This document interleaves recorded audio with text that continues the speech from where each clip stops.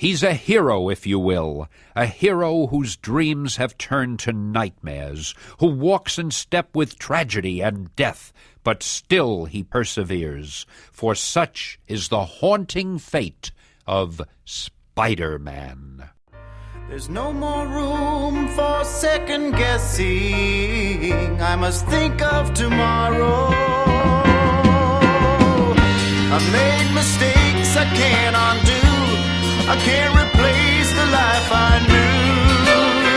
I've got to start out new. And time will show me the way. I'm gonna let time show me the way.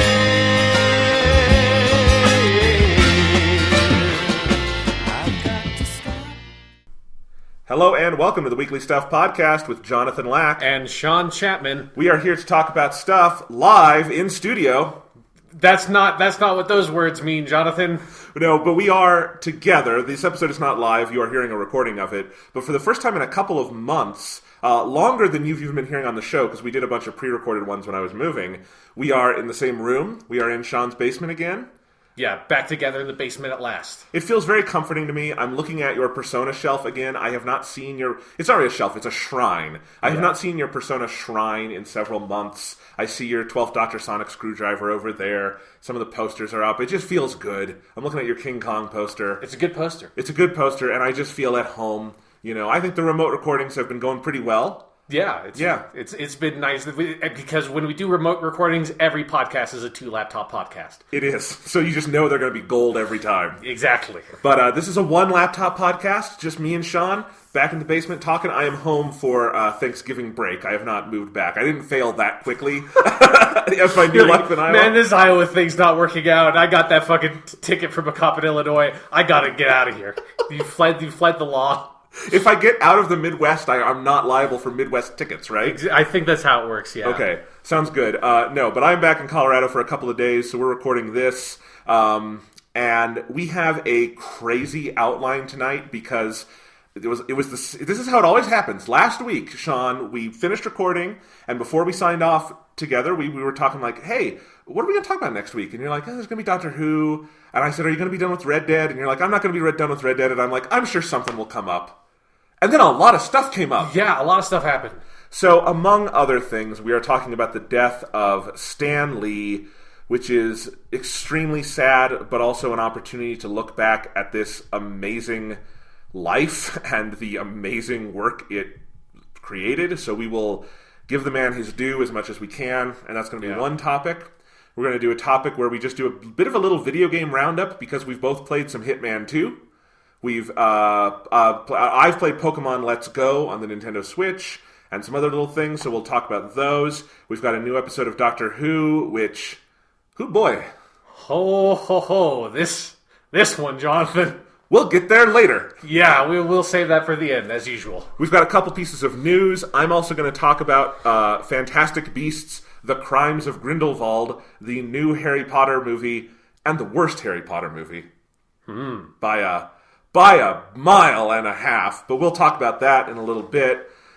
Sean, any pieces of stuff before we get started? Not really. I mean, Red Dead 2, I'm still playing. I'm still liking. I'll talk a little bit more in specifics when we get to the video game roundup, but not a huge amount to add to that. And then Hitman 2 also, we'll get to that. One thing I did do, just to sort of drop this here because I thought it was pretty interesting.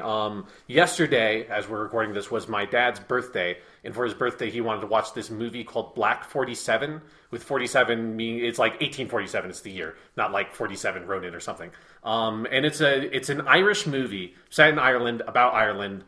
With mostly Irish actors. I don't think not all the actors are Irish, but it is about the Irish potato famine of the mid 19th century, and it is about it's such a good fucking plot, and it's a very entertaining movie, and I recommend people. It's not like a great movie or anything like that. It's not like, oh, everyone needs to see this movie. But especially if you have any Irish heritage at all, there's like a certain amount of like, oh right, like this. It's a period of history that people don't zoom in on very much, and like the injustices committed against the Irish during that period by the British Imperials. But yeah, it's a really entertaining movie that's basically about a Irish soldier who was in the British Imperial Army who defects from the army and comes back home to Ireland to discover, that the famine has been going on. I mean, he knew the famine was going on. That's why he came home, found out that basically his entire family is dead. All his relatives are dead. All of his friends are dying if they are not already dead, because Ireland was in a really bad spot, and one that where Britain could have helped, and Britain did not help, and just was constantly making the problem worse. And upon discovering this, he decides, fuck this shit. Fuck all these imperial racist motherfuckers. I'm just going to take this dope kukri, big kukri knife he has from serving in India. I'm just going to kill all these fucking people. And so it's this revenge movie of this Irish guy going through and murdering all these British motherfuckers.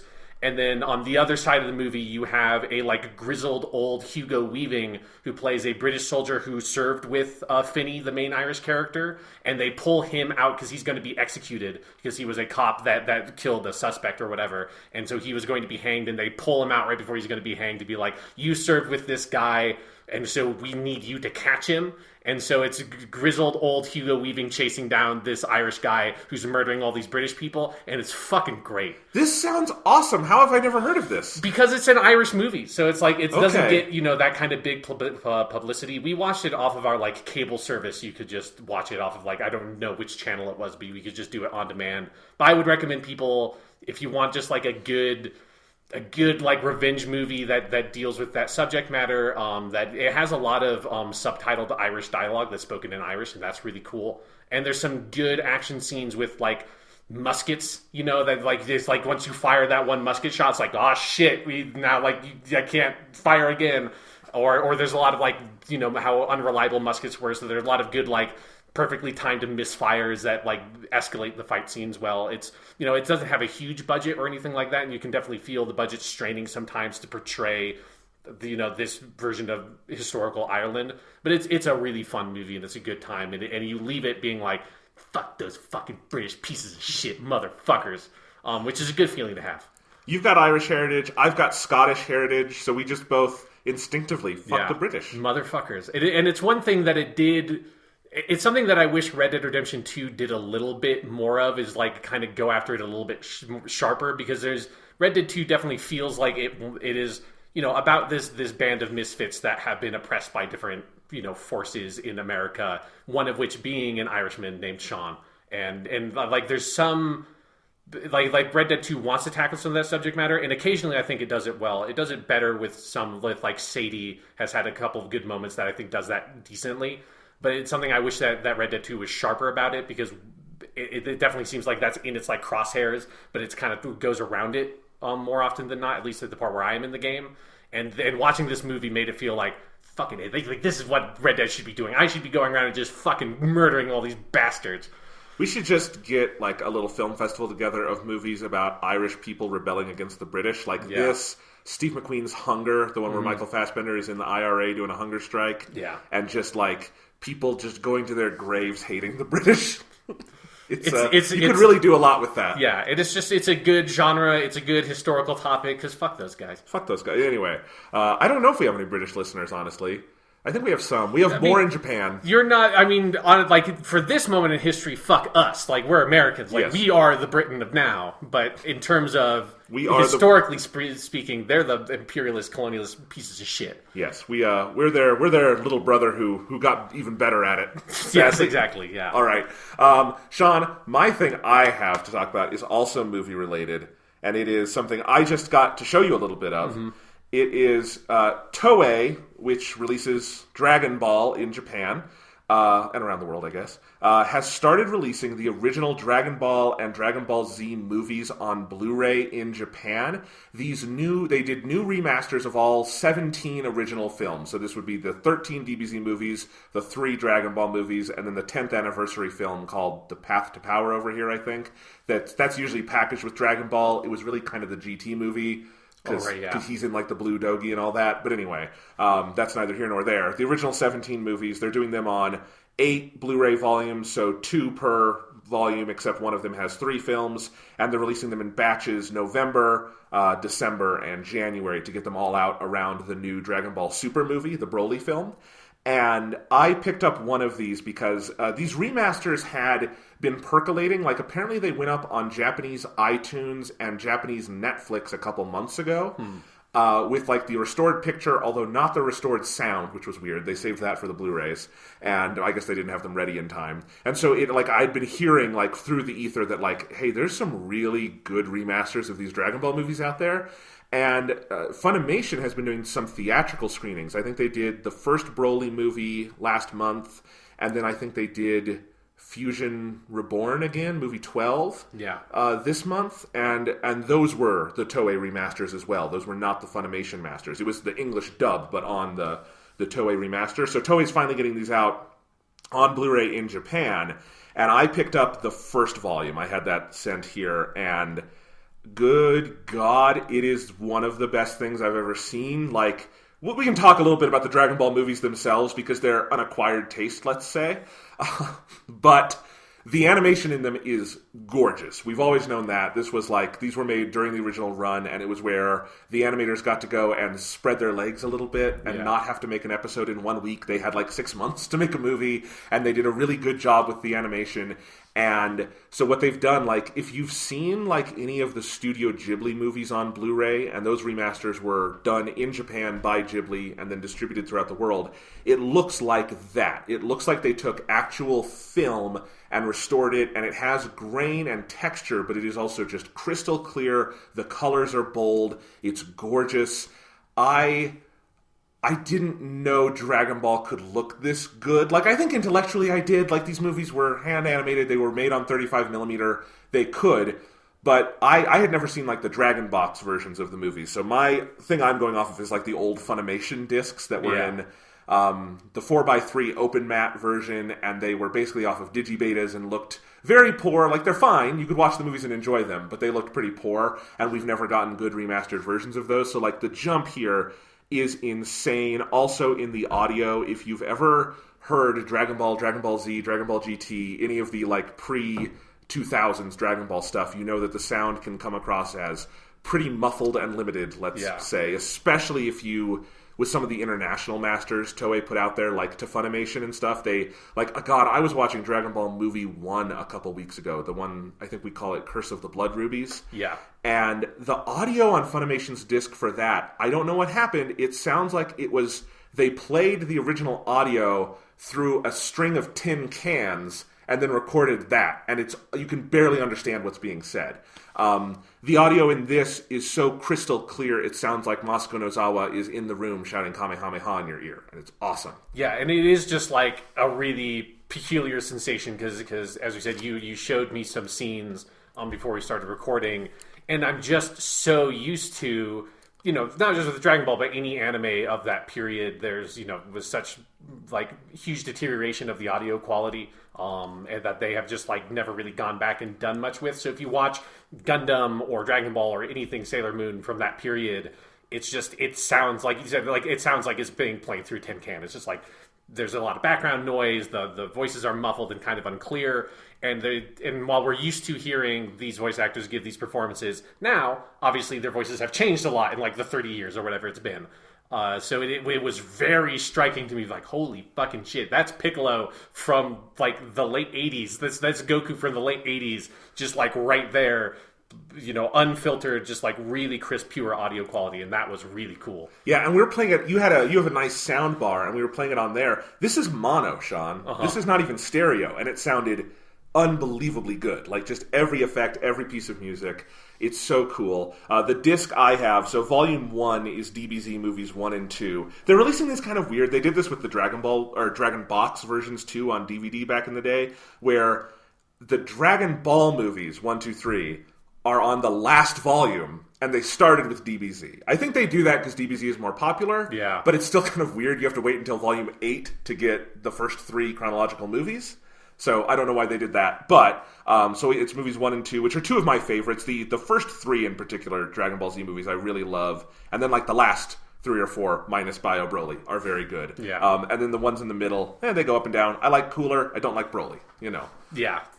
Like the Lord Slug movie. Yeah, it's not so good. Not so good. The Android one, no story. What's even by the Dragon Ball movie standards, but the animation is cool. They're in the ice. Yes. Trunks is there. You get some good Super Saiyans. Yeah. I like the BoJack movie because you get, BoJack's great. Yeah, you get Super Saiyan 2 young Gohan, and then that's the only other time you get that other than the Cell stuff. It's very good. So anyway, this volume, it's so cool. I mean, for our English-speaking listeners, I should do my due diligence and tell you these discs do not have subtitles. They're for the Japanese market. They're for Japanese audiences. There are no English subtitles on here.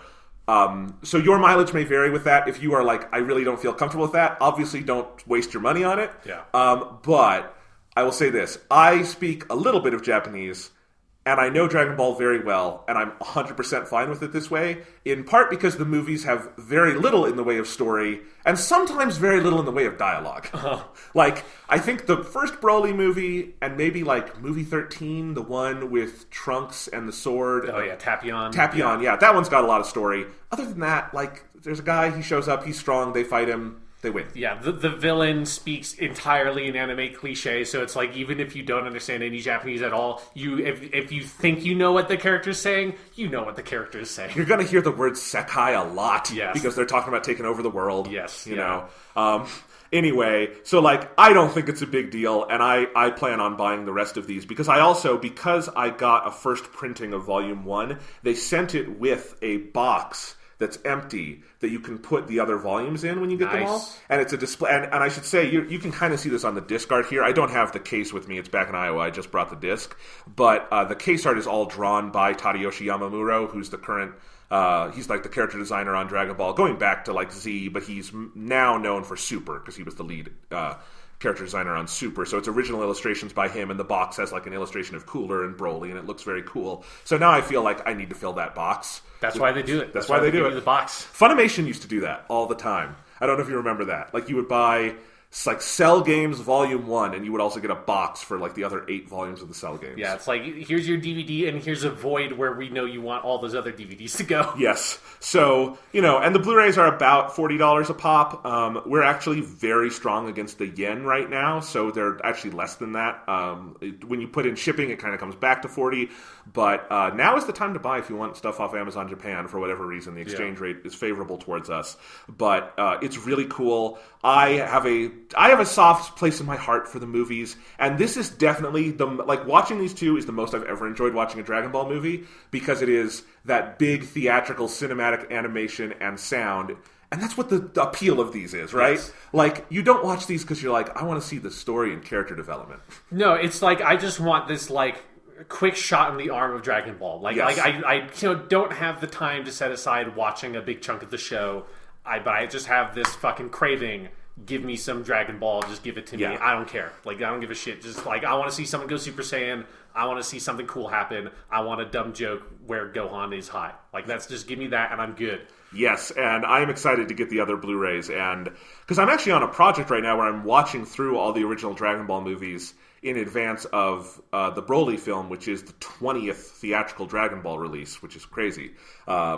And so I'm just trying to watch them all, and I'm now I have a great new way to do it. So These are really cool. I'm really happy with them. I should also note they're in widescreen 16:9. That might be odd to American viewers because they've always been out over here in 4:3. It's a little weird. They are cropped, but not the way Funimation has cropped DBZ the show for widescreen for Blu-ray. Right. The movies were made to be seen in theaters in widescreen. They just animated above the top and bottom because that's how you shoot regular film too on 35mm, is you shoot a 4:3 frame, and if you're doing 16:9 widescreen, it's not cropping, it's masking, which is you mask the image to where you wanted it to be shown. So you noticed this while we were watching it, I'm sure. The framing looks totally natural. It's very good. It's not cramped. There's a couple shots here and there. Just because I know the 4:3 versions, I could see maybe there were things missing. But it was composed for this aspect ratio. So this is the way they were...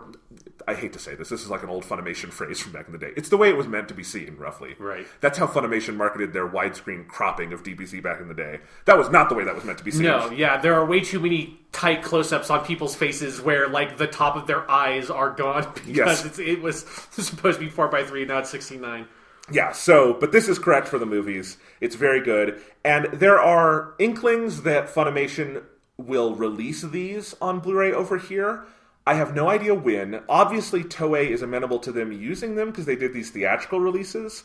But I don't know where that would fit in Funimation's schedule. I would imagine we wouldn't hear anything about that if they do it until maybe Comic-Con next year or something. Like they would have to wait for an event to announce that because it would be such a big thing. I don't think they would do this, but it would be really cool if they just did a full redub of those movies with like the Kai and Super cast and stuff, and just like get everything equal. They badly need it. Yeah, that would be very nice. Yeah, I mean, some of the scripts are also like it's not just the dubbing, but like the scripts are so out of how they do it now, you know? It would definitely be cool, and it would fit with the very nice new presentation of it, you know, put your best foot forward. So, I mean, I'm sure the cast would be really happy about that. Of course, yeah. It's just whether they have the money to do it. But yeah, so I hope Funimation puts these out, and you can hold out for that if you want. But I'm just going to get these straight from the source and just put that fucking early Dragon Ball animation in my veins. I love it. It's so good, and Dragon Ball is cool. Yeah. So anyway. You know, before we move on, the one thing I want to say about the Dragon Ball movies, because I feel like we go.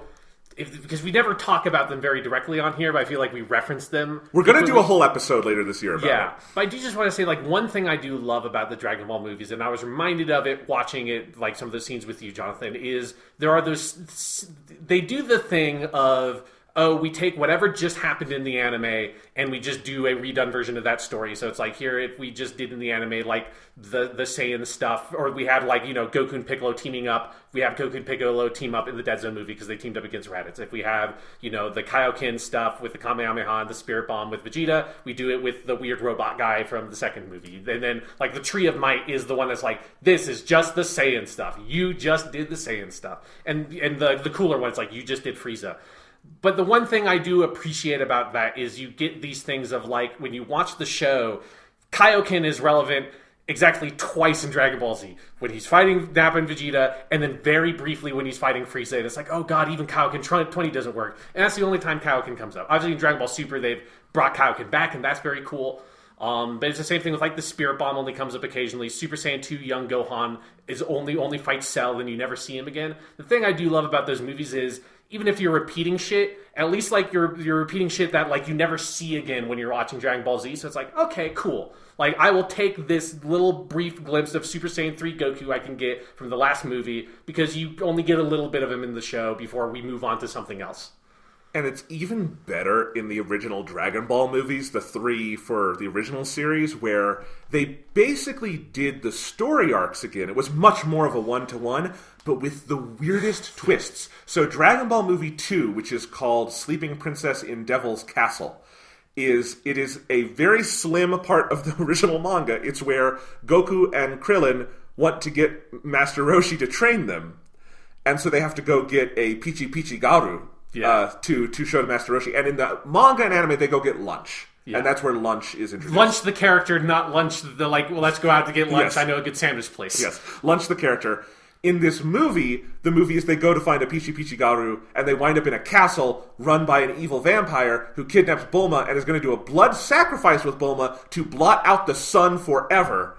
And lunch comes in as like a freedom fighter trying to like save everyone and steal this giant fucking diamond, and that is the plot. And that's not even the craziest one, because movie 3 goes even crazier, where like Chaozu is the leader of an empire that is supposed to be China, basically, and Tenshinhan is trying to assassinate him, and it's nuts. It's fucking nuts, and I love it. They're made by crazy people. Yeah. So, and I think a lot of English fans have not seen those ones because they're a lot more obscure. Yeah, like the first time I watched them was when I did my full Japanese watch through, because I think I had seen the Blood Ruby one in English because that was at my Blockbuster, but the other two hadn't even known existed, I think, until I met you. Yeah, they're crazy. Yeah, they fucking are. All right.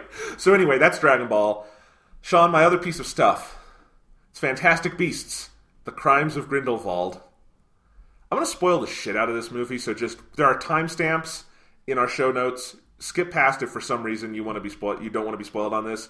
It's terrible. The plot makes no sense. I could spoil the whole thing and you still wouldn't know what's going on, but there you go. This is the new Harry Potter movie. It's the 10th theatrical Harry Potter release, because there were 8 original movies, Fantastic Beasts 1, and now this one. Sean, I like Harry Potter. Yes, you do. Is that a fair way to say it? That is a very fair way to say it, yes. Yeah. In fact, I might say I love it. I might say, in fact, if you've lost me, I don't know who you have left. Because I really like Harry Potter. Yes. It's kind of my thing. This is the worst Harry Potter movie. This movie is fucking incoherent. It is 2 hours of endless, overwhelming amounts of plot that has no story. There's a lot of plot. There's no story. There's no beginning, middle, end. There's no, like, first, third, second, third act. There's no goal the characters are trying to reach. There's nothing that is accomplished at the end of the movie. It's just plot and exposition and setup for other sequels that we'll get down the line. It is better than the movie I'm about to reference because it is competently made and acted. Okay. But it is the Amazing Spider-Man 2 of Harry Potter. Oh, yeah. Fuck, dude. Wow. That's a bomb. That's a big bomb to drop on this conversation. It is. Because I would actually kind of love for... I don't want you to go have to see the movie because I don't want you to suffer. I haven't even seen the first one. No, but I would kind of be fascinated to have this conversation with you because we love breaking down just kind of like, what are plot mechanics? How do they work? How do you tell a good story? And this is like such a fascinating example of how not to do it. And it's amazing to me on every level. So I'm going to recap some things for you real quick, Sean. Okay. All right? The first movie in this... So this is the spin-off series. It's Fantastic Beasts and Where to Find Them. It's set in, like, the 1920s. The first movie from a couple years ago was set in New York in, like, 1925 or something. And the whole plot of that one, which was pretty simple and charming, is that Newt Scamander, who is, in the original Harry Potter books, he's the author of the textbook Fantastic Beasts and Where to Find Them, and he's like a famous magi-zoologist. So that's his whole thing. And he comes to New York, and he has this cool suitcase that he has all his monsters in, and a couple of the monsters get out, and he has to go find the monsters, and meanwhile, Colin Farrell is this auror for the, like, American Ministry of Magic, and he's up to some weird shit, and they're trying to find that out. And it's a fun movie. And he makes some friends in America. He becomes friends with Catherine Waterston, and she's cool. And he meets this muggle named Jacob Kowalski, and that's a great American name. It's the kind of American name only a British person would assign to an American. And, it's very fun. And there's monsters and stuff. And then in the last 5 minutes of that movie, you find out Colin Farrell wasn't Colin Farrell. He was actually Johnny Depp in whiteface, which is to say Johnny Depp's already white. But he's just completely like they took white clown makeup and put it all over him and then bleached his hair and he looks ridiculous. He looks like a dying, bloated albino whale. It's look at a picture of him. I saw the fucking trailer for this movie because he's all over it. So it's not some like because we talked about this when you watched Fantastic Beasts and Where to Find Them about that twist at the end. And I didn't, and I think I had to Google him and see what he looked like. I know very well what he looks like now because I've seen that trailer a bunch. I'm not exaggerating. He looks stupid. Oh yes. Anyway, so Johnny Depp, and he is playing Gellert Grindelwald, who kind of means nothing to you if you were just watching that movie cold, but in the books, he's part of the extended Harry Potter lore. I'll give you the 5-second version of this, Sean. It's mostly in the last book. There is a subplot, and this is not in the Deathly Hallows movie. It's like the one thing they cut, and I like to say the Fantastic Beasts series is J.K. Rowling's revenge for them cutting this subplot, because now she's making them make a whole new series about it. But in Deathly Hallows, the book, Harry, while he's on his journey, goes through all of these like clippings and like he talks to people and he pieces together some of Dumbledore's backstory. And in Dumbledore's backstory, Gellert Grindelwald is sort of like the proto Lord Voldemort. He is like Voldemort is the much more extreme Grindelwald. Grindelwald was the guy who, like, in the 1920s and 30s went out there and had, like, it wasn't we should go kill all the muggles, it wasn't we should go kill all the mudbloods, as they call them, the like, magic people who have muggle parents, but he was saying wizards should be in charge, we should come out of hiding, we should be the leaders of everything, because we will know what to do better than the humans. That's Grindelwald's whole thing. And Dumbledore rose to fame by dueling and defeating Grindelwald. Okay, so to put this into terms I understand, yeah, by referencing Naruto for me, Grindelwald is Uchiha Madara, and then Dumbledore is the first Hokage. That sounds right. Yes, that is right. Yeah. I know that's right for sure. And then Voldemort is, I guess, is Sasuke in that metaphor. And Harry is Naruto. Yeah. Yes. Believe it! And yes, and Sakura is Hermione. In a lot of ways, Sakura is Hermione. Who's Ron? Naruto's so good it doesn't even need a Ron. I know nothing about Naruto, so this is good for me. Yeah. All right. But anyway, where was I? So that's like the thing we know going into Deathly Hallows. In Deathly Hallows, Harry learns not only did Dumbledore defeat Grindelwald, he, as a boy, knew Grindelwald very well. They lived on the same block together for a summer. Dumbledore was having to stay home with his sister, who had been horribly abused by some muggles, and his father, Dumbledore's father, was in Azkaban for attacking the muggles who attacked his sister. So Dumbledore is like kind of troubled at this point. He's got a big ego because he was the best student at Hogwarts. He's brilliant. And he and Grindelwald hatch this plot where they start believing, like, no, wizards should run things. These muggles are awful. Look at what they've done. We need to be in charge. And they start to, like they even create this sigil of the Deathly Hallows, which is what Grindelwald starts using as his sigil. And they come up with this slogan, that it's all for the greater good, and that becomes Grindelwald's slogan. And then at the end of their whole relationship, there was a fight between Dumbledore, Grindelwald, and Dumbledore's brother, Aberforth. And Aberforth, who you see in the Deathly Hallows movie briefly, he's a bigger character in the book. And they all start fighting, and in that fight, a spell goes astray, and Dumbledore's sister is killed, and they don't know who did it. And Dumbledore is so scarred by that, he commits himself, like, he will never run for a position of power. He will only ever work at Hogwarts. He will dedicate himself entirely to trying to bring up the young generation correctly, and he will, like, walk the straight and narrow because of that. And it also leads him later to defeat Grindelwald because he's the only one powerful enough to do it. It's a really cool story. Yeah, and it's just like Naruto. It is. And if you told me, like, if I told you, Sean, that's a story in the Harry Potter books, it would be cool if they made a movie based on that, right? Yeah, because I can definitely see why you would cut it from the Deathly Hallows movies, because it's, like, interesting but not immediately relevant to the plot. They already made 2 movies out of that one book. It's like a lot of the Lord of the Rings lore, like, that's in the book but you don't need in the movie. Yeah, you don't need how, like, Melkor turned into Morgoth or whatever in Return of the King. That movie's very long already. Exactly. So they could have made that movie.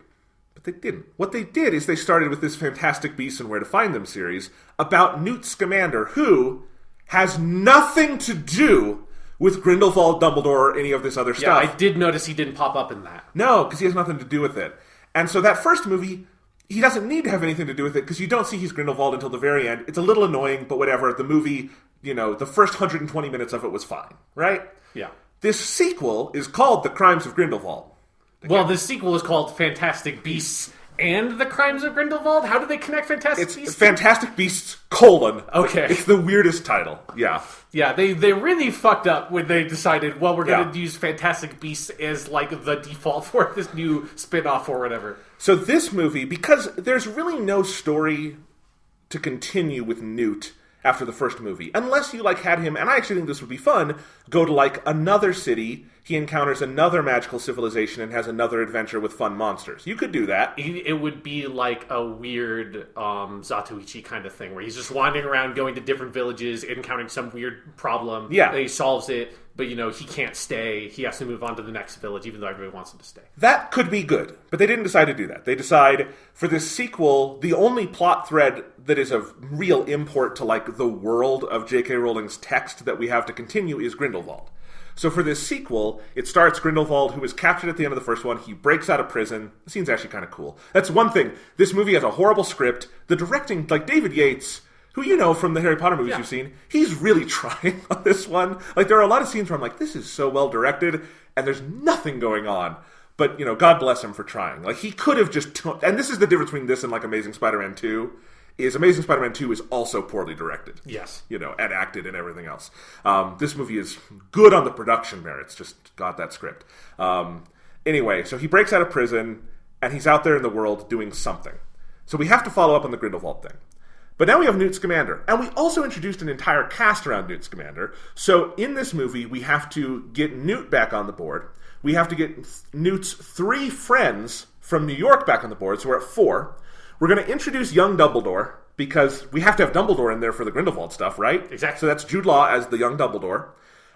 We introduce more people in Newt's orbit, including Newt's brother, and Newt's What's Newt's brother's name? Theseus. Okay, that doesn't fall. I was hoping it would be another, like, weird little lizard. Me too. Like, it's like here's Chameleon Scamander or something. So we're at 5 so far main characters.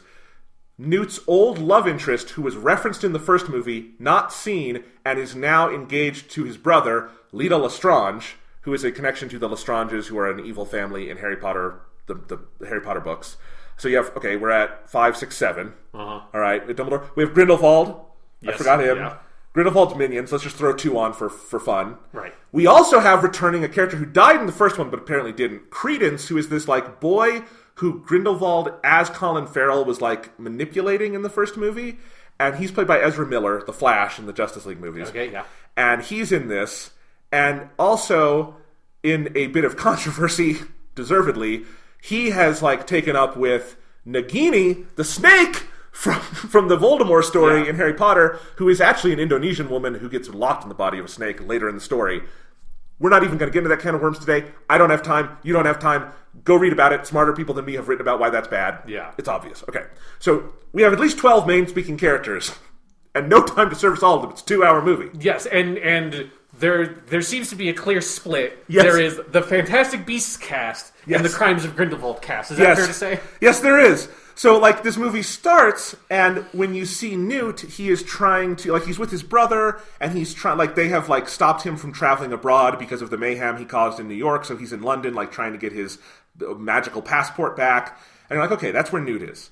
But then Dumbledore comes to Newt and is like, Newt, I can't move against Grindelwald for reasons we'll learn later in the movie. It's basically because we know that this all ends with Dumbledore capturing Grindelwald, but we can't get there yet because they want to make more movies. Right. So Dumbledore's like, Newt, there's more movies left. I can't fight him yet. I need you to go to Paris and find Credence, the Ezra Miller guy, because Grindelwald is looking for him. And Newt's like, why is Grindelwald looking for him? And Dumbledore's like, I don't know. I probably do know. I'm not going to tell you. I'm Dumbledore. I'm kind of manipulative. I'm kind of sociopathic in this movie. I'm just not going to tell you. And and the audience is going to be very, very confused about why he's looking for Credence or why Credence is important. But Newt has to go to Paris to look for Credence. And Newt is like, I don't want to do that, but I'll do that. And then Newt goes home and is like, you know what, I'm not going to do that. And I'm like, okay, what's going on? And then 2 of Newt's friends from New York show up, and they're like, hey, Newt, we're going to Paris to look for Tina, the other person in our group of friends. What? And do you want to come to Paris to look for Tina with us? And Tina's your love interest, so you want to go to Paris. And he's like, you know, Dumbledore wanted me to go to Paris, so I guess I can go to Paris now. And they all go to Paris together. Okay, so hold on. So Newt was in London when he met with Dumbledore. Yes. And then his friends who are from New York come to London to go talk to Newt to say we need to go to Paris because does it end up being an entire coincidence that this Tina lady is in Paris, which is where Dumbledore wants him to go? She is also looking for Credence. So okay, at the very so least that she is an Auror. She is like a magical law enforcement officer. She is looking for the guy. Yes. Okay. So that at least, but still. Why didn't Dumbledore just say, oh, and we sent Tina also, why don't you go? Like, that feels like that would cut out all that shit. It would, but then you wouldn't have these other 2 side characters that they're trying to work in all of them. Okay. So, and I'm cutting out a couple pieces of character motivation, but you can go read the Wikipedia summary if you want to see all of it. Okay, so they all go to Paris. Queenie, who's one of the girls, and Jacob are like, they were in love, now they're estranged, the whole thing, whatever, it doesn't make sense. They go to Paris, they start investigating. Newt is really only looking for Tina. I think he thinks Tina will lead him to Credence, but it's not really clear what's going on. Newt has like no discernible motivation in this entire movie, which is part of the problem. Your protagonist should have discernible motivation. I agree, yeah. Yeah. So I don't know what's going on there. Credence, meanwhile, is looking for his real family because he was an orphan in the first movie. And now he's trying to find out his family, and apparently, and I had to piece this together later, because I will tell you, I am a smart viewer who knows a lot about movies, and knows more about Harry Potter. Yeah. You know? If I could get a PhD in Harry Potter, I would, and it wouldn't take me 4 years. Yeah. To sit me down right now, I'll do the comps, I'll write a dissertation. I know it off the top of my head. I turned to my brother multiple times in this movie, Sean, and said, do you know what's going on? And he's like, no, I don't know what's going on. And I'm like, okay. And one of those scenes was where Credence is meeting with a little elf woman, and she is literally an elf in the movie. I don't mean Is she a slave like all the other elves? No. Elves? Do they do house elves or elves? There's house... Ooh, that's how do they pluralize it? V-E-S. Okay. Yeah, it's house elf with an F, but then when you plural... It's the Tolkien Okay, spelling. it's the Tolkien method, not like the Keebler method. No. So, anyway... And there's a scene, and Credence is trying to, he has his birth certificate from the orphanage, and he's trying to find his parents. It's very confusing, and I didn't really know why. What I pieced together, because they say this, but they say it so fast you miss it, is that Grindelwald apparently wants Credence because Credence is connected to an ancient wizarding family, and he thinks that for some reason he will be a good propaganda tool if he can prove that he's like the last of this particular pure blood line. And I don't really Maybe know. he's just a big fan of Creedence Clearwater. It's like, we Yeah. need to give... Wait, you said that Creedence character died in the first movie. Yes. So he was revived in this one. Well, he is. I'm cutting out a lot. He's also an obscurus, which is a magical creature born of loneliness. I'm simplifying it. And a piece of the Harry Potter's fucking dumb. and a piece of the obscurus survived, and that's how blah blah blah. I don't know. Okay, but yes, it was a Creed. Was he in? Was there any sort of Clearwater involved? No. Okay, because I was hoping there would just be a full-on Creedence Clearwater revival in this movie. That's just what I was getting at. That'd be very good. There is not, sadly. They honestly, I'm piecing together the obscurus thing for you. They do not explain how he's back in this movie, because the whole climax of the first movie is him getting destroyed. So anyway, so they go. So Credence is looking for his family. Grindelwald thinks he's important because of this pure blood connection. It doesn't really make sense. At some point, without anyone doing the formal exposition for this, the characters start assuming that family must be the Lestranges. And Lita Lestrange, who is Newt's old love interest and his brother's current love interest, is a Lestrange, and she gets involved somehow because she's trying to prove it. It's very weird. A bunch of stuff happens. There's monsters and explosions and shit. It makes no sense. Eventually, they go to the Magical Hall of Records, because that's what kind of movie this is, to look for Credence's like birth information. Harry Potter is like that thing that sci-fi does, that one episode of Doctor Who made fun of, where you just put space in front of everything, only you put magical in front of everything. It is a little bit, yeah. But anyway, so they're going to look for the birth certificate. I don't know. Lita Lestrange, though, at this point, like, she has had a secret this whole movie. We don't know what the secret is. Then she does this big... Oh, I forgot. I'll get back to her. In the middle of the movie, they also just stop the plot for 20 minutes and have a 20-minute flashback to Newt and Lita's time at Hogwarts, which, like, it's kind of the most interesting part of the movie because it's fucking Hogwarts and it's like Dumbledore's there and there's a young Professor McGonagall and that's kind of fun. But... I mean, my God, the pacing of this thing. It feels like the kind of thing you would see as DVD deleted scenes and go like, right, that's why they cut it. It had nothing to do with the story. Yeah, but I'm glad that they put it in here, but I think it was right for them to cut it. Yeah. So anyway, there's that whole thing. Lita Lestrange is very sad because she has a dark family backstory. We finally find out what the dark family backstory is, and it's that Credence is not her... There's a whole thing with, like, she has a half-brother who's... They go... Like, Sean, I cannot stress this enough, how much of this movie is focused on the Lestrange family line. Who fucked who in the family to make who? There is a weird half-brother out there trying to kill Credence because Credence was the, like, illegitimate love child of the actual father of the Lestrange family line, and they want to kill him because... I don't know. It's like blood feud kind of things. That's all going on. Okay, Lita Lestrange... So they are also, in my Naruto metaphor, they are very like the Uchiha as well. Yeah. Okay. So Lita Lestrange, her dark story is that when she came to to England as a child from America, one way or the other, I don't know. This should all be British. That's what Harry Potter is. I don't get it. Yeah. But anyway, they're coming one way or another. It looks like they're on the Titanic. I don't think they're literally supposed to be, but it's that kind of thing. And they were so she is a Lestrange, the proper daughter. This was like the illegitimate love child they were trying to get out of the country, and she had the baby with her, and then their nanny. So it was like the nanny, who was the elf woman, Lita, and the baby wouldn't stop crying. This is the backstory of Broly in the original Dragon Ball movie, by the way. Yes, the baby wouldn't stop crying, so Lita exchanged him with another baby. Lita is like 5 years old at this point, so like, okay. And she exchanged him with another baby, but then the ship goes down and the other baby dies, and they're left with, and Credence is the baby that they exchanged. So she thinks the actual Lestrange heir died on the ship, and this baby she got from some rando on the ship, that's who Credence is, and they're all sad, and Credence is sad because like, oh, so we're never going to know who my family is.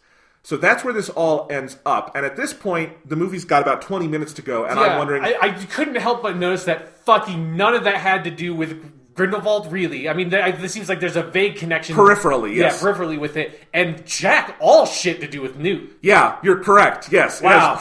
It's a lot of wheel spinning for that, and then nothing happens. And then they're kind of already here because he's holding this at the Hall of Records. Grindelwald is going to have a big rally. And this is the best scene in the movie because this is the most surprising thing. Johnny Depp is maybe the best thing in this movie. Ooh. That's going to sound weird. And it's not Johnny Depp, it's the writing. It's the one thing J.K. Rowling writes well in this one is Grindelwald is an interesting character because he's not Voldemort. He is a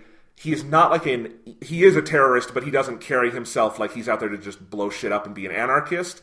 He is this like charismatic fascistic leader who holds these rallies, and he starts his like speech here at this rally with like, I don't hate Muggles, I respect Muggles, but they are, look at all these things they've done. He like shows them imagery of like of a prophecy he's seen of what's going to happen in World War II. That's a whole can of worms the movie doesn't really get into, but still, he's like, they're fucking stuff up. We are smarter, we are peaceful, like we have all these abilities, we should be on top. And he's like, that's what's interesting about him, is he is not Voldemort. He is not just like my way or the highway. He is, I'm going to try to recruit people to my cause to do this thing. It feels very relevant for our present political moment. Mm-hmm. I think Johnny Depp plays him well. I think he plays that charismatic side well. The makeup is stupid, because for this to work, I think Grindelwald should look like a normal person. Yes, yeah, like, he shouldn't look like a weird punk guy. Yeah. So I don't know why they did that, because that makes him look like Voldemort, and the whole point is that he's not Voldemort. He's like, they have similar ideologies, but they express them in different ways, and that's the only reason you would do this, is to show the difference, right? Yeah. So I don't know why the makeup, but Johnny Depp is kind of interesting. This scene at the rally is kind of interesting. There's a big fight, things happen, people choose different sides, Lita gets killed, Credence goes off with Grindelwald, because Grindelwald promises, no, I actually do know who your parents are, so come with me, Credence, kid. And Credence goes with him, and Newt is in the background doing stuff, and nothing is really accomplished and nothing happens, and that's the end of the plot of the movie.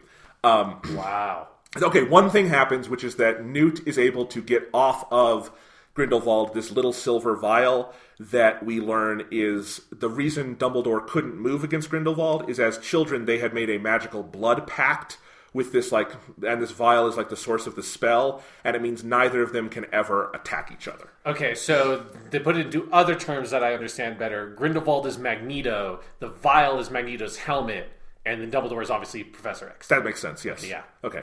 And like Magneto and Dumbledore, they're supposed to be, gay lovers in this scenario. Yes, yeah. They don't really do it in this movie. I hope they actually, J.K. Rowling has the courage of her convictions to actually show... That will not happen. That will not happen, no. That will not happen. Anyway, all right. So that is kind of the plot of this movie. Then we get a final scene with Grindelwald at his... Is this post-credits? No, this is like last scene before the credits. It's the big cliffhanger for the next movie. He's back at his headquarters with all his allies who've come with him, including Credence, and he explains Credence's backstory. Credence is not a Lestrange. Credence is Dumbledore's missing brother. Fuck off. Aurelius Dumbledore, who... Is there some sort of law that says that all the Dumbledores have to have dumb names? I guess so. But, and they show this whole thing, and why Grindelwald wants him, I guess, is he wants... Credence Dumbledore, Aurelius, whatever his name is, because he can't attack Dumbledore. He wants this kid to kill Dumbledore for him, and he's trying to be like, see, Dumbledore didn't really love you. He didn't even come to find you, blah, blah, blah. It's so stupid.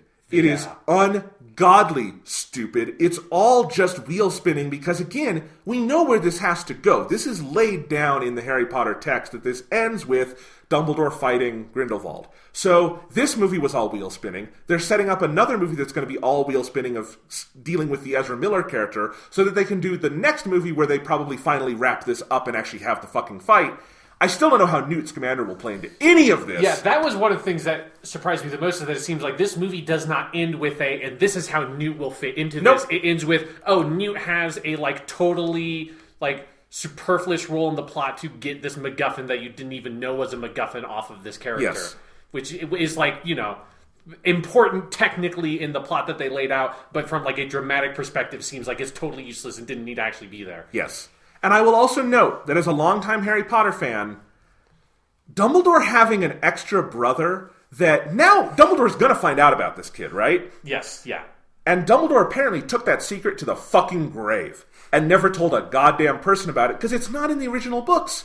And we thought we learned, Dumbledore's deepest, darkest secrets. And the problem with that for me is, Dumbledore is a somewhat manipulative character in the books. He likes to put people in positions to do things without them necessarily knowing why. And some of it is, I think, a character flaw that comes out, and some of it is just that he wants Harry to be the best person he can be, and so he doesn't just want to tell Harry what to do, right? Sure. Him doing it to Newt here plays much more sociopathic, because he just literally leaves out key details that would help Newt do the mission, And then this thing, because it's also implied that Dumbledore knows what Credence is, and, this is all, it's just sociopathic. It's this is not the Dumbledore I know. It's the dumbest story. It makes no sense. And it is all 100%. We had like one movie's worth of story in this thing from Deathly Hallows we're expanding. And J.K. Rowling is saying it's 5 movies now. I don't fucking know. Like, this movie is not performing particularly well by the standards of the series, so who knows? It's the first Harry Potter movie to have a negative Rotten Tomatoes score. That reminds me, it's like, there is a certain thing that should be stressed, I don't know if you mentioned, is that this is not something that's like, oh, J.K. Rowling handed this off to the studio, and they've just been running rampant with it. She's directly involved. She wrote the screenplay, right? She wrote the screenplay for this and the last one, yeah. It's just this. The credit is written by J.K. Rowling. Yeah. My understanding is that on the first one, she had significant assistance from Steve Kloves, who wrote all the Harry Potter movie adaptations. Makes sense. They're friends, and they work together on that. I mean, this one, like, this bowls me over, though, because someday we might have to do a bigger topic on this, my complicated relationship with J.K. Rowling, because I love Harry Potter. Harry Potter is the thing that got me into reading, that got me into stories.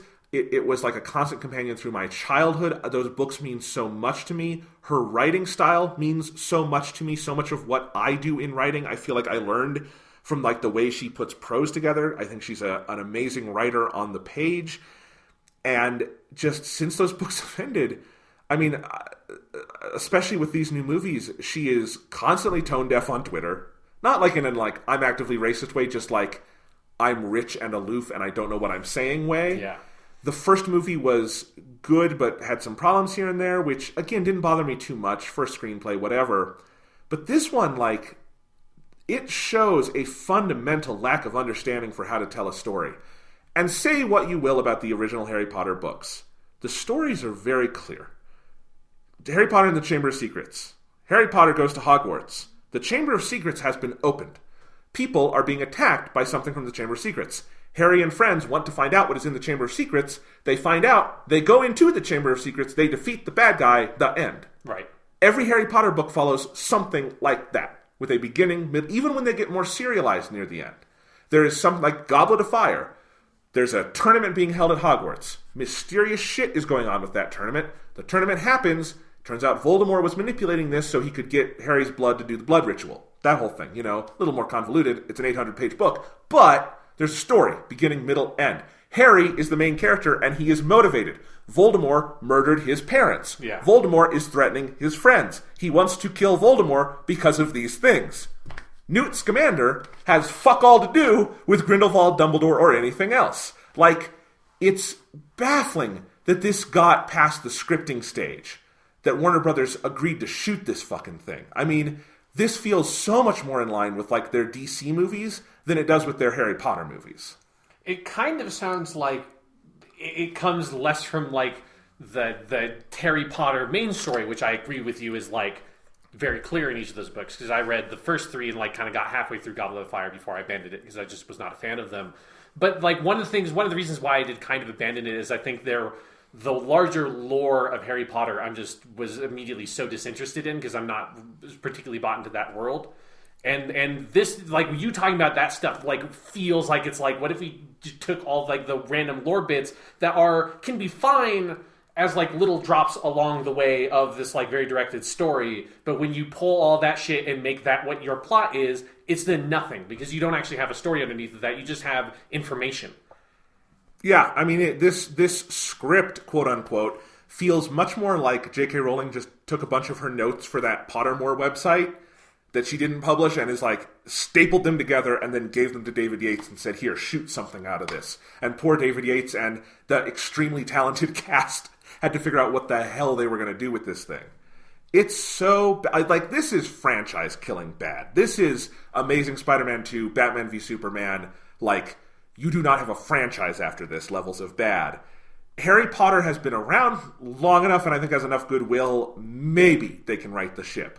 But like, this is Warner Brothers is just intent on driving their goddamn franchises into the ground. That's all they do now. Is they spin the wheel and they go, Batman today. What can we do to make sure we have salted the earth for Batman for at least 10 years? Yeah. We've salted it so bad that that actor we just hired, he doesn't really want to do it anymore. Yeah. Superman, same thing. Yeah. Everyone except Wonder Woman. Wonder Woman got spared from the wheel of salting the earth. Yeah. And who knows? One day, maybe. Yeah. If you were only judging Wonder Woman based on the non-Wonder Woman movie, you'd be like, that Earth is salted. Yeah. They unsalted it enough with the Patty Jenkins film. So I don't know.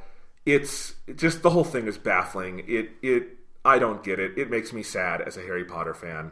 We have also talked about this probably for too long. Yes. Although it is fascinating. It is. I enjoy as an outsider to see the world of Harry Potter in this like strange state. It feels like it's very different than where I would have imagined Harry Potter would be. Like if you had asked me right when that last movie came out, Deathly Hallows Part 2, like, oh, maybe Harry Potter's done for a while. Maybe we like get like a weird sequel movie series to it. I don't think I would have imagined it's like, oh no, like in the relatively near future, there's going to be like a pretty well-regarded prequel that is only tangentially involved with the series, and then this like really weird like jumbled together mess of lore bullshit as the sequel, and that's going to drive Jonathan Lack, probably the biggest Harry Potter fan I know. I know a lot of fucking big Harry Potter fans, yeah, like crazy, because I'm in a program with other people around my age to get an English education secondary licensure, and a lot of those people fucking love Harry Potter.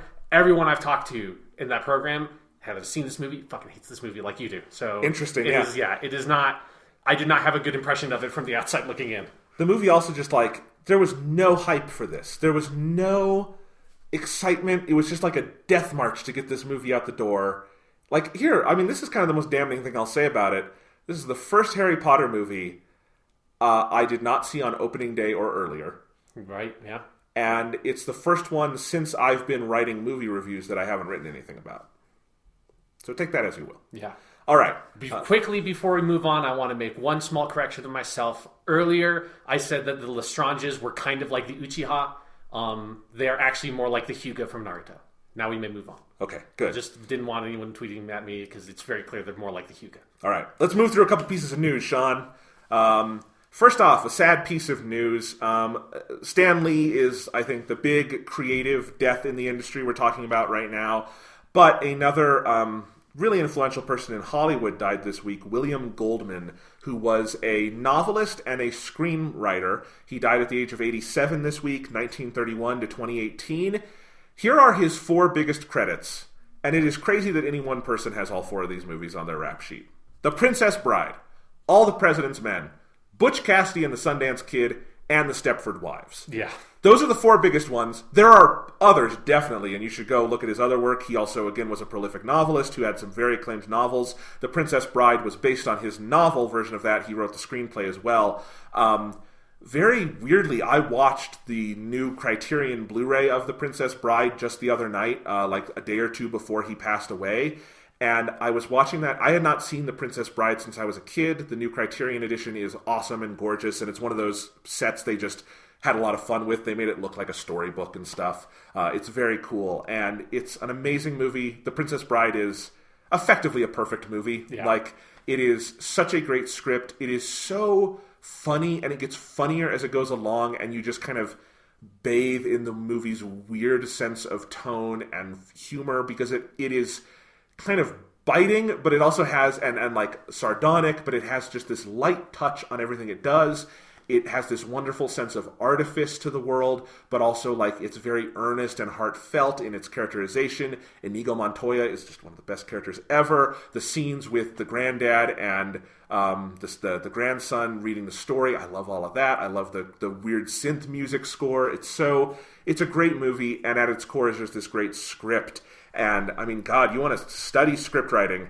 Princess Bride, All the President's Men, Butch Cassidy, and The Stepford Wives. The Stepford Wives not getting mentioned enough. Butch Cassidy and The Stepford Wives is a very different movie. Yes. And I should say, people are usually mentioning the first 3 of those this week. Not enough people have seen the original Stepford Wives. Yeah. That's a brilliant movie and a brilliant script, and people should see it. But all of those, like, those would be great first steps if you just want to be like, how do you write a great screenplay? Mm-hmm. Because those are, if nothing else, those are movies with great screenplays. Yeah, kind of like you. I didn't rewatch The Princess Bride right before this happened, but I was talking to someone about it that day, I think before I even had seen the news, because they were asking me, because they were putting together a unit of study on Frankenstein, and they were wondering, like, they wanted to talk about the frame narrative, in Frankenstein because it's an epistolary novel, so the thing's like told through letters. It's like, what is an easy way to explain to someone a frame narrative? And I thought for like 2 seconds, it's like, it's The Princess Bride. Yeah. Like that is you can show a 5-minute clip of The Princess Bride, like transitioning between the grandfather story and then like the core main narrative with Inigo Montoya and all those characters. And that's like the clearest, like best use of a frame narrative I think I've seen in anything. It's so good. It because it contextualizes the entire tone, the entire world view, the whole way the story is put together. It's just this instant buy-in on, and it means it's all working on 2 levels of emotionality. These people in this storybook and this exchange between a grandfather and a grandson that brings them closer just by telling a story. It's beautiful. It's also like The Princess Bride, which is my favorite of these. That is one of the single most quotable movies ever. Like, I feel like that, Monty Python and the Holy Grail, and Ghostbusters, all released in about like 10 years of each other.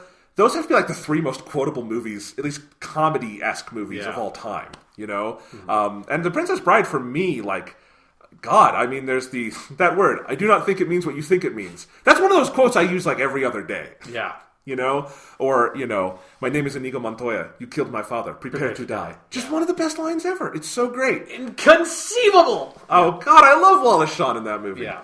It's a hell of a thing. William Goldman, man, what a fucking legacy. I remember watching the movie the other night, and I'm like, man, is William Goldman still with us? And I'm like, oh, he is. That's awesome. And then 2 days later, he died. And I'm like, did I jinx it? This sucks. But, rest in peace, Mr. Goldman. That's a fucking legacy right there. Yeah. All right. Moving on to something not sad, but completely weird. Mm-hmm. Detective Pikachu is a real movie, Sean. Yeah, I can no longer...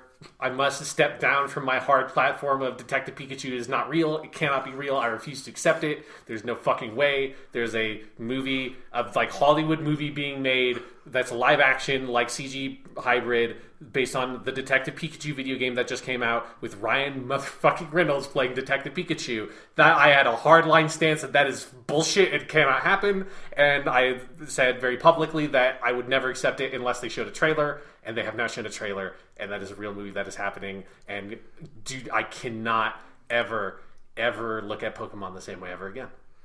Do not show me a Jigglypuff. I cannot take it.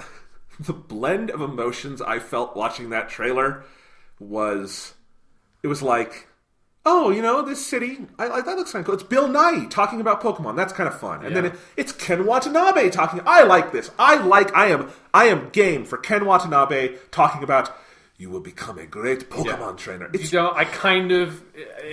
great. I also kind of wish that Ken Watanabe was not the only Japanese actor that can be in Hollywood movies when we base it on a Japanese property like in Godzilla. But I like Ken Watanabe a lot, so I'll take him. Again, this is a can of worms we don't have time for today. Yeah, but it was just like, it just reminded me of like, right, fuck, okay, yeah, right. Okay, yeah, Ken Watanabe, he's awesome, but holy shit, Hollywood, come on. All fucked up. But Ken Watanabe's in there, he's talking about Pokemon, that's cool. The kid, played by, I think his name's Justice Smith, he looks neat, looked nice. And then Pikachu shows up, and he's got fur! What the fuck? But it's not just fur, it's like he's got fur. That's a hairy little mouse, man. He's a hairy little mouse. I've seen a lot of people describing the Pokemon in this movie as photorealistic, and I would say photorealistic with the asterisk that their eyes are dead and plastic. Did you notice this? Yeah. Like Pikachu's eyes, I had a Pikachu plushed animal when I was a kid. It reminds me of that. Like if you took my Pikachu plush, added a bunch of fur to it, but didn't take out the little plastic button eyes, it's creepy because it's like this moving, living stuffed animal that looks like a real stuffed animal, but not a real thing. Yeah, it's this really weird, middle ground between being, very faithful, they just look like Pokemon. Because it is the Pokemon designs. They're not, it's not like the 90s Godzilla movie where they just completely fucked up Godzilla's design to the point where it wasn't even recognizable. That's a fucking Pikachu. That's a fucking Psyduck. That's a Greninja or whatever. Those are those Pokemon. I can clearly tell that. It is those designs, but they are just realistic-y looking enough that you're right. It's like they almost look like weird sort of animated stuffed animals or something. It's like they're too hairy, they're too something. It's just I don't like it. What was the scariest Pokemon in the trailer for you? I think it was it a Jigglypuff? I think that was like on that table Yeah. and it was like an angry Jigglypuff that looked very realistic. I'm like, what the fuck? What the fuck? What is that? No, because they're like, you know, like the Pokemon doesn't exist in like Middle Earth fantasy world, but it doesn't exist exactly in Earth world. It's almost like kind of like how like Dragon Ball is on Earth, yes, and they're like cities and stuff, but it's like just different enough. It doesn't look like Earth. That's like what Pokemon is, but this looks like this is Earth. This looks like, you know, I like went to Detroit or something and there was a Pikachu walking down the sidewalk. That's part of it to me, is like it's an angry Jigglypuff standing on like a diner table in like a rough, like modern day like restaurant or something. It's like, no, they should be in weird, happy Pokemon world. What's going on? Look, I have a hard and fast principle in life that if something starts out animated and stylized, like a Pokemon, you should never do a live-action photorealistic version of it. Yeah. Ever. It doesn't look right. Pikachu in 1998 was not drawn to go be in a like CGI photorealistic creation in a Hollywood movie. He was drawn to be an anime character in a video game. Yeah. And in an anime. You know? It's like why... Have you seen those trailers for Alita Battle Angel? Oh, yeah. That's like a different level of this, but yeah. Yes, where they're like, instead of just, I don't know, casting a Japanese woman, they're like, we'll cast a non-Japanese woman, but we'll CGI her face to look like an anime character, and it's fucked up beyond belief. Yeah, but she's the only CGI... I mean, obviously there are like CGI robot-y-looking things and stuff, but in terms of the human-looking characters, she's the only one that has a CGI face. Yes. It's like, what the... Who... Why? Why would you ever do that? Those Alita Battle Angel things and Detective Pikachu also both feel like movies that were made because somebody lost a bet. They do. Someone was like, we're gonna like this like kind of more obscure 80s manga property, Battle Angel, Alita Battle Angel, based a movie on that, and it's like someone lost a bet that's like you're gonna have to do the whole movie, and Alita's gonna have a CGI face with giant anime eyes on it. It's like, fuck, we lost that bet. Guess we gotta make the movie. Say this like, oh, we're gonna make a Pokemon movie, huh? Yeah, well, guess what? You're gonna have to base it on fucking Detective Pikachu, and Deadpool's gonna be Pikachu. Like, what? Yeah, but it's like, because I guess I should have seen this coming, but I was kind of thinking it would just be people with like Pokemon in the world, you know, like not like Pikachu wouldn't be furry, he'd just be Pikachu. Yeah, it's like he has fur, but like Pikachu has like coarse fur, like that's close to the body is what it always seemed like. It wasn't like he's very fuzzy. It's just like, no, they like, you know, like Mankey. Mankey is a Pokemon that is very fuzzy looking. Yes. This Pikachu's got Mankey fur, and that's fucking weird. Yeah. Oh, and you know, we said who's the scariest Pokemon in this? It's Mr. Mime. Yeah. But Mr. Mime is the scariest Pokemon. He's already scary, so he doesn't count for me. And also that, I like... Because I should say, all the weird shit aside, it's a pretty good trailer. I actually agree. That's my point. Is that this is the like ride of emotions? Is that weird and scary? It's an interesting trailer. I actually don't mind the Ryan Reynolds thing. It wouldn't be my first choice of casting, but he's not doing Deadpool. That is what I appreciated. He's fine. He's fine. Yeah, like it's. You know, I agree, Danny DeVito should be Pikachu. Look, I've seen all the trailers where they take the dialogue from It's Always Sunny and they put it in here, and it's fucking amazing. Yeah. And God, I cannot wait for the full movie to be out and someone does a full, take Danny DeVito's career and just put it into this 2-hour Pokemon movie. That's going to be great. But it looks like an okay movie. Yeah, Mr. Mime was appropriately creepy, and I thought that I was like, hey, this fucking trailer ended on an extended Mr. Mime joke where Mr. Mime is actually a mime. And that's kind of fucking amazing. Like, look, I'll stake the claim right now. I would say there is an above 90% chance this will be the best live-action video game movie of all time. Fuck. I mean, there's not a lot of... What would be the competition? Yeah, I mean, you know, you've got the Super Mario Brothers movies. Pretty fucking something. It just... This one looks like there's effort being put into it. Now, do I need all the effort put into every individual strand of Pikachu fur? Not necessarily. But this one, like... It looks like Hollywood actually tried this time. Yeah. Now, who knows? The movie could be shit. But it's okay. It's way better than a trailer like this has any right to be. Yeah. All scary Pokemon aside. I mean, I also, I appreciated that when Pikachu was doing the Pikachu voice, it was. Yeah, Yuki Otani. Yeah, it was fucking Pikachu going, Pikachu. Yes. It's like, okay, that's Pikachu. So 2 Japanese actors in the movie. Yes, exactly. there we go. Yeah. So I bet she's not even credited. Yeah, so she's probably credited. The English language version, I'm not so sure.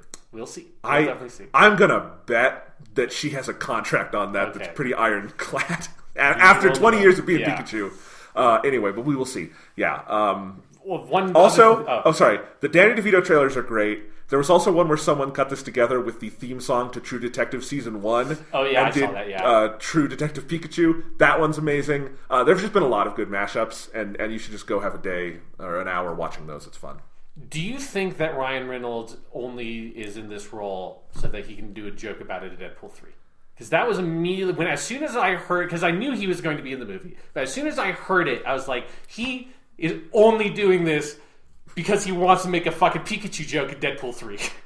Yeah, I mean, yeah. Right. Like, I don't know if it's the only reason. I mean, I'm sure it's a decent paycheck, and maybe he likes Pokemon. And he has kids. He'd probably like to be able to watch one of his movies. But like, if you like injected truth serum into Ryan Reynolds and asked him the question, why did you pick Pikachu in Detective Pikachu? It's like, that fucking Deadpool joke writes itself, man. It really does. I'm very excited for it. Look, you know, I like the Deadpool movies. It's going to be fun when he gets there and makes the Pikachu joke. We're all waiting for it. Yep. There's a whole extra level of meta that he knows we're all waiting for it. Exactly. So yeah, I think they should just do a Deadpool short before Detective Pikachu. Just, do you think they're doing the Deadpool 2 PG-13 cut so that, like, kids who like Detective Pikachu can go watch Deadpool? Yeah, it's like to onboard them into Deadpool, so, you know, to get that fucking Deadpool 3 money.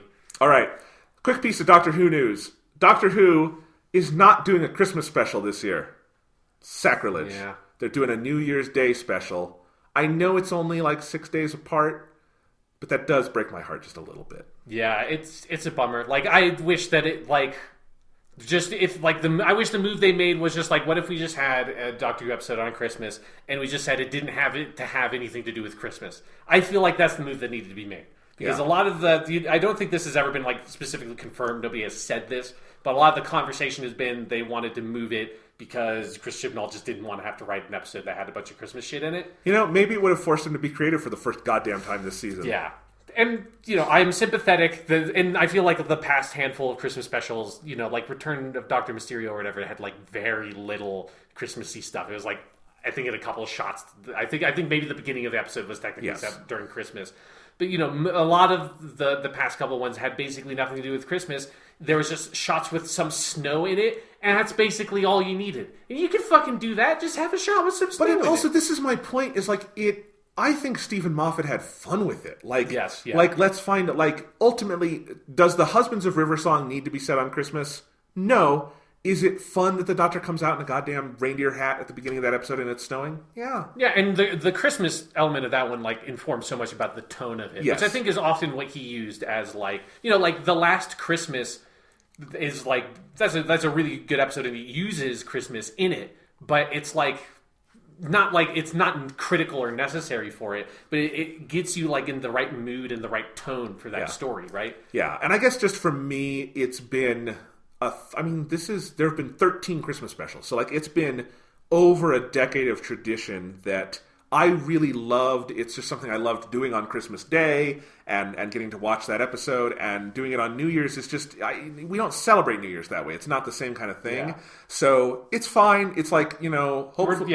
We're not losing an episode of Doctor Who. We're still getting a special, which is nice, but yeah. It just, I guess it feels to me like a lot of this season, I feel like so much more thought was put into how can we make the surface of this thing look different than Doctor Who has been, rather than how can we write Doctor Who effectively? Yeah. And so they've done a lot of cosmetic changes. And no, I do not mean changing the Doctor's gender, before I get any notes on that. Right. I mean, like, we're going to do our weird new title sequence. So we're going to have a new widescreen aspect ratio. And we're going to have a fucking weird-ass TARDIS that looks horrible. We're going to abandon the cold open because we're monsters. We're going to abandon the composer of 15 years or whatever. You know, like all of these... No credits face because they're monsters. No credits face. Like, just a lot of these cosmetic things that don't really add up to much.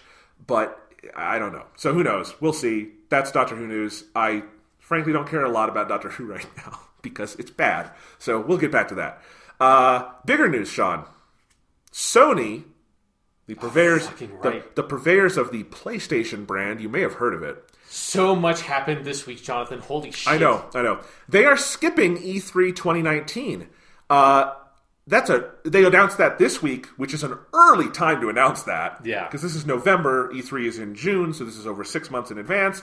But they will not be there next year. They will not be on the show floor. They will not have a show. It does not sound like they're going to do anything around E3. Like, I don't think they're even doing the Nintendo style, like we're going to have a fun live stream. Yeah, at least they haven't said specifically they were. Yeah, but they are out. Everyone else, like, reaffirmed their support. So this is not like E3 is dead next year. But Sony, the biggest player in the console market at the moment, will be gone. There's a lot of reasons this could be. I think the Occam's razor explanation is all the games they showed last year, minus Spider-Man, will not be out by next E3, and they would just have to show trailers for them all again. And all the reports are they're planning the PS5 for 2020, and they probably just want to wait until 2020 to do this kind of thing again. Still, it's a big move, especially, and as a podcast that you might have noticed spends an inordinate amount of time covering E3 every year. I thought it was worth getting our 2 cents on this. Yeah, I'm like still processing this. Like it took me a while when I saw that news to like understand, to like really understand what that means, because Sony has been a major player at E3 since E3 was ever a thing. Like when E3 was invented, Sony was there and they had shit there, and like it's you know, and certainly for like the length of our podcast covering E3, Sony has been always the press conference I'm the kind of the most excited for and the most looking forward to, because they've had the most interesting, the most eclectic, strange presentations, and often had the most interesting games to show.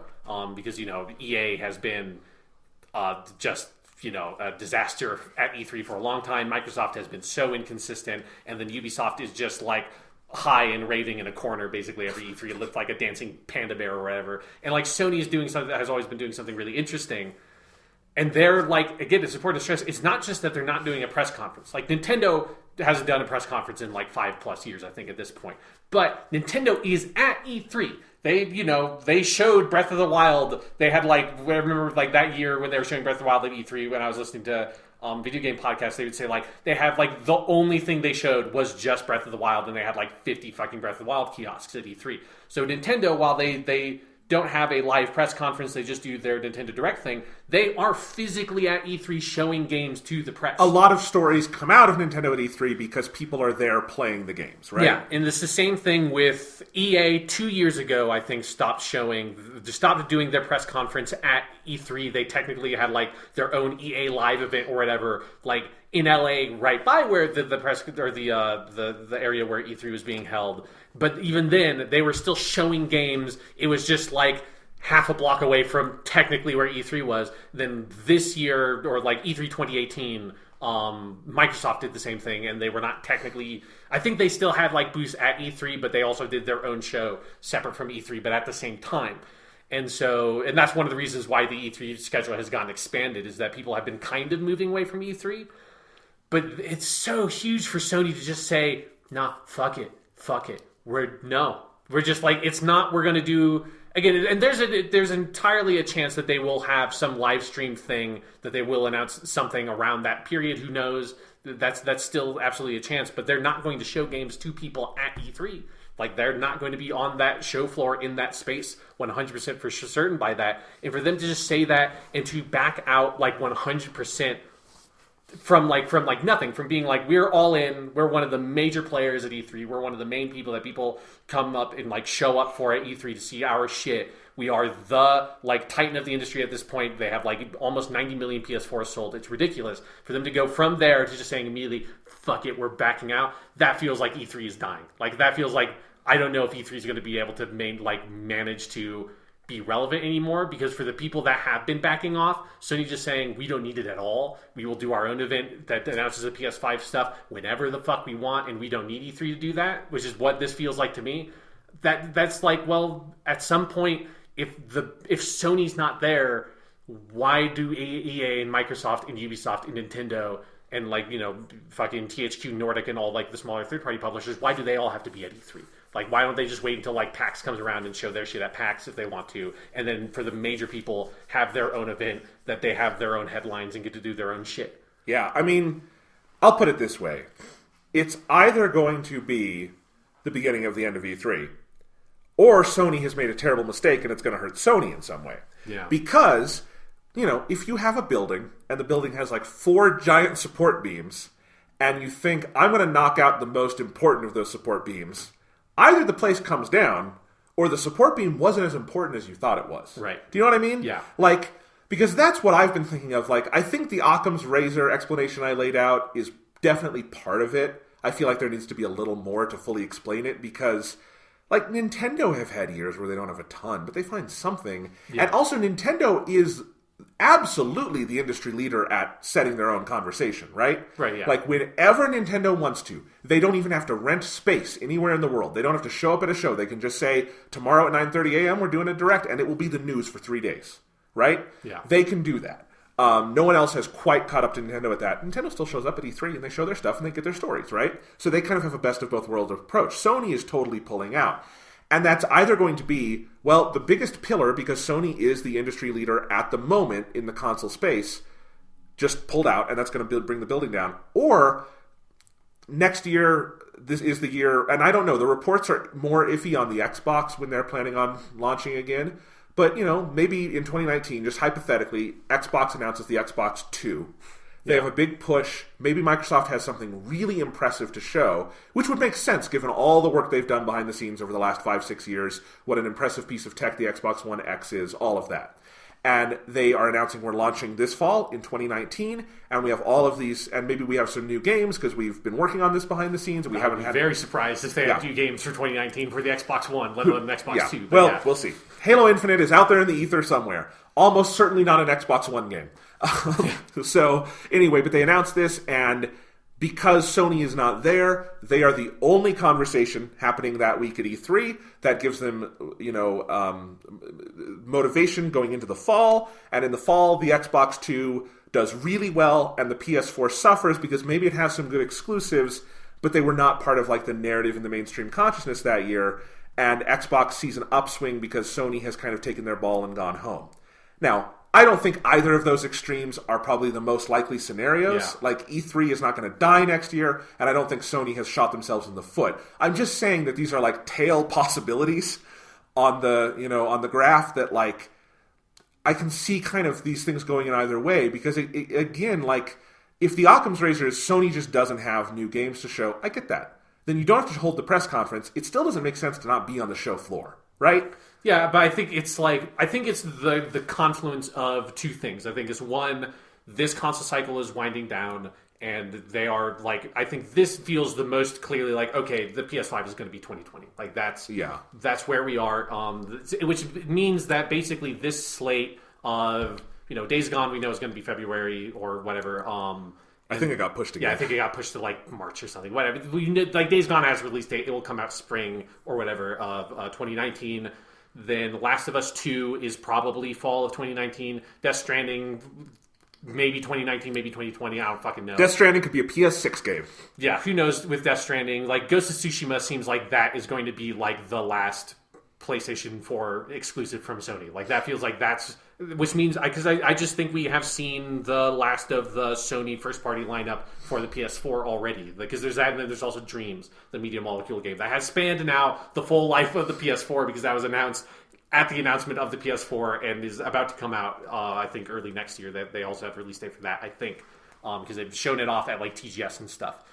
So it makes sense then to be well, we're winding that stuff down. We've already announced all the games that would make sense to be exclusives for the PS4. I'm guessing Horizon Zero Dawn 2 is going to be the PS5 launch game, because that timeline more or less works, because that's about 3 years or so since Horizon Zero Dawn 1 came out. If the PS5 is fall 2020.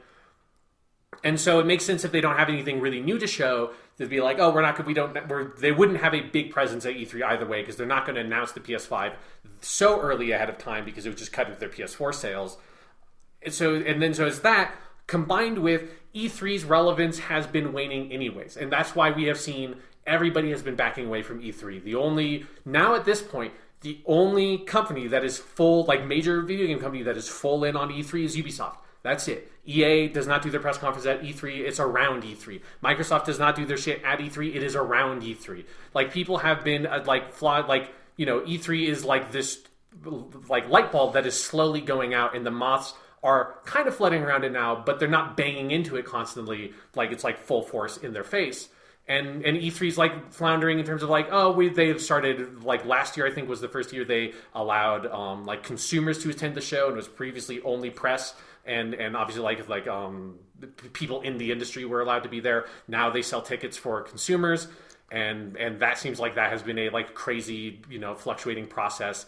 It just seems like E3 is in this like really strange place as a show. And so that those two things coming together feel like that is what makes Sony go like, well, we don't really need E3. Nobody really needs E3 anymore. If we don't have a huge thing to show there, why not just pull out, not spend all the money on the like show floor and putting together the fucking press conference and hiring a fucking orchestra? Like, we don't need to do all that shit. Let's just pull out and bide our time and build the show when we need the show, and then we get all the headlines. And that's just what it feels like to me.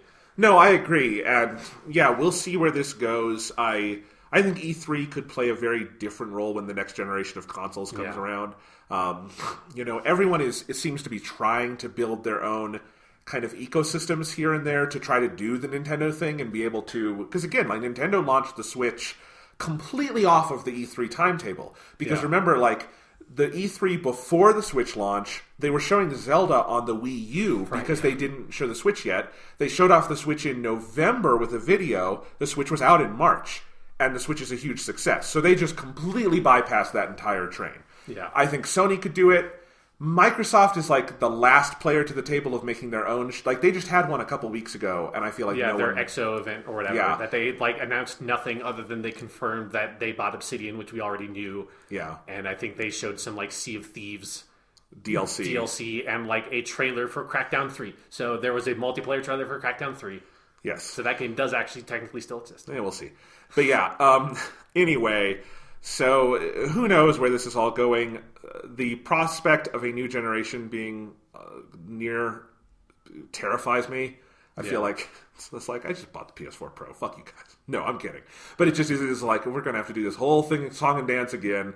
We're gonna have to do fucking prediction episodes and all that shit. But we'll get there when we get there. Remember, it's at the end of 2020. I know it's 2 full years away. Yeah, so it's like it's further away than 2020 sounds because at least it's at the end of 2020. Yes, it's when we get to elect a new president, Sean.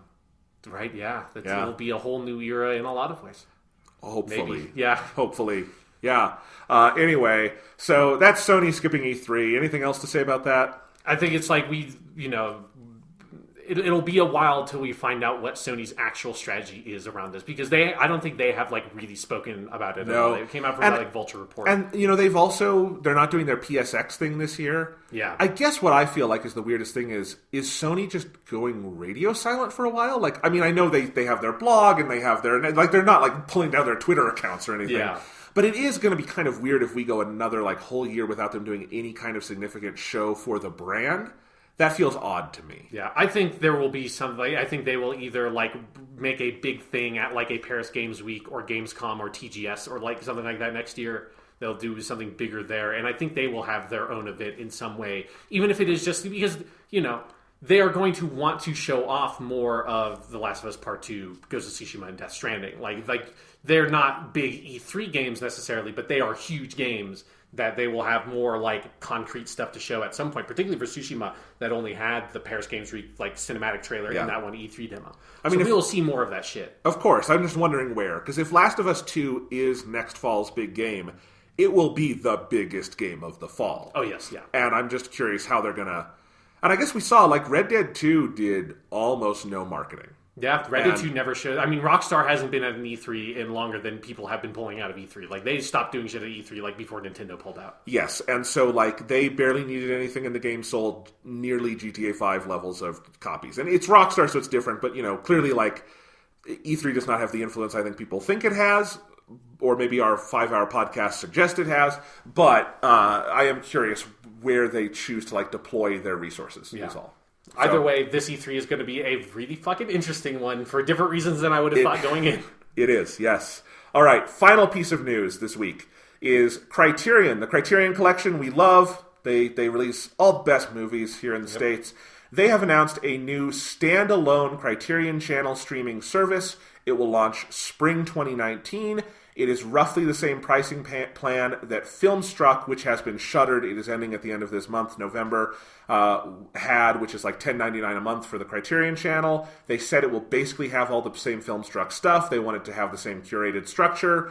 So the sky is not falling, Sean. Yes, exactly. That was just like, okay, yeah, of course they are. Like, it's a faster turnaround than I would have expected for them to announce this, but I think we both said on the, like, when we did the Filmstruck podcast episode, is like, well, there will probably be something. Like, either they will go back to Hulu, Netflix will pick them up, like, they will go somewhere, or they'll make their own thing, and lo and behold, here we are. Yeah, I mean, it's funny, because, like, the day before this was announced, I got so annoyed at the Twitter discourse on this, I did a little thread just putting my 2 cents out there, because...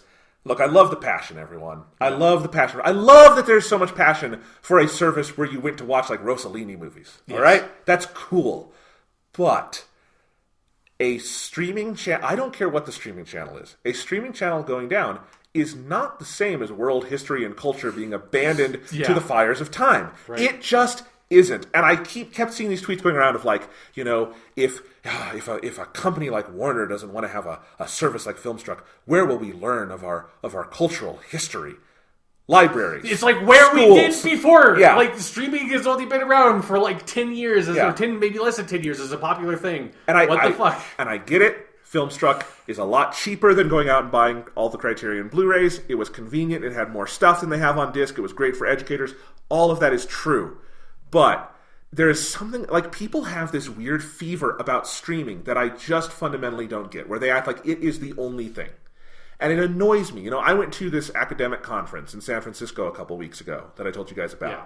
And I was talking to someone there, a fellow PhD student, you know, so working at the same academic level as I am. And I recommended a film, and they're like, do you think that's on Netflix? And I'm like, you know, I really don't know. Probably not. No, probably not. Yeah, I was trying to be polite and be like, no, probably not. And she's like, not too bad. I really only watch stuff on Netflix. And I'm like, you cannot be a serious academic and only use streaming services. I want to make that on a shirt. Yeah. Like, I mean, especially not Netflix. Like, Netflix has never been like a great platform for movies, but it's definitely not one now. No, especially not for, like, the movies you would use in any kind of research setting. Like, you know, and I get it. I do research with film, like, I guess I can say for a living now, you know, because this is my both employment and I am a student. But so, like, I probably know the tools that are out there better, but, like, again, it is not hard to go find a DVD or a library that might have it, or a school. If you live in a college town, that means you probably have a college library, and people don't know this, but any citizen can use a college library. If you're a tax-paying citizen, they'll let you use it. It's your goddamn tax dollars. They'll let you go rent out a DVD. You can find these things. Get a fucking VPN and pirate that shit if you really can't find it anywhere else. I'm totally fine with that. Like, you know, it is possible. Filmstruck is more convenient, and I do get that. But, like, it was just the hyperbole of it. And people acting like this really was, like, that no one's ever going to do a classic film streaming service again. It's all done. We did it once. We're never going to do it again. Yeah. And because to my view was always, and I said this the day before it happened, that, like, if Criterion could get this up and running away from a major conglomerate, they will be better off. And I think I'm right on that.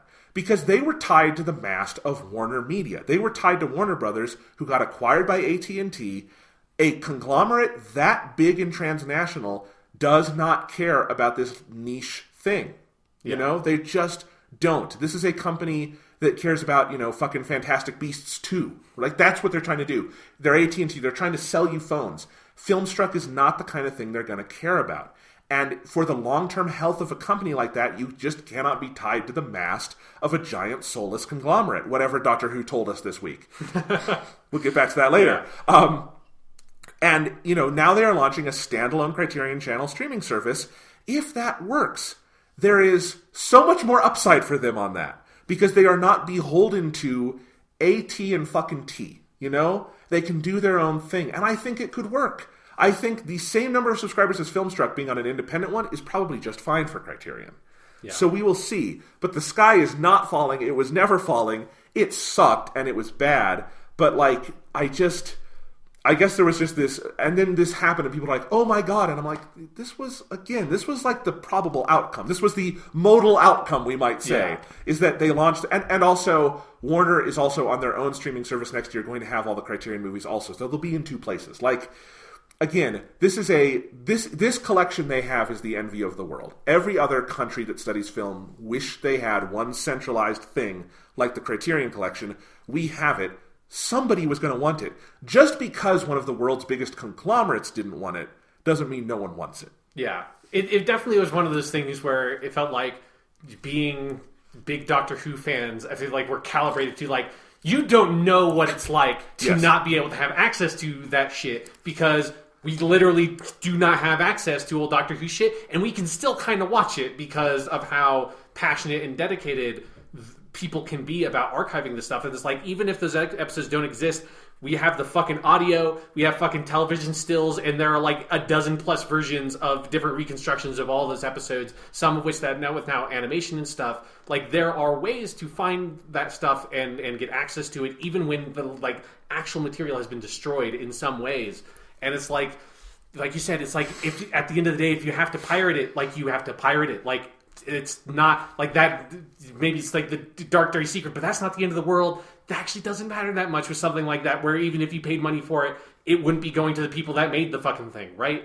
It's I'm with you that it was just strange to see people go into histrionics about that stuff. It was like, it would be like if all of a sudden Kindle or something stopped existing. It was like, well, how do we read books? What? How does it just like? I just like, you fucking buy a book. Like, what do you mean? Go buy a fucking like critical Northern edition of Moby Dick, and you have a million times better book than whatever you had on your fucking Kindle. Like, come on. Oh my god, Donald Trump just outlawed treadmills by executive order. What do we do to walk? Exactly. It's just a weird. There's like a learned helplessness or something to it of like, where like, guys, streaming has not been around that long. Like, we can do this. We can get over this. And I have my Zatoichi in my bunker, and I'm good. And I also just want to point out, as I have said before, the way these economic models work is, unless you are Netflix and have the biggest audience in the world, a $9.99 a month streaming plan is not going to allow you to do the kind of work Criterion has been doing for decades now. Yeah. If you really want to support Criterion, buy some discs from them. You don't have to build a collection like mine or like someone who has done all 900 releases or something like that. You know, God, no, you don't have to do that. But right now is November. The Barnes & Noble sale is going on. All month, they're all 50% off. You know, pay $20, get one of their awesome editions, have it for your library. No one can ever take it from you. And you support them, because the money, like, if Criterion one day is only doing streaming, they're not going to be able to do bonus features. They're not going to be able to do essays. They're not going to be able to do commentaries. They might not even be able to do restorations. The reason why film archival for public consumption is in the state it's in is because of the years from like 2000 to like, I don't know, 2012, 13, when home video was really, really big and we could afford to do those big special editions. Streaming does not afford you to do that. Digital releases don't afford you to do that. And so I would urge, if it's really important to you and you have the means, I understand some people don't have the means, and that is totally understandable. Just buy a disc once in a while and feel good about it, because that is ultimately, at the end of the day, if Criterion was streaming only and didn't have the disc part of it, none of this would exist. Yeah. So, and if you have the means, get that fucking Zatoichi set. There you go. God damn it, man. Yeah. Fucking A. I'm having to buy some Dragon Ball Blu-rays this month, as you guys heard, so I'm not buying as much as I normally do for the November Criterion sale, but I did pick up that Princess Bride set. It's very cool. You should get that one. It's nice. I might also get My Dinner with Andre, because I was watching that and Wallace Shawn is in that, and I'm like, I've never seen My Dinner with Andre. Yeah, I like Wallace Shawn. That's a Criterion disc. Maybe I'll get that one. So who knows? Anyway, Criterion is cool. Glad they have a streaming service. That'll be coming next year, and I'm sure we'll talk about it more then. Yeah. All right. So, Sean, you want to talk about the biggest piece of news this week? Our first topic today. We're 90 minutes in. Our next topic today is the life of Stan Lee, 1922 to 2018. The man who is the figurehead of Marvel Comics, one of the dominant cultural figures of our times, a man whose legacy is too big for any obituary-esque thing to encompass, but we are going to say our piece. This is one of those, when I saw the news alert, it was like, it both felt inevitable and like this was something that could never happen, because he felt literally larger than life. But I'm going to defer to you here, Sean, because while I have certainly, everyone has been impacted by the work of Stan Lee, I have been through a lot of the movie and TV adaptations and games and things like that. You are one of the people who goes to the source, and you know his work very intimately from all the comics you read. Yeah. So, you want to say some things about Mr. Stan Lee? Stan the man? Yeah, Smiling Stan Lee. I mean, man, it's like you said, it is impossible to, like, contain his legacy in anything. It's like there have been a lot of really fascinating and like really well researched and well written obituaries all over the place, and people should you just Google something about Stan Lee and you will get dozens of them. And I've been reading a lot of them over the past week or so, and so many of them have been so good. And the thing that's really interesting with Stan Lee is trying to grapple with that legacy and grapple with like the full scope of it and like the good and the bad.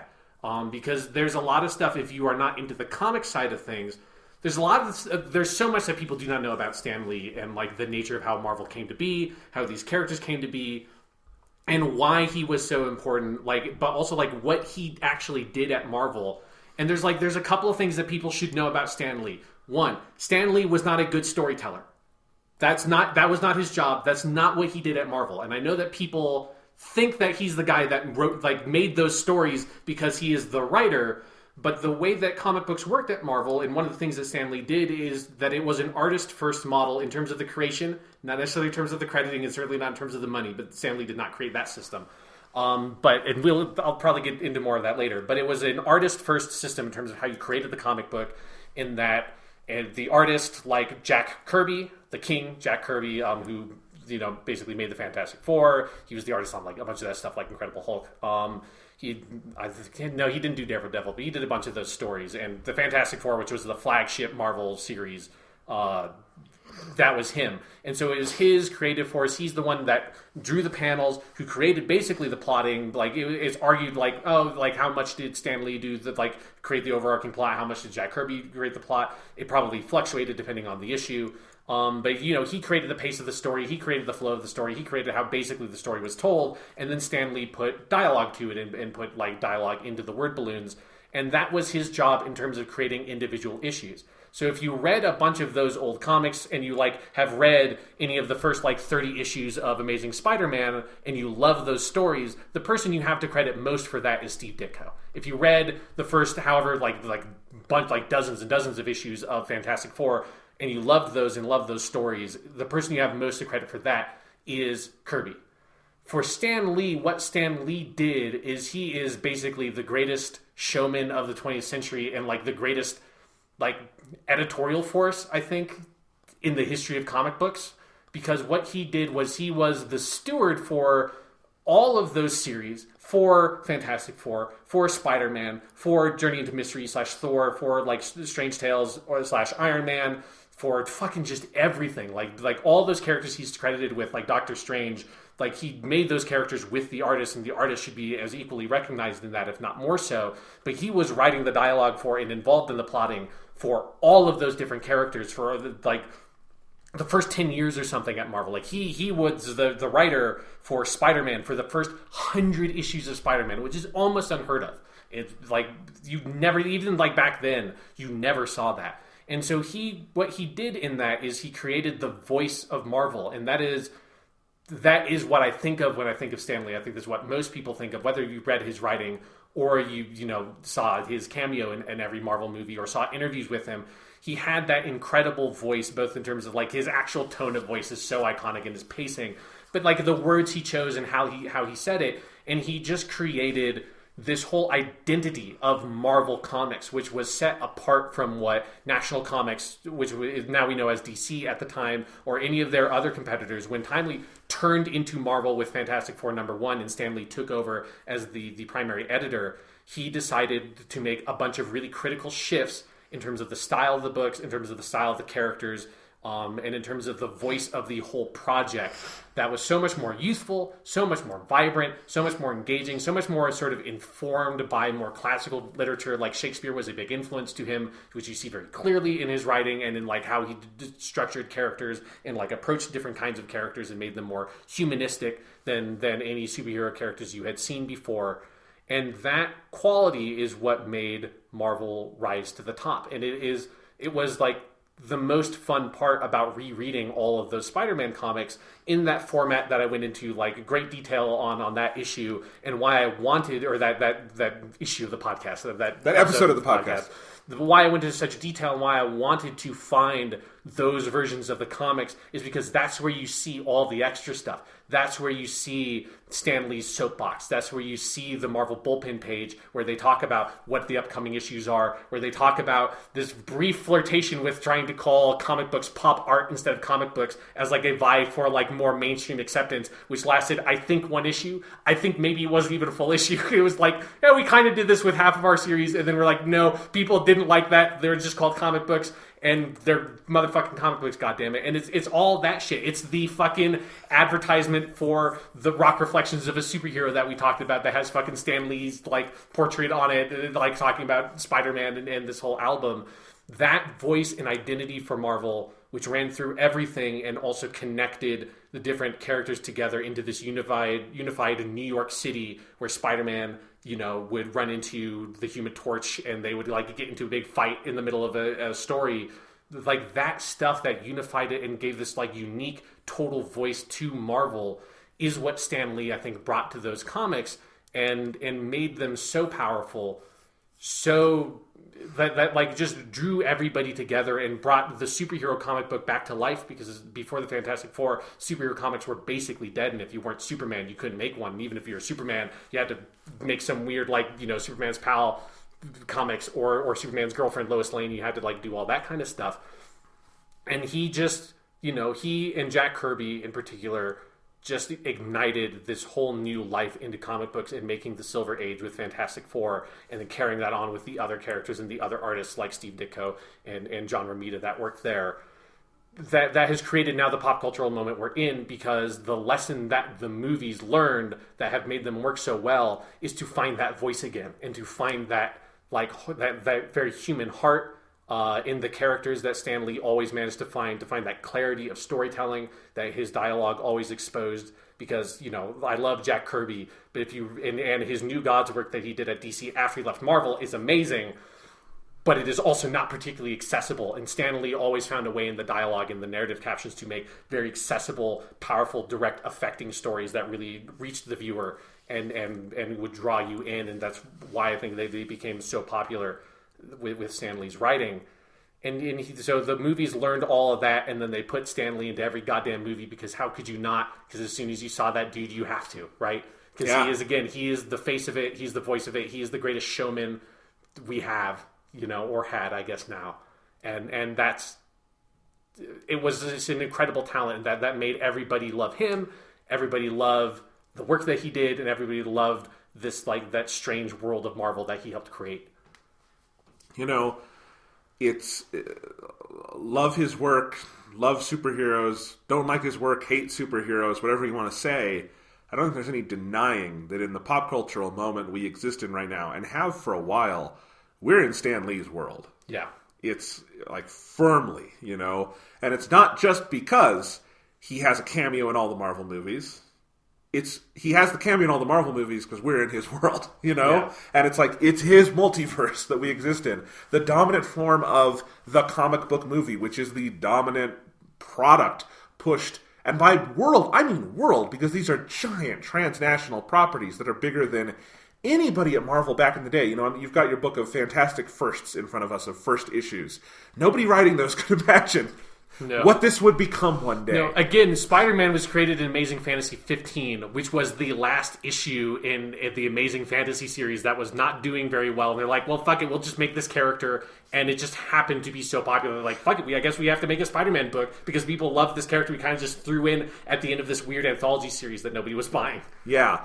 And, 50 years later, Avengers Infinity War made $2 billion at the box office. And that's the kind of thing that if you went back and told that to Stan Lee or Steve Ditko, they'd probably faint on the spot, Or maybe Stan Lee wouldn't, because clearly he had the vision and the force of will and personality to just make that a thing, you know?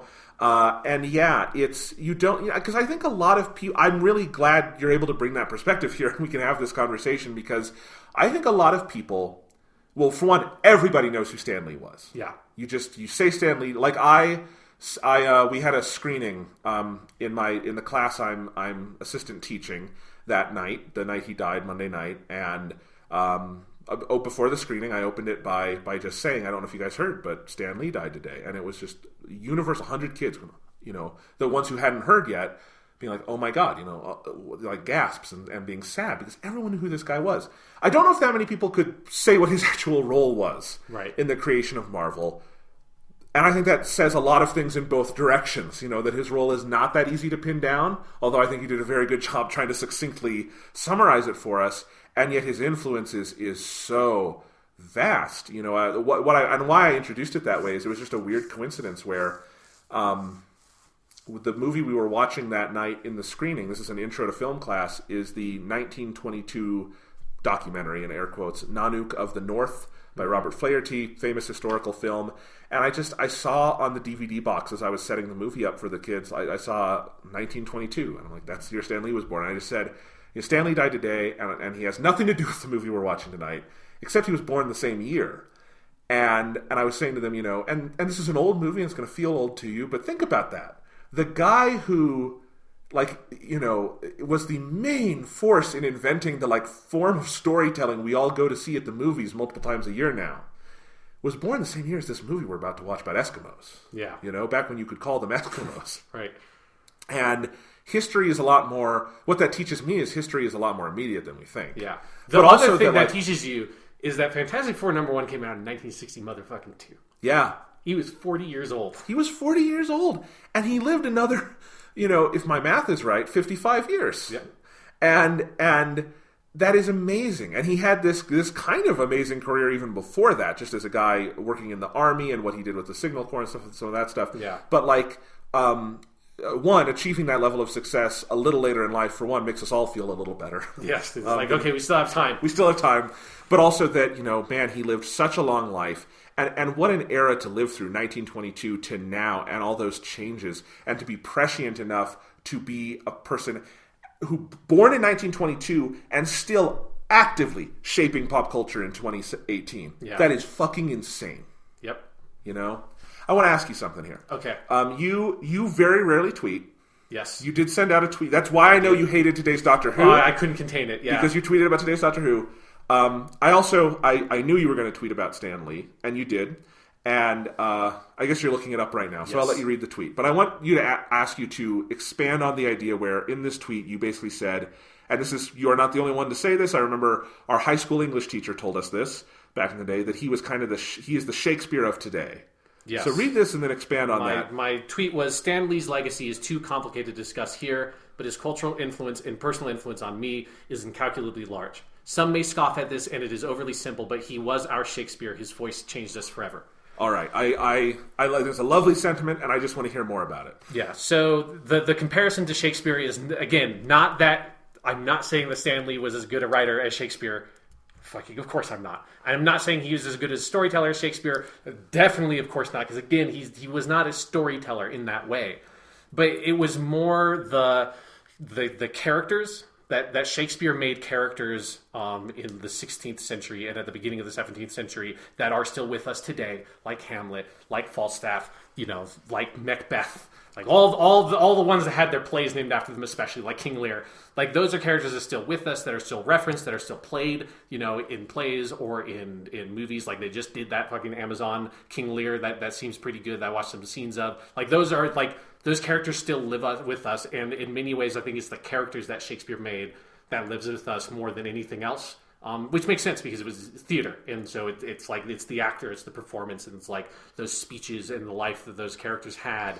That's what draws us to them still today, and that's so much of Stan Lee's legacy is really about the character, and it's so much about Peter Parker and Tony Stark and Reed Richards and Ben Grimm and Sue Storm and Johnny Storm. It's about Daredevil. It's about fucking... I mean, he didn't make Wolverine. I'm now looking at the thing I have next to me because there's so many characters. It's actually hard to even remember all of them. But it's fucking Nick Fury. It's fucking Hank Pym, Ant-Man. It's Thor. It's the Silver Surfer. If you have not read the first issue of Silver Surfer, you should read the first issue of Silver Surfer because it's fucking crazy. Norrin Rad is a cool fucking dude.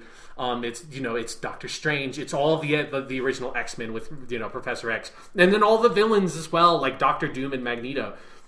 Again, do not give him sole credit in any of those things, and I cannot stress enough how much those artists like Steve Ditko and Jack Kirby contributed to making Marvel what it was, and that people, it's a tragedy still today that you walk down the street and you say to any random 20 people, do you know who Stan Lee is? And they will basically all say yes. If you ask those same random 20 people, do you know who Jack Kirby is? I would be very shocked if anybody gave you any kind of answer to that question. They wouldn't even be able to identify the use from comic books, let alone specific things that he contributed. And that is a tragedy that our culture will never be able to reckon with. But he still was a driving force in making those characters originally, and then popularizing them and making them what they are, both in terms of that original comic book run, and then how much he pushed for what is now our reality with the movies. Stan Lee was so instrumental in getting that project up off the ground, because that's basically what he did since the late 70s, I think, when he stopped taking over primary editorial tasks at Marvel proper. And so those characters are so much of what makes me do the Shakespeare comparison, but then also the voice thing of that it is that language that is so infectious, and it's he was both influenced by Shakespearean language in a lot of ways, but then also the nature of the comic book medium means you cannot do a soliloquy. You cannot just break out like that. You have a very confined space in which to put this dialogue, especially back then when, I did, because you read Amazing Fantasy 15 in preparation for this. I don't know if you noticed that every sentence either ends in an exclamation point, a question mark, or an ellipsis. Everyone does that. Not because it had to from we need to have everything be high energy, but because if you printed a single period, printer mistakes would mean that oftentimes that a single period would not show up in the edition. That's amazing. I mean, yeah. I didn't notice that specifically, but I noticed the effect of just, for one, I did not read the entire Amazing Fantasy 15. I read the Spider-Man portion. Yes, that's the part that I wanted you to read. Yeah. That's only 12 pages. It's amazing to me, the story that is told in just fucking 12 pages. And that, at least in the ones I read that, I read Fantastic Four #1, I looked at some other random Spider-Man issues. Every panel has to be an event, because the space is so limited. I'm used to manga is what I know better, and that's not the way manga works. It's much more fluid through the panels. This is we've got to draw your attention with every one of these things, and they've all got to tell a little story within themselves. And the artwork and the words are both very good at that. But it's also I was going to ask you about that, what is, and I think the period thing is interesting. I'm sure there's lots of other things that would go into that. But it's definitely just the sense of impact you get a lot. Yeah, so it's those, it's I think it's the thing that you often see in creative industries, that the stuff that makes it the most interesting is the limitations. Yep. Because it is that stuff of well, fuck it, you only have so many words that you can possibly put into this bubble, and they all have to be kind of big, and they all have to be capitalized, because again, the printing accuracy meant that it had to be kind of bold. You couldn't have little letters, you couldn't have little periods, or you wouldn't know if they would actually show up in the issue or not. And so everything, like you said, had to be impactful, had to be meaningful. Every single fucking letter counted. And that's not how comic books are printed now. That's not how manga is printed now. Because even the manga you read is from the 80s on, right? Yes. You're not reading fucking Astro Boy from the 60s. And so it's the reality of the technology they were working with at the time meant that there were so many restrictions. But I think that's part of the thing that really punched up Stan Lee's voice. And now I guess now is maybe the time to start talking about instead of talking about the voice, reading some of it itself, because he really just does have such a magic way with words. So I have my Fantastic First in front of me, which is if you're interested, it's a reprinting of the first issue, or first appearance of a character in the Marvel comics for a lot of the major characters, like Fantastic Four #1, obviously, Amazing Fantasy 15, Incredible Hulk #1. There are some good other ones here too. They have, I think it's Fantastic Four #4, which is the first appearance of Namor the Submariner in modern Marvel comics. And if you don't know who Namor is because he's not been in any of the Marvel movies, you should fucking read Fantastic Four #4, because it's fucking awesome. I'm gonna find this book because you've been showing me this. It's a cool book. It's a cool book, and it just has, and it even goes into some more modern stuff near the end, where it has I think Origins #1, which tells Wolverine's origin story, and it's got some good stuff like that. So it's and Does it have that Silver Surfer issue? Yes, it has the Silver Surfer #1. It's one of the later ones. It's fucking awesome. Silver Surfer #1 is fucking awesome. It's got Nick Fury, Agent of S.H.I.E.L.D. #1. It's just got a bunch of cool shit. So if you're interested, I would recommend picking up this Fantastic First if you like that kind of stuff.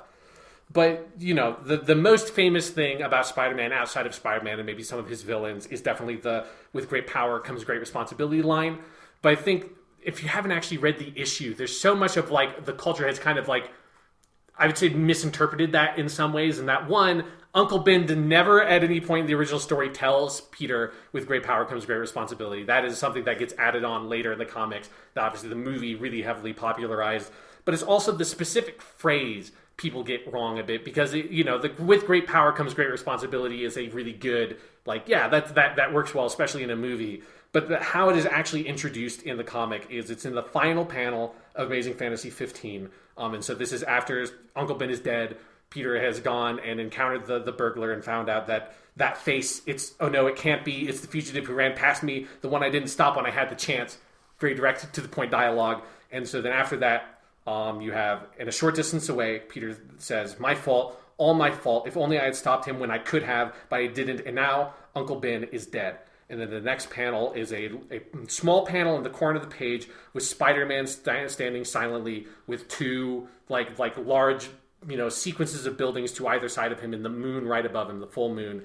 And then Stan Lee's text just says, and a lean, silent figure slowly fades into the gathering darkness, aware at last that in this world with great power there must also come great responsibility.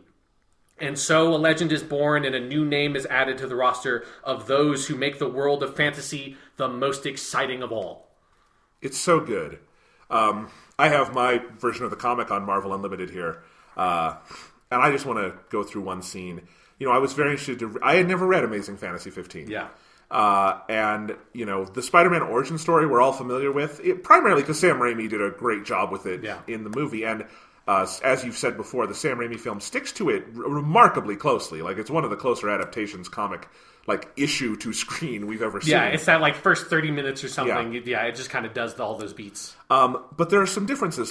There is the wrestling match, but that's not where the robbery takes place, the guy he lets go free. That's later, and this is something not in the movie or any adaptation I've seen, where Spider-Man, when he starts being Spider-Man, it's to go make a quick buck as almost like a carny or a sideshow on TV and stuff.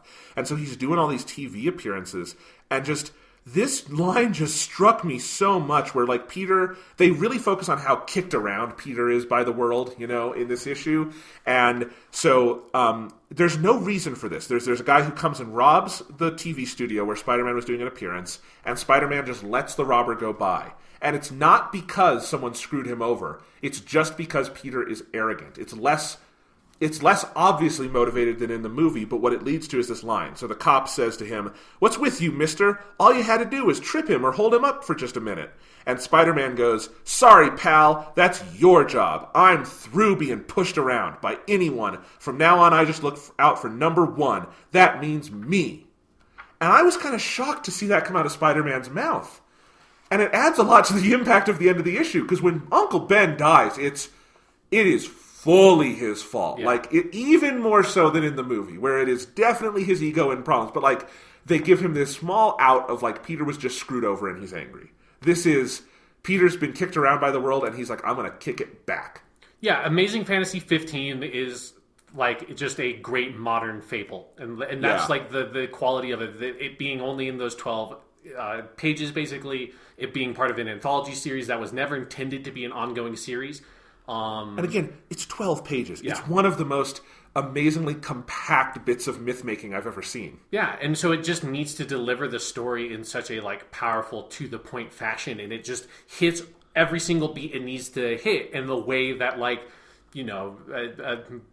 bedtime story kind of fable does, and it teaches you this lesson about if you have great power, you also have a responsibility to exercise that power responsibly. And Peter learns that lesson the hard way. And it's the reason why that story, if you have not read that section of Amazing Fantasy 15, people really should seek it out because it's so good. It encapsulates so much about what can make that kind of superhero comic book incredibly enduring because it is 100% of its time, and it's you get I think a little bit of a culture shock if you're not used to reading those kinds of comics and being like, fuck it, this is what those comic books were, wow. But then it also, I think by the time you get to the end of it, even if you haven't noticed it, the power of that story has worked its magic on you, and you walk away from it feeling like you have learned something, you've had an experience really reading that story. Yeah, I mean, it is, you totally understand how this was the comic that launched 1,000 ships, you know? Yeah. To borrow a phrase. But yes, you also had me read Fantastic Four #1. Yeah, that was for people who don't know, because, if you only know, the movie stuff that well, obviously the Fantastic Four have never been successful in the movies. But Fantastic Four is the comic, actually in the little, introductory bit that Tom DeFalco, who was another editor, later editor at Marvel, he wrote a little thing that says that Fantastic Four is one of the 3 most important comics in the world. The first one is Funnies on Parade, which is the first comic ever published in America that established that format. Action Comics #1 in 1938, which was the first appearance of Superman, and then Fantastic Four #1 in 1961. Sorry, I thought it was 62. 61. So it's okay, you were close. This is a horrible mistake. I can't believe I said that. Is the next that's when Marvel became Marvel, and that's when Stan Lee sort of took over that position, and he hired Jack Kirby and was like, this is the kind of thing we're going to do.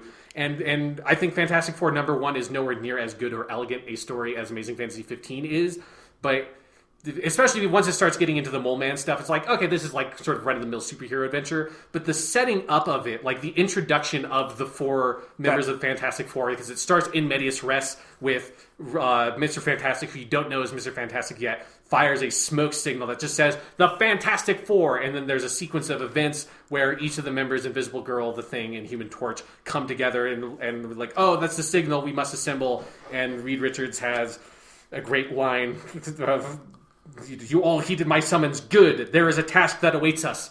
A fearful task. I loved the first 10 pages of this comic, or 12 or whatever it is, part 1, before it, as you say, gets into the Mole Man stuff.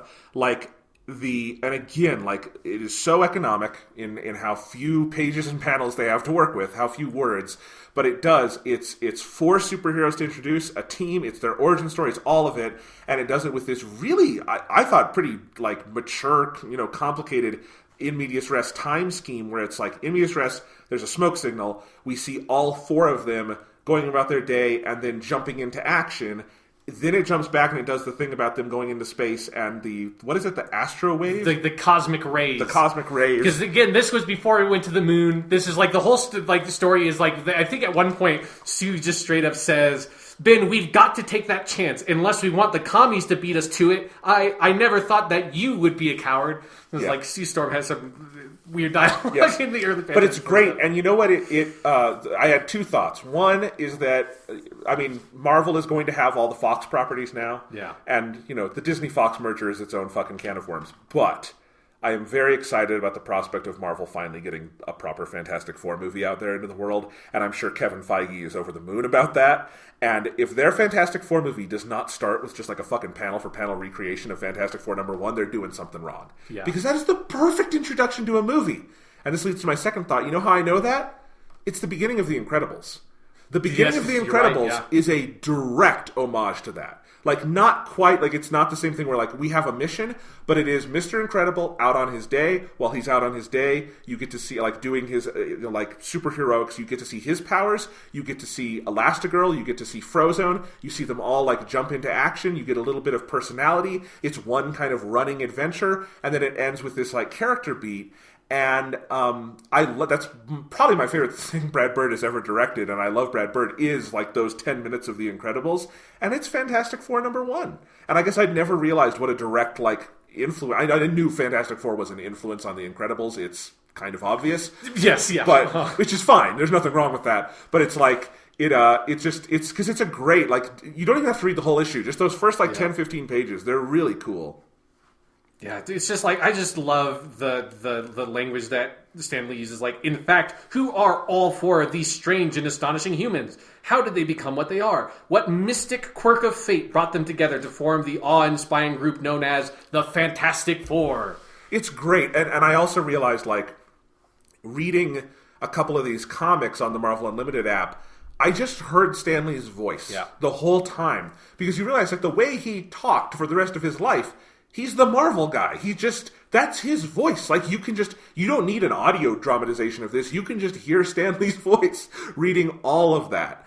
And it's great. It's really, as you say, what a voice he lent to the company. And I think if you think of anything associated with Marvel, it is voice and characters. There's something like, this is why the DC movies have failed where the Marvel movies have succeeded, is the DC movies never have found a voice. Yeah. The Marvel movies, again, love them or hate them, you know what a Marvel movie is. Yeah. And you know it because, like, they have found a way to, like, make there can be different expressions of that voice as there are in Marvel comics, but there's a Marvel voice. And that's cool, and that's different, and that's what makes it Shakespearean in your analogy there. So, yeah. I'm glad I made myself read some of these, and I'm totally getting that book. So it's a cool book. It's a cool fucking book. It's like, now I want to reread through them all again because it's been a while. Yeah. And knowing nothing about comic books, it feels like a good place to start. Yes, yeah. It's a lot of really good firsts. Yeah. And again, man, you gotta read the fucking... you gotta read Silver Surfer #1. Yeah. It's so good. All right. And Namor the Submariner. Both of those are the other two gems in this for me are those. And actually Incredible Hulk #1 is fucking great. Awesome. So, Stan Lee, there's so many other ways we could go with this. I do... because it is just such a weirdly big part of his legacy in the pop culture right now, the cameos in the movies. Right, yeah. They're so wonderful. I assume we have a few left. I mean, Infinity War 2 shot like 2 years ago. Yeah. I assume he's going to be in that. I assume they'd filmed whatever he's going to do for Captain Marvel. He's probably in Spider-Man Into the Spider-Verse. That'll be fun. Oh, right, yeah. He probably is also in Spider-Man 2. It's like, because I know they have been filming that. They've been filming it. They tend to film his cameos like when everything else was done. So he could be. We just don't know. It just means that there's going to be a day pretty soon when we're going to go see a Marvel movie and he's not going to be in it. And that's going to be so fucking sad. I can't believe it. That was one of the most delightful things about the Spider-Man game, was he has that just wonderful little cameo in the middle of it. Yeah. And he was always game for it. I mean, like, Stan Lee was the world's greatest publicity whore. You know? I mean, yes, like 100%. And he would proudly say that. Yes, like that's so much of, like, that's what I mean when I say he's a showman. Is like he was 100% game every single time to be there. And it's the thing that, like, that there is a certain, like, spotted nature to that legacy as well, because it means that he has so much more of the credit that is not necessarily rightfully his for the stuff that Jack Kirby and Steve Ditko, the other artists, did, and other people at Marvel. But that was not always entirely his fault. Like, he didn't entirely discourage it, but, it was like the culture... American culture has always been so much about, like, the writer over the artist in comic books, like, well before Marvel came around. That it was... we also have such a bias towards the, like, central genius narrative. Yeah. That, like, I think Stan Lee is somewhat analogous in the tech world to, like, a Steve Jobs. Yes. Like, Steve Jobs... There's no denying that there would be no Apple without Steve Jobs. There's no denying Apple would have no brand identity if it weren't for Steve Jobs, right? Yeah. But he didn't invent the Mac. He didn't invent the computers. That was Wozniak, and that was a lot of other engineers. But he was the guy who made the voice and the presentation and got that out there. That's Jobs' role, and that's why everyone knows who Steve Jobs is. Most people could not tell you what Wozniak did, right? And that's not fair. Steve Jobs did not necessarily encourage that, but he also didn't necessarily discourage that. It is somewhat analogous to that. But it is like, so it's both the person, but also just the culture we live in. This happens. This is not like an isolated incident. Yeah. But Stan Lee, the cameos in the movies. Do you have a favorite? Oh, man, I don't know. Like, they're just all so good. Yeah. I don't know. Like, it's just my two favorite Stan Lee cameos are in two of Marvel movies that, one, people don't like, and one, no one remembers. So I'll go with these. The one people don't like is Spider-Man 3, which you and I had a complicated conversation about, in that we don't like it necessarily, but we don't hate it. I enjoyed watching that movie tremendously. Absolutely. And his cameo there is Peter Parker is standing on the sidewalk, and he sees the news that Spider-Man's going to get the key to the city, and Stan Lee comes up to him and says, one person really can make a difference. Enough said. Yeah. And he walks off, and Tobey Maguire just has this wonderfully befuddled look on his face. And that cameo warms my heart. Yeah. I love it. I agree. My other favorite No one remembers this movie. This movie's better than people give it credit for. It's Fantastic Four: Rise of the Silver Surfer. Yep. Where Reed and Sue are getting married.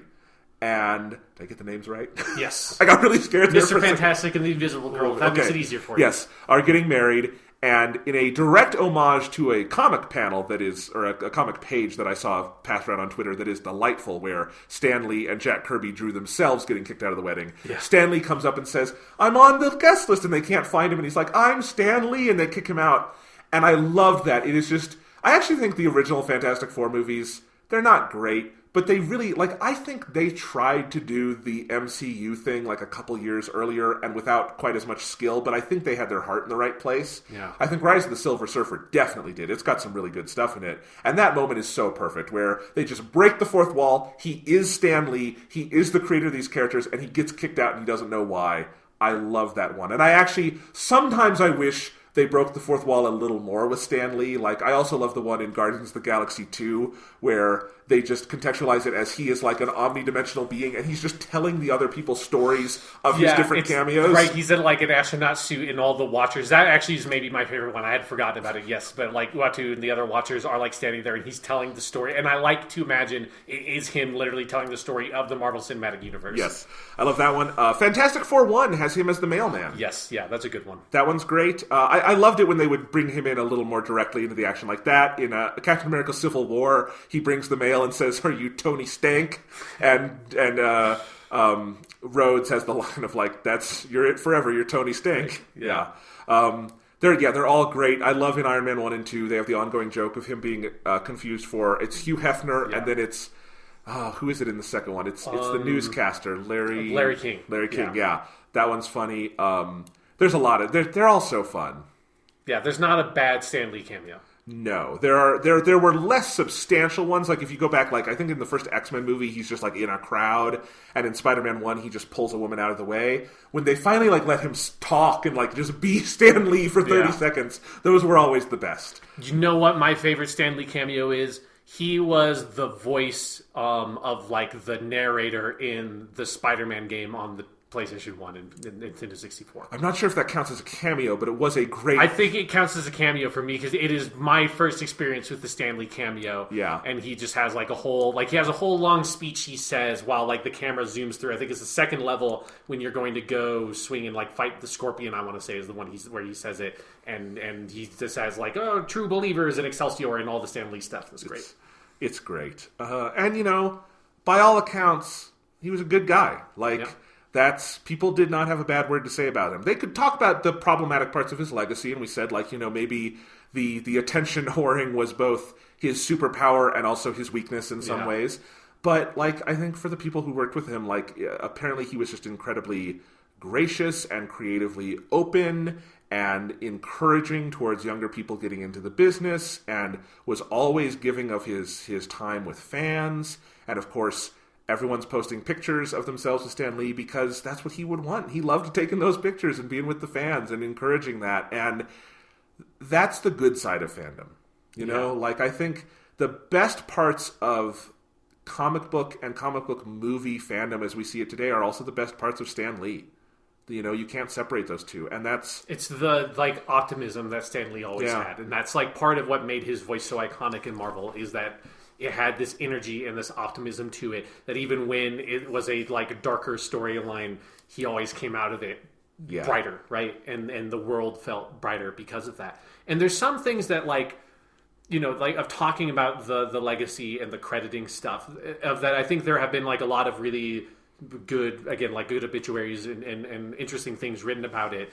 But I do think there have been some things that have been missed in that there's an important context because some of them I have seen have been, I felt too harsh on Stan Lee and the Stan Lee Jack Kirby split. I'm not going to go into the whole thing, but there's a big split that happened, I think in the early 70s when Jack Kirby left Marvel. He went to DC, he did the New Gods stuff or the Fourth World stuff. And it's, really interesting anyways, but, obviously there was a really contentious split between the two of them at that point that they did reconcile later in life. And there's a really good radio clip where Stan Lee calls into a radio show while Jack Kirby was being interviewed, and it's probably the last conversation they had before Jack Kirby died in the 90s. But one thing that I think is important to understand about that stuff and Jack Kirby being angry and like the crediting stuff and not crediting him enough is there's a lot of context there of one, comic books before the 60s never credited fucking anybody ever. And you know, it's actually like a big academic issue at some point of going back and people not knowing who wrote and like drew these issues. Like what, like when you're going, especially when you're going back to Golden Age comics, where it's not necessarily publicized, and the history of comic books is fraught with so much bullshit. Like Bob Kane getting credit over Batman, like everything doing with Steele and Schuster over Superman, in the constant lawsuits, and them not being given royalties, not being given proper crediting. And so, while Stan Lee did not necessarily fix all of those problems, he was certainly not the one who created those norms in the comic book industry.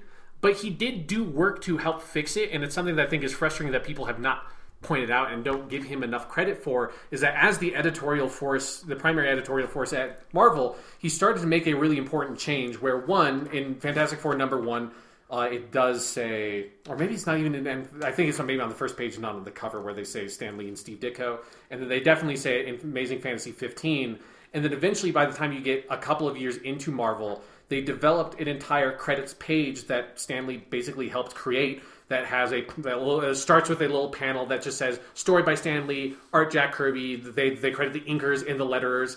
You know, good art Simek, who inked like fucking every comic book back then. It feels like you have it, and him and Sam Rosen did a lot of that stuff. And so you had that crediting, and then eventually he created like this whole cult of personality at Marvel about stuff of where that's where you would get stuff like Stan the Man Lee, Jack King Kirby, you know, King Kirby. You had Jazzy Johnny Ramita was probably my favorite of all the epithets. And he, while again, like there's a lot of like messy stuff with the credits and people should, you know, read about that stuff and come up with their own opinions about it. He did a lot of stuff to create a like normalized structure that did credit the writer and the artist and the letterer and the inker. At a time when you've been explaining where every drop of ink counted, right? Yes, yeah. So it's literally hard to get that in there. Yeah, and so he made a point of putting that into the books once he had full control over it, and that's so important. And I think it's just things that people don't generally know is not really common knowledge, even among people that know a lot of comic book stuff. And so, like, when we say it's a really complicated legacy, it's like we mean that. Like, it's so complicated to dig into the nature of that crediting stuff. So if you're reading a lot of those obituaries that are extremely negative about Stan Lee, I think keep in mind that like it's a really complicated story, that there's a lot of context involved with that stuff. And then also at the same time, read some Jack Kirby comics, please. And read some Steve Ditko stuff and read up about those people. Like, Jack Kirby is one of the most interesting people in the world. Like, he served in World War II. Yeah. He just was amazing, and his outspoken nature against fascism is something we need a lot right now. Both him and Stan Lee were very outspoken against fascism. I want to say a thing about the World War II thing really quick. Stan Lee is not one of the guys... I mean, he did serve in the U.S. Army Signal Corps, which means he did a lot of different things. He worked on communications equipment, but also the training film division, where you were doing manuals and films and slogans. He did a little bit of cartooning there. He is not one of those people where there's a bunch of significant work that came out of that like we still read, like, or watch, like Frank Capra, and Dr. Seuss was in the U.S. Army Signal Corps. But he is, to my knowledge, maybe the last like famous artist to have survived from the Signal Corps. And the Signal Corps was hugely important in the development of a lot of artists in all these different industries, who did a lot of really amazing work. And it, you know, it was propaganda work, but a lot of it is like really interesting to go back and look at during the war. And a lot of those people came out on the other side and then went and transformed other industries. Like, you know, Dr. Seuss is a great example of worked in the Signal Corps and then transformed the entire nature of children's literature forever. You know, but a lot of them, as you say, like Jack Kirby was the 90s, Dr. Seuss was, I think, 80s or 90s, you know, like, obviously people like Frank Capra and Jimmy Stewart was in the Navy, but, you know, have been gone for a much longer time. They were older to begin with. Stan Lee was much younger, but,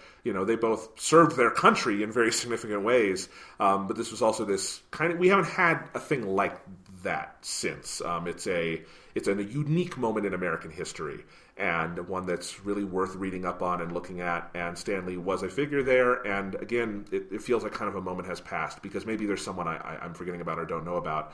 But again, 95 is an old age, and he was young for the group. So like, it's the other end of the spectrum, and it's you know, that generation is mostly gone, and that's too bad. It's the way of the world, and 95 is a ripe old age. Yeah. But it's a bummer. You know, it's Stan Lee felt kind of like he was just going to be around forever, doing his cameos and saying Excelsior on Twitter and just doing his thing. And he is somewhere out there. You know, he's telling the story of us all to the watchers yes. on some strange unknown world. You know, while Galactus feels like it looms on the horizon for us all right now. All right. Well, I think that's a good place to wrap up this discussion. You want to move on, Sean? Let's move on. Love you, Stan Lee. All right. So, Sean, you want to talk some video games? Let's talk about video games, Jonathan. All right. We don't have a ton to say about any of these because, other than Red Dead 2, these are all new games or new to us, and we've only had a little bit of time with them. Yeah. But we want to give you some quick updates. So, on the docket, we have Red Dead 2, which you're going to say like 10 words on. Yep. We have Pokemon Let's Go, which I've been playing. Hitman 2, which you've been playing, and I've played a little of. And just for giggles, Super Mario Party, which is about a month old now, but I did pick it up so my brother and I could play it while we're here together on break, because we've always loved playing the Mario Party games, and there hasn't been a good, proper new Mario Party in a long time. Right. So this is fun. So we'll talk about all of these. Sean, why don't you hit us with a little bit of Red Dead 2 just to start, to give us an update on your progress there. You all know I've finished it. I have no more thoughts. Yes, I am so close to being done with Chapter 4. I'm so close. I would have been done with it today if this episode of Doctor Who was not so fucking terrible and basically forced me to have to go watch The Sunmakers, a Robert Holmes episode of the story of Doctor Who with the Fourth Doctor that deals with capitalism stuff. So those 2 hours or so that I was going to spend finishing probably the last 1 or 2 story missions in Chapter 4 actually got spent watching The Sunmakers. But Either way, Red Dead 2 is a very good game. Let's move on. Little tip, when you are ready to finish Chapter 4, block off a little bit of time. Okay. Because the way it transitions into Chapter 5 and then what Chapter 5 is, it's not the same kind of break as in the other chapters. Yeah. So I'll just spoiler-free tip for you there. All right. So let's see. Which one should we hit first, Sean? Let's do Hitman 2 last, because I feel like that's the most substantial we have to say. I'll just do them in order on here. Super Mario Party, I just have a couple things to say about. It's really fun. It seems good. My main recommendation is that if you like Mario Party and you own a Switch, totally feel confident going and buying this game. It is what you have wanted from Mario Party. You know, if you do not follow Mario Party, as a brief recap, the original N64 games are great. They're classics. 1, 2, and 3. 1, 2, and 3. They're really... Mario Party 2 is the best one, and it still is. But those are all really fun. They had this great balance of this silly board game with these silly mini games. You get 4 people together. I think people forget those games just as much as Smash Bros. Defined the multiplayer feeling of the N64 that was so great. And those were really fun. Then on the GameCube, they did a bunch. GameCube had 4, 5, 6, and 7. So they did 4 in a row on GameCube. And, if you do 4 iterations of a game that is not much of a video game to begin with, it's going to get dull. And so there are, I think, 5 is the best of those. I owned all of them. My brother and I owned Mario Party 1, 2, we skipped 3, got 4 on the GameCube, and I was like, I'm good on Mario Party. Yeah, 4 is a little boring. 5 had some fun stuff. But they also, they started, it was this kind of series where, because they had to make a new game every year, they would just change shit that didn't need to be changed. Right. I think it's in 5 or 6, they took out items and gave you capsules. Yes, and the capsules sucked. They were just, they were weird to get, they weren't that powerful, they didn't do much to the game. Because one of the things you threw them on the board and changed the piece into the bank or fucking whatever. It was really weird. That once at someone's house. Yeah, so that was not fun. The mini games could still be fun. 6, I think, introduced the microphone attachment for the GameCube that you had to do mic games. It got bad. Then on the Wii, it slowed down. Where in the first year of the Wii, we got Mario Party 8, which in some ways went back to basics. It had better boards and stuff. But it was just a GameCube game that they pulled from the GameCube because they wanted to save it for the Wii. They put it out on the Wii. It is, to my knowledge, the only first-party Wii game that does not run in widescreen. If you play it in widescreen, it just adds blue borders to the sides because they just made it for the GameCube. They didn't make a 16:9 version of it, and that's not the kind of game where you can just easily open up the viewing ratio, right? So. And then all the games that like would use Wii mechanics were just like really tacked on at the last minute. So it was a lot of like make the jerk off motion with the Wiimote and be really, and as a teenager you just giggle about it, right? Yeah. And that's mostly Mario Party 8. And then a few years later they did 9, which is where they just put all the characters in a car together and had you move around the board together, and it was not competitive and it sucked. And then they did Mario Party 10 on the Wii U, which was just Mario Party 9 but worse. And on the Wii U. So, and on the Wii U. There you go. And so everyone was very... It had been a long time since anyone cared about Mario Party. And then, lo and behold, this summer at E3, Nintendo giveth, Nintendo taketh away, they gave us Super Mario Party, which... No more capsules. We're back to items. No more car. You're all competing. It is classic Mario Party with some genuine iterations that are not just we're going to change items into capsules. We're going to have some fun new stuff. So my brother and I have been playing it for a couple days now. We've played a full Mario Party game on... There are 4 game boards in it, which sounds a little sparse, but there's a lot of other content, and they've said they're adding to it for free. So we'll get more later. But we've played on 3 of those 4, and then we've done most of the other modes except I think it's there's a co-op mode where it's 2-on-2 or something, and we haven't done that one yet. But it is so fun. It looks gorgeous. It's a very nice looking Switch game. It's got a huge roster of characters, because I'm like, last time I played Mario Party, there were like 8 characters. Now it's like there's 10 heroes and all the villains are in it now. Yeah, like they're like Goombas and shit in it now, right? You can play as Goomba, Hammer Bro, the Koopa Troopa, Bowser, which Bowser was never playable. He was a villain on the board. They've put Donkey Kong back in after cruelly in Mario Party 5 was where Donkey Kong was taken out of the roster and given his own space, which was weird, so you couldn't play as Donkey Kong, and they have Donkey Kong and Diddy in there now, so all of that, which is cool. So you've got all of those bells and whistles, and then when you go to play a main Mario Party, the boards are smaller than they were in old games, but that's because they're denser, there's a little more going on, there's more strategic things going on, and the biggest thing, and I think this is a genius move and how it interacts with all the other game systems, is that each character has their own special dice block. Yeah. And there's you can use a regular dice block if you want. And I should also say they've I don't know what the opposite of inflation is. They've deflated, I guess. Right. All the numbers. It's an actual dice block now, so it's 6 spaces instead of the magic 10 space block that couldn't possibly exist in Mario Party before. Yep. It's 1 to 6. You need fewer coins for things, so they give you fewer coins. Like, all the numbers are just reduced, which I actually think makes a lot of sense. It makes the game, again, smaller but denser. So you have a 1 to 6 dice block. I mean, one thing that does is it makes dice rolls far more predictable if it is 1 to 6 instead of 1 to 10. Yes. Because the probability of you landing on a specific number is much higher when you only have 6 possibilities than 10. Well, absolutely. And then you have your own dice block, and each character's is different, but they have different kinds of effects. So, like, Mario's is like the most balanced one. So it's like you've got a couple of 1s, but you've also got a couple of 6s, and then in the middle you've got a couple of 4s. So it's like a probabilistic trade-off. Like, higher chance of getting a 6, higher chance of getting a 1.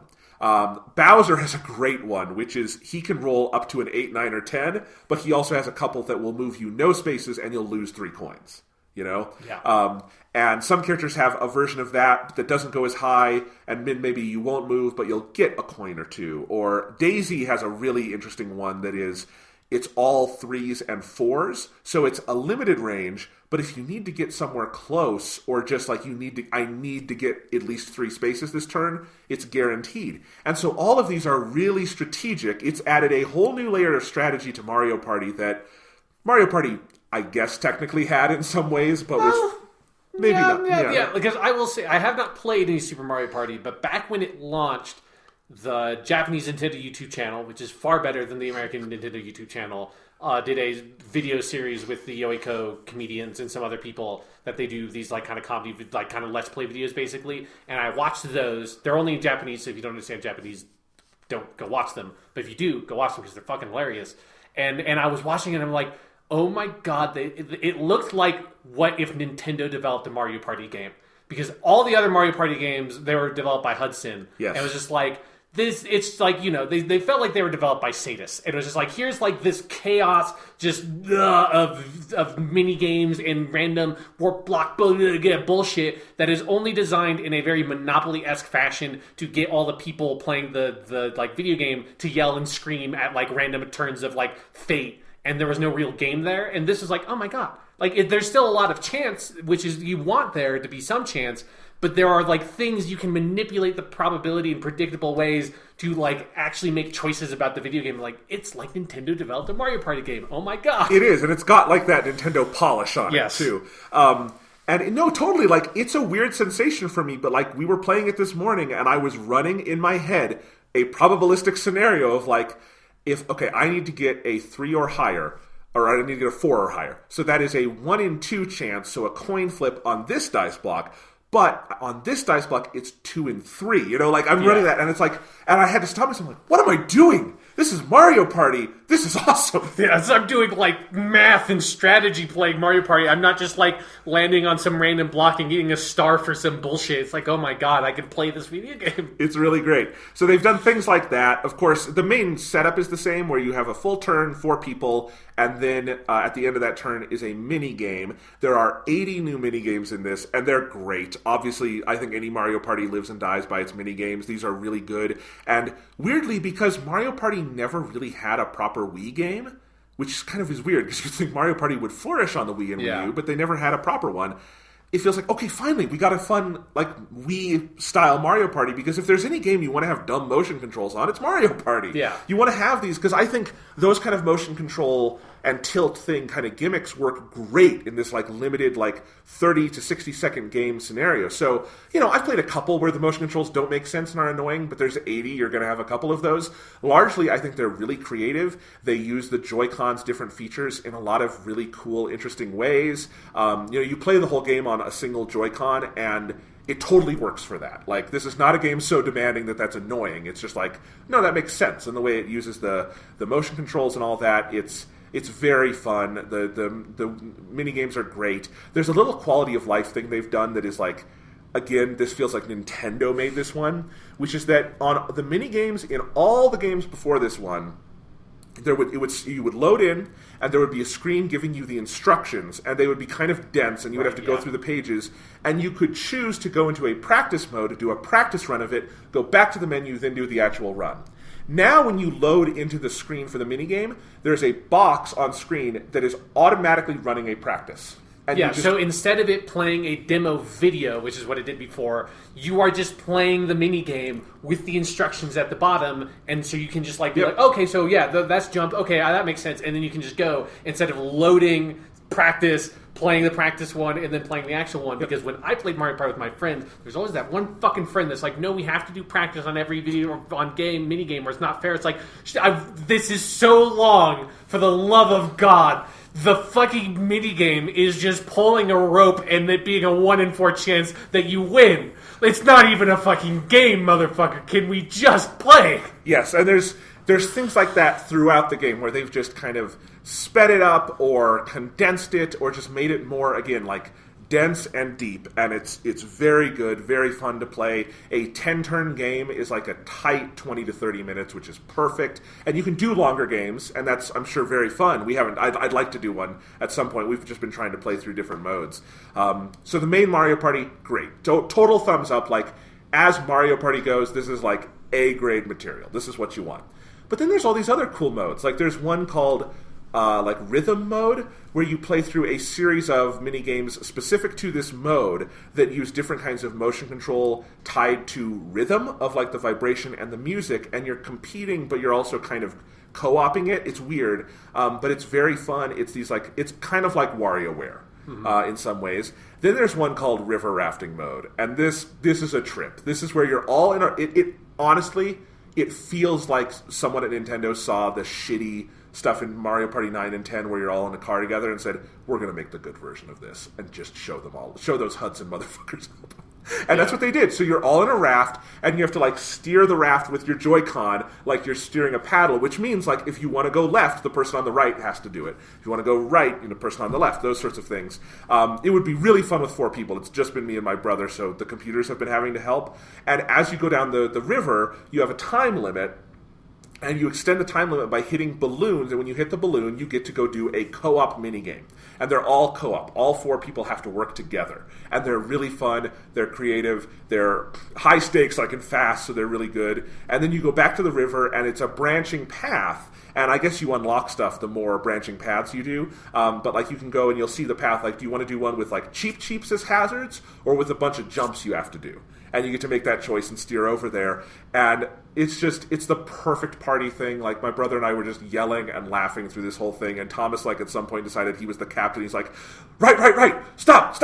I steer. You steer. And it was just, that's what you want out of this. It's exactly what you want.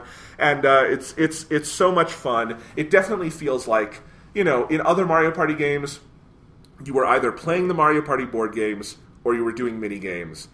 You can do that in this one, and then there's all this other stuff. And I really like that. I think it feels very feature-rich for this kind of game. I hadn't even thought of that, Sean, but you're so right. This is if Nintendo, not a third party, but if Nintendo brought it in-house and said, what's our Mario Party in 2018? This is it. It's a great showcase for the Switch's hardware. I feel like I don't want to say it fell under the radar, because definitely, like, Let's Players have been having a ball with this thing on YouTube. But I don't know if it's been getting the full slate of attention, given, like, Red Dead 2 and stuff. If you have a Switch and you have other people to play it with, this is a no-brainer. This is a lot of fun. Awesome. Yeah. So glad that Mario Party can be good. Maybe for the first time ever, or at least since Mario Party 2. It's hard to tell. I was so young. I know. I was so foolish back then. I really like this. I'm very curious what they call the series going forward. Do they just start doing like Super Mario Party 2, 3, and then at some point do they go back and do Mario Party 11 as a throwback, and we're all in the car again, and it just frustrates everyone? I think it was smart of them to say Mario Party 11 sounds like a fucking nightmare. Like, there's just like Mario Party 11 is what the senior citizens play at the home, right? Like, it's like you cannot market Mario Party 11 to like 12-year-olds. It's just impossible. No, I think, like the Switch itself, Super Mario Party is a just very effective, skillful rebranding of something old. Yep. Yes. All right. The other Switch game I've been playing is Pokemon Let's Go, the new /old Pokemon game for the Nintendo Switch. The Switch debut, in some ways the home console debut of Pokemon, at least the mainline RPG series. And I got Pokemon Let's Go Eevee. The hipster choice. The right one. I think it's the right choice. Because you and I actually, I don't know I think this was off the air. I'm pretty sure it was off the air, yeah. Yeah, you asked me which one I was getting, and I said, well, I've got Pikachu pre-ordered, because honestly I had not put much thought into it. It was like, the Pikachu one is first on the page. I pre-ordered that one.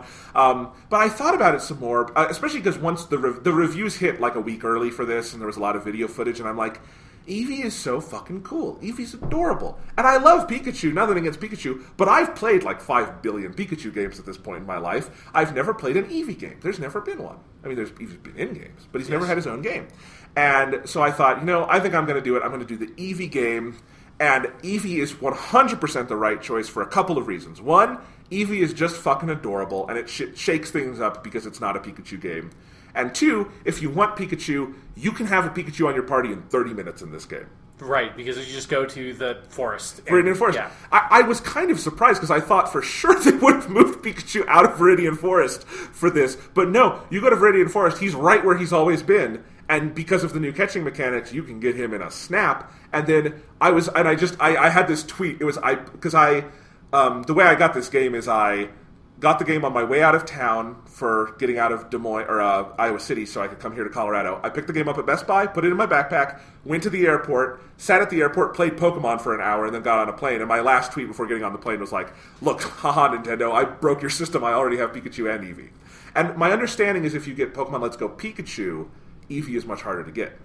Well, I imagine if it is just the same way as before, like you can only get one Eevee, right? I think that's correct. Because the Eevee was one of their like bullshit. You need to trade to get all the Pokemon things because you have to have an Eevee, you have to have like a Flameon, a Jolteon, and whatever the fucking water one was. Vaporeon, yeah, because you have to Aqueon or whatever sounds weird. So Vaporeon, There we go. So you had to basically trade for 3 of those because you could only get one of them in your own game. So Pokemon Let's Go Eevee is the best of both worlds because I've just got my Pikachu, which is awesome. So there you go. And then as I said, Eevee is just very because that's the other thing is Pikachu is Pikachu. There's not a lot new to do with Pikachu at this point, other than making him a detective and giving him a voice. But with Eevee, like, Eevee's never been in a starring role. Eevee's never had a voice, technically, because Eevee just has a cry. Yeah. So they had to, like, cast an actor for Eevee, and do you know who they cast? Who? I don't remember the voice actor's name, but it's the person who plays, who's the sad robot in Nier Automata? Pascal. Oh, Pascal? Oh, my God. Pascal in Nier Automata is Eevee. Yes, I know. Yeah, and she's also Futaba in Persona 5 if you play Japanese Persona 5. Yeah. So they, same as with like what's her name? Yuki Otani. Yuki, okay, I had it backwards. But yes, it's the same. They got a high profile, like, Seiyu to do Eevee, and Eevee has an adorable voice, and Eevee is just like all the animations and stuff. Because again, you've seen Pikachu run around and be cute a million times. Eevee having all these cool custom animations is great. You can put a little hat on him. You can Eevee just rides on your head, which is great. I don't know if you've seen the animations of that. It's really funny. And I was really impressed at this, because my only drawback to this is, like, your main Eevee cannot evolve in the game, which makes sense. They would have to do the branching custom animations that would happen from that would be pretty vast. And Pikachu does not evolve in Let's Go Pikachu or Pokemon Yellow. But my thought on that was, but Eevee's a normal Pokemon. Will Eevee get, like, good moves? This Eevee does get some better moves, and you can get, pretty early on in the game, you can talk to this guy in a Pokemon Center who offers you custom, like, basically TMs for Eevee, and they are, like, fire, water, and grass moves. Oh, wow. And you can just put those onto Eevee, and they're really powerful. So Eevee's a fucking powerhouse in my game so far, because I've had him for everything. My Eevee's already level 20. I've gotten 2 badges, and my Eevee can kill just about anything in one hit. Nice. That's the Pokemon way. Only ever use your starter Pokemon, and just make your starter Pokemon like the fucking manifestation of death to other Pokemon. Yes. You just can't even... I don't care what the fucking types work out to in this battle. You fucking look at my Pokemon and you vaporize. That's how powerful I am compared to you. Yes. So, Let's Go Eevee, I think, is the right choice here. If you are, Pikachu ride or die, I get it. Go with God. But Let's Go Eevee, I also think has better cover art. I really like the illustration of Eevee on the box. That's neither here nor there. But there you go. The game itself, I really like. I was looking forward to this. I think I was looking forward to this back when everyone else was like, "Fuck this game. It's a Pokemon Go game. I don't want that." Because what I looked and saw was like, "Hey, they're doing something different with Pokemon."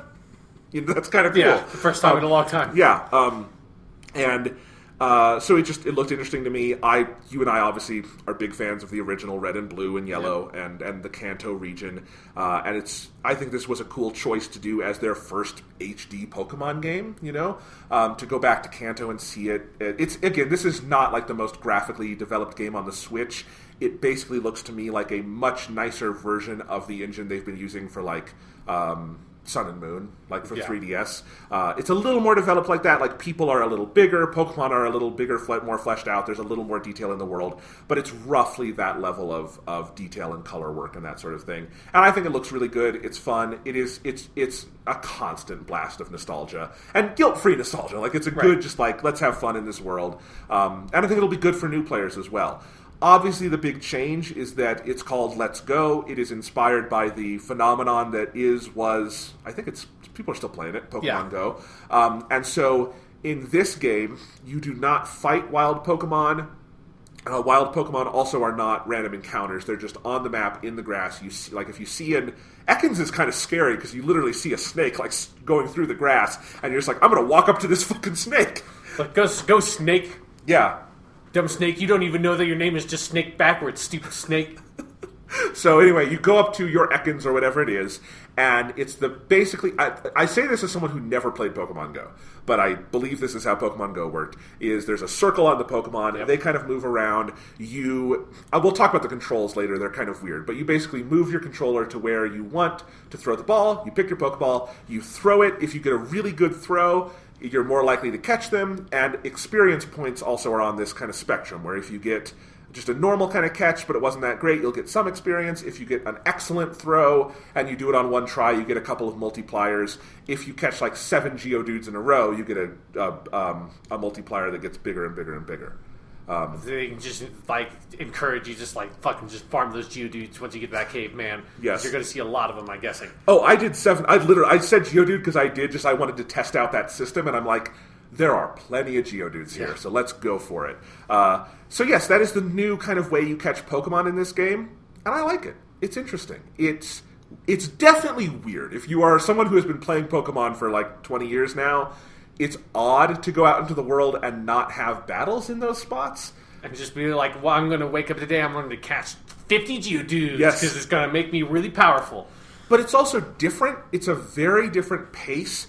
There is way more strategy to it than I think people who have not played it realize in how you do that experience, those experience systems, how you stack these multipliers, how you throw the Pokeball and what you do with that, how you use berries. It's a really fun system going on there. That Pokemon are on the overworld map and it's not random encounters also changes things up a lot. Mount Moon feels decidedly less frustrating now because you don't have to see a million Zubats if you don't want to. You get to see exactly as many Zubats as you would like to see. And so that's kind of interesting. And I think the way it does experience, where the Pokemon in your party just get equal experience for catches, and if you want to do some grinding, then there are very effective ways to get more experience faster based on how you are catching Pokemon. I think all of that is really interesting, and I like that.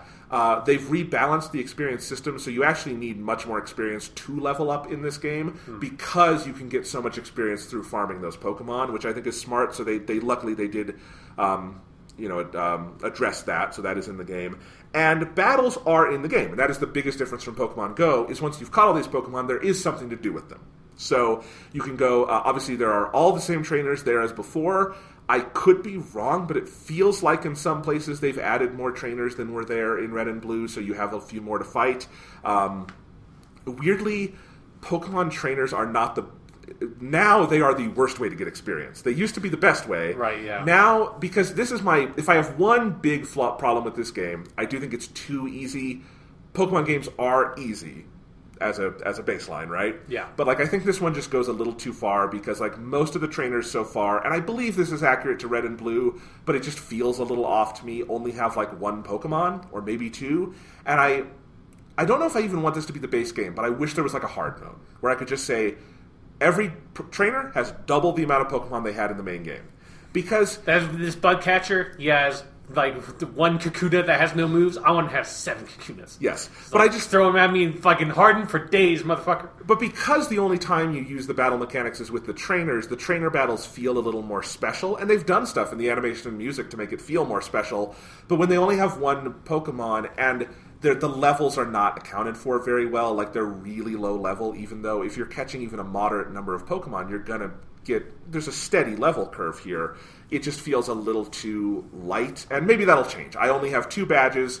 I haven't gone that far with it, but I guess that's my one little complaint. But there's plenty of trainers. It does not feel... The pace feels very good to me so far. I think it's fun to be able to just, like, cut free and go catch every Pokemon you want, because you don't have to run in a circle for 3 hours, hitting a million Zubat encounters to find the one you want. You can just go around and you're like, oh, you know what? There's a special Zubat going around with like a color. That means I get more experience. That's something I can do. And then, oh, a rarer like Onix has come out. Onix you don't see as much, so now I'm going to go get my Onix. Or earlier I was running around in this field and I got some new Pokemon. I got like a Venonat and a Meowth, and then Psyduck came out of nowhere. I'm like, oh, good, I get to do my Psyduck and catch that. Psyduck. Yeah. And they've done things like you do not have to go to a PC anymore. Your PC is on your person. You just open your Pokemon box and all your Pokemon are right there, and you can assign anyone to your party at any time. All these fucking Pokemon trainers are always staring at their goddamn smartphone. Exactly. Your Eevee is with you at all times, but you can also have another Pokemon just following along behind you, like in Heart Gold and Soul Silver, and that's fun. So I've had like... I learned Butterfree is huge, because I had my Butterfree behind me, and Butterfree is like the size of a person. Yeah, that I think that kind of checks out with the anime, but Yeah. I think you usually see Butterfree like a certain distance away from people. Yep. Pidgeotto looks fucking badass flying behind you. That's great. I got an Alolan Rattata, and have you seen Alolan Rattata? I think so, yeah. He is just the coolest fucking dude, because he's all black with like this little like Snidely Whiplash mustache. And I love him. And if you have Rattata running behind you, he really runs around like a little rat. They're really creative animations. So, like, I mean, that's the number one thing. This game just oozes charm out of every fucking orifice. It is just this game is the embodiment of charming, and it's really fun in that sense. And there are some other strategies with catching all these Pokemon, because any Pokemon you don't want, you send to Professor Oak. Professor Oak will send you a candy in return, and candies are how you get different stats up. You can raise your CP, which is a carryover from Pokemon Go, but means a lot more here as far as I can tell, because it is as a ranking of overall battle power. So you can kind of customize, like, I want this Pokemon to be really good on defense. You can use your candies for that. So there's a lot of cool systems going on there. Where do you think he gets those candies from? There's something just kind of suspect about you sending this motherfucker a Pokemon, and like a day later, he's like, I got some candy for you, kid. Here's the thing. I was playing this game, and Thomas was watching me the other day, my brother, and he has just finished playing Persona 5 again, and he saw me catching a bunch of, like, Zubats or something, and he's like, do you do anything with those? He says, is it like Persona 5? Can you, like, kill them all and, like, give them to another Pokemon? Like you do with Personas in Persona 5? And I said, no, you turn them into candy. And he's like, what? Because he's like, I was joking. What do you mean? And I'm like, well, technically you send them to Professor Oak and he sends you candy back, but I don't know what happens in the intervening time. What if Professor Oak is just Majin Buu? Like, what if this is the world we live in now? It'd be pretty good.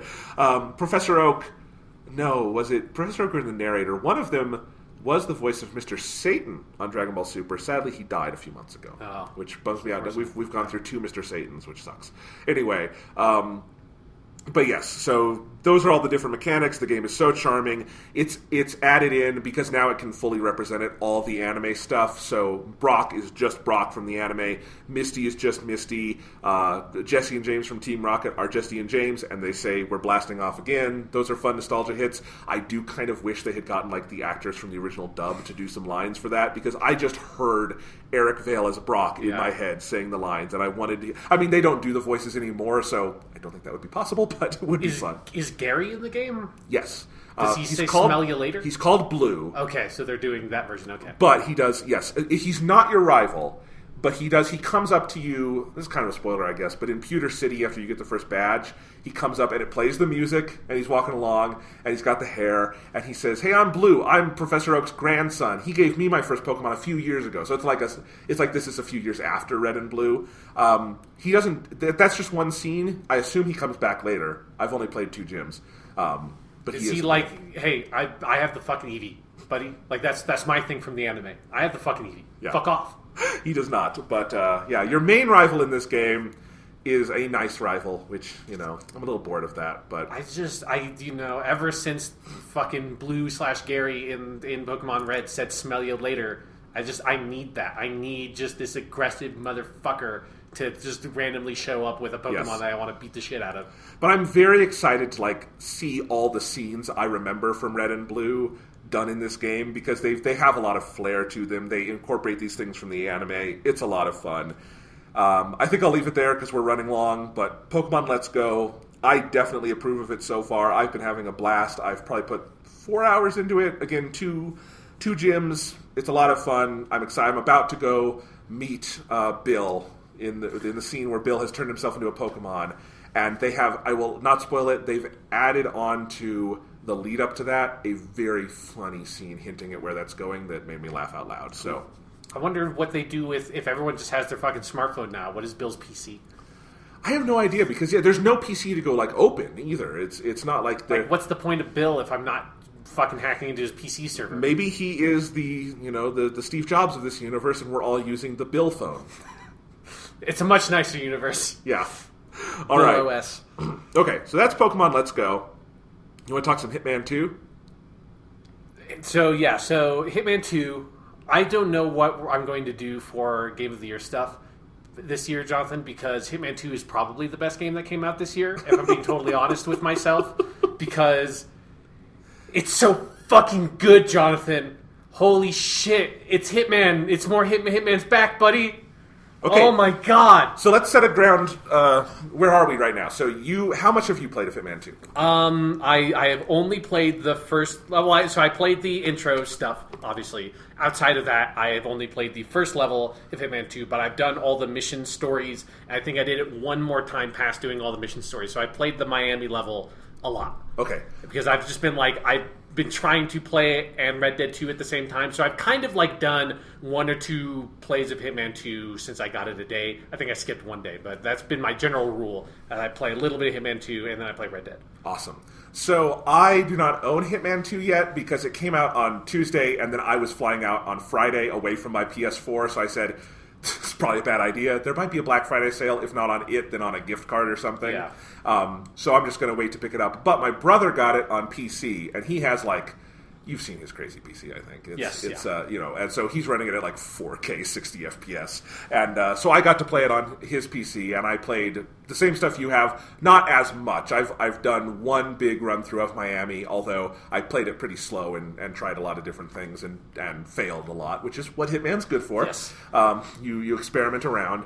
So I've definitely got a flavor for it. I've seen all the menus and stuff. I've seen my brother play a little bit more, and my reaction to it so far is, 1, good God, I want to play more of this. 2, this is Hitman 1 with a lot of new stuff and a nice coat of paint. Like, they've spit polished it. It's Hitman Season 2. Yes, like it is. it's that is like was my main takeaway almost immediately was this was so clearly originally designed to be Hitman Season 2, and then when they went to Warner Brothers as the publisher, it feels like Warner Brothers probably said, no, we want this to be just one big release, because like to the point where the maps are individual downloads. Like, you can only buy the game in one big package, but you download each map. So you download like Miami and all the other ones individually. I don't know if that's true on PC, but like because I had it preloaded on my PS4, and when the game unlocked, it was like 5 or 6 notifications that came up. It was like Hitman Miami, Hitman blah, blah, blah, blah. Like all those came up. Like, oh, but holy shit! Oh my god! Okay, I didn't realize that's how this was downloading. That's awesome.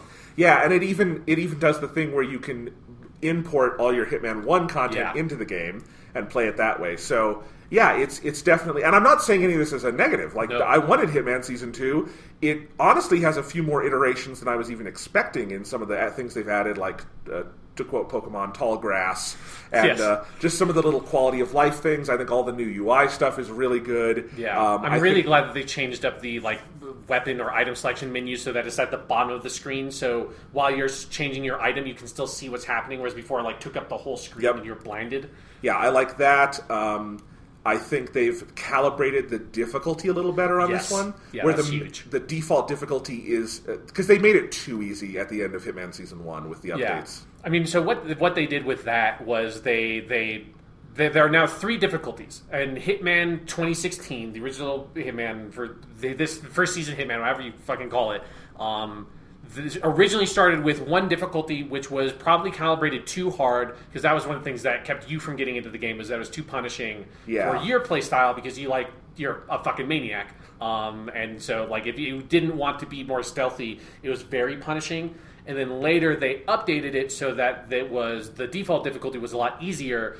Like, as you say, I think it became kind of too easy, but they added in the professional difficulty, which was like really a hardcore mode. And so there was like this, it was like the default difficulty was too easy, but the hard difficulty was too hardcore if you just wanted to do a normal thing at Hitman, because that was the kind of thing where it's like you could only do 1 save. If you do a violent kill against someone, you can't take their outfit. It had like all these restrictions on it, which was cool for that mode, but didn't sort of answer what you wanted. Now Hitman 2 has 3 difficulties. 1 is like more or less where Hitman 2016 was, in terms of it's like you can take a lot more bullets, you can kind of run around and be crazy, and it's like that difficulty is there if you just want to go nuts. There's a middle difficulty, which I think now they call professional, which is more around where Hitman 2016 was. I think you can take a couple more hits, but you take a lot longer to heal, which I think is like a good change. And so that's the default difficulty, and I think that's a really good spot to be. And then they have what is basically the hardcore mode on top of it, and I think that's one of like a really big, like small change that is really big to me. It makes it more fun. It allows you enough latitude to experiment a little if you want to go a little crazy, but it also doesn't make it so easy that it still incentivizes you to play it stealthy and strategic, which I like, especially by like I played Hitman 2016 a couple weeks ago, because I would pop that game in every once in a while and just go back to it, and I realized, like, I have no real... Like, I can just get out a shotgun and just mow down motherfuckers, and there's kind of no incentive for me to play the other ways, and it would get a little boring for me. This feels like, just the right spot. Yeah. And if I want to go back and do the crazy run, I can just notch the difficulty down. Yeah, and for people who haven't played Hitman before, I think that difficulty is a lot more accessible. And I also really like the language they use. So, because when you go to the difficulty, there's like a solid paragraph that kind of describes the vibe they're going for with the difficulty. And so for the easier difficulty, it doesn't say like, it doesn't do like the Doom or Wolfenstein thing, like, this is the difficulty for babies. If you're a loser baby, like, casual, this is the casual difficulty for casuals. It doesn't do that. It says, if you want to experiment, and it kind of says it's like, if you want to experiment and kind of just, like, go do your thing, this is the difficulty for you. And then it has bullet points that, like, lay out, this is, like, all the specifics of, like, we've changed this, like, more items or like, fewer items are restricted, blah, blah, blah, blah, blah. And it does that for all 3 difficulties, and I really like that a lot. Yeah. Very cool. All right. Do we want to talk about these specific levels a little bit? Yeah. So they do an interesting thing where there's a tutorial mission that is kind of like the Hitman 2 tutorial mission, which is you on that beach, like, going to that beach house, which is basically, like, the first thing that happens when you load up the game.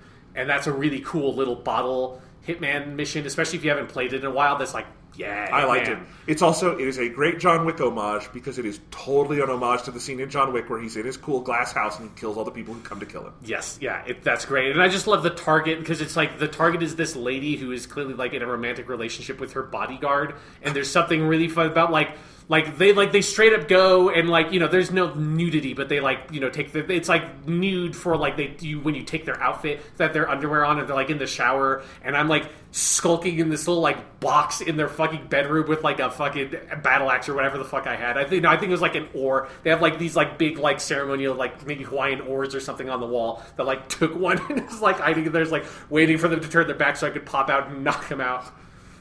So that mission's great, and it's like if you liked the tutorial missions from Hitman 1, there's another one of those in here.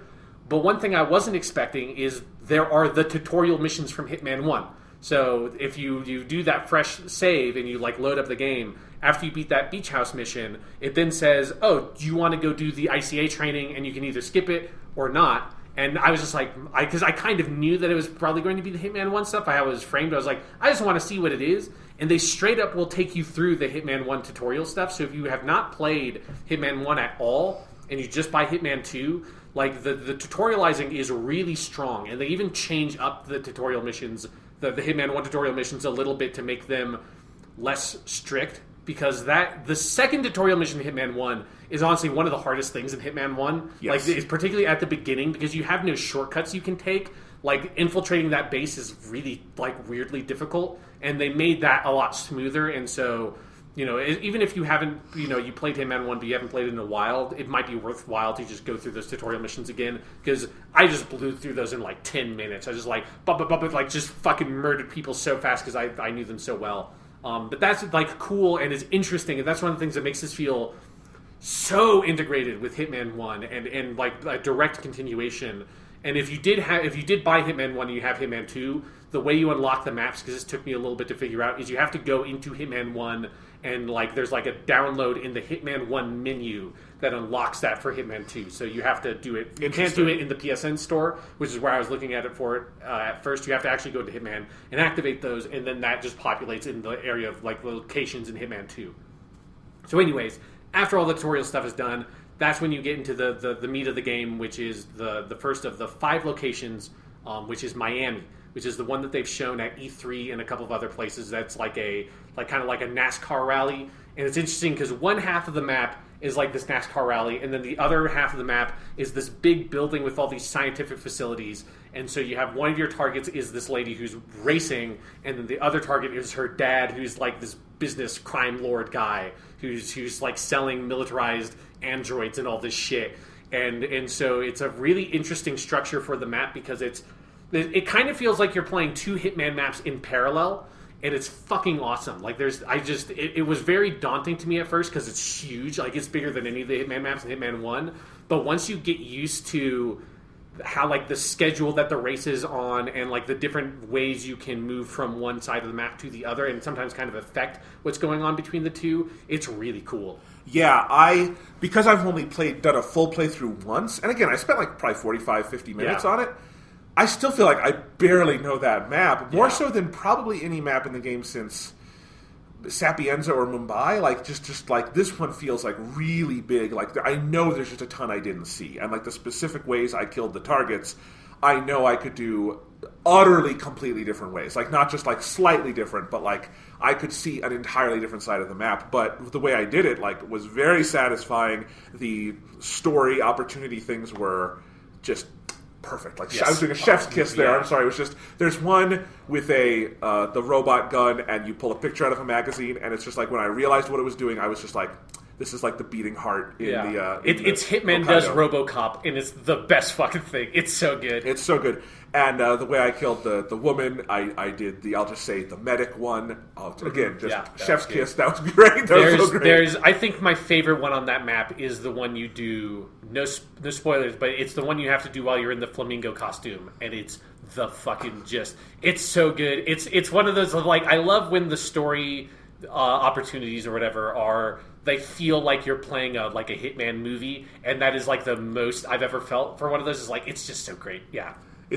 So, and again, like it's all the stuff you loved in Hitman 1, a little tighter, a little more polished, looks a little nicer, but with all the same creativity and just this. It's a beautiful murder flower, as you have said before. Yeah, and it's that thing where I'm so excited to go in and replay all the Hitman 1 stuff also. Oh, yeah. Because it's one of the things that at first I was a little bit disappointed that they did this, but then after I played through the Miami map once, I realized like the advantage of this is when you import that Hitman stuff, you don't have any of the mastery or unlocks that you had on the Hitman 1 level. So if you, like me, played that game to fucking death, you don't have the shurikens, you don't have the the fucking duck, or you don't have all the ICA remote explosive phone and all the cool random bullshit you got, or the Krugermeyer pistol that I played every Hitman level with after I unlocked it. You don't have all of that when you bring it in, but you can get them. But you have to get the mastery unlocks like you did in Hitman 1, and they've even added a couple of new ones in to the I think with there's a new level 20 unlock I want to say for each of the Hitman 1 maps, or at least there definitely are in a couple of them when I was looking through the unlocks. So there's something that's really cool about at first I was bummed out because I wanted to just be able to jump into Hitman 2 with my Krugermeyer and my normal loadout, but then it forced me to play the Miami map totally fresh, which I have not done for a Hitman map since I played Paris for the first time fucking forever ago. I know, and it's so fun. Yeah, it's so fun to just be like, I've got nothing. I haven't got jack shit, and I have to kill this dude. The only things you carry over in terms of unlocks are entirely cosmetic unlocks. I have the winter suit costume I unlocked by doing the silent assassin on a certain number of elusive targets. So if you did some of those special ones, you have those special ones. But any material unlock, those are things you have to get again. But the thing I'm so excited about now is I'm not going to touch any of the Hitman 1 stuff in Hitman 2 until I finish Hitman 2.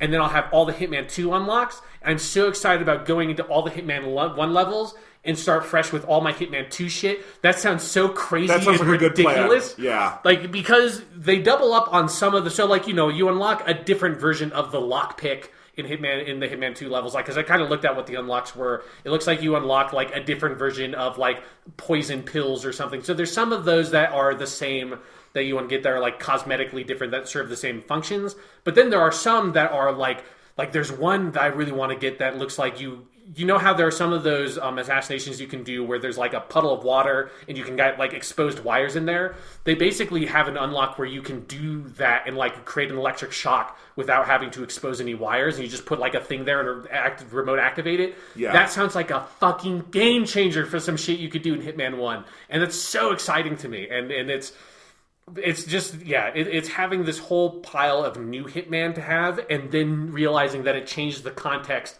of all the old Hitman shit, and knowing that some of the different mechanical changes they've made and all the sort of spit and polish changes they've made will obviously carry over to going back to the Hitman 1 maps is just intoxicating. It's so much to have and to have to hold back from it because I'm still playing Red Dead 2. It's a lot. I wish this game came out a couple of weeks later so I could just deep dive into it and that'd be the only thing I'm playing. I wish it was. I don't know what time of the year. But, Smash Bros. Is December 7th. We've got a busy time of the school year for me. Yeah. And I'm like, but luckily Hitman 2 is good in small doses. Yes. Which I'm excited for. But yes, I will be buying this game as soon as I'm back at my PS4. But I will be probably making my brother let me continue to play it on his. Yeah, the Sean Bean Elusive Target starts on Tuesday. But I think it goes for like 2 weeks, so you have a lot of time to prepare for it. I told Thomas, I said, when you play this, just let me be in the room. I'm not gonna make you like let me play it. I just want to watch it. Yeah. But yes, I'm excited for that. So I'm glad they did like a nice long stretch for the first Elusive Target. Yeah. But yes, I'm so psyched to play more of this. Yes. So there will definitely be a lot more Hitman to come in the future when we've played a lot more of it. But Yeah. just like the little taste, it's so good. Yeah. So if you played Hitman 1, I don't know how you would not get Hitman 2, but if you did not play Hitman 1, fucking get Hitman 1 on like super cheap on sale and get Hitman 2, just import that shit over and start from the beginning and play it all the way through. That's my recommendation. It's more Hitman. It's more Hitman, which is one of the best video games ever made in my opinion. So Awesome. All right, let's finish with something that was not so awesome. Doctor Who, Series 11, Episode 7, Kerblam. You also tweeted about this, Sean. Yeah, do I... Maybe you can read those for us because they just made me laugh.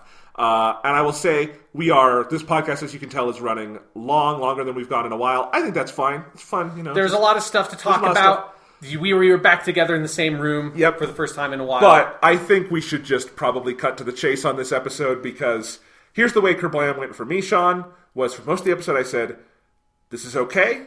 This feels pretty Doctor Who-y to me in that, you know, we're on a weird planet and they're doing some kind of social satire stuff and there's a mystery. It's not great. It's not particularly good, but it's fine. And then you realize this is a Reaganomics wet dream come to life in a Doctor Who episode. And no. So we'll just get to that. But first, because they made me laugh, why don't you just read what you wrote? Yes. So my tweets, because I had to make... I think this is maybe the first time, other than when I've posted like screenshots for Hatsune Miku or Spider-Man, this is the first time I've had like text-based tweets that I had to do 2, because I was so fucking angry. I don't tweet almost ever. The last time I tweeted was Stan Lee. Before that, I think it was Spider-Man screenshots for our podcast discussion. Before that was Steve Ditko. It's like very rarely ever tweet. I was so fucking furious at the end of this podcast that I had to say, it's really appropriate that the title for this episode of Doctor Who, Kerblam, sounds like they're censoring something because this episode was a real steaming sack of horse kerblam. They had something going and just kerblammed it all up at the end there. Mother Kerblammer.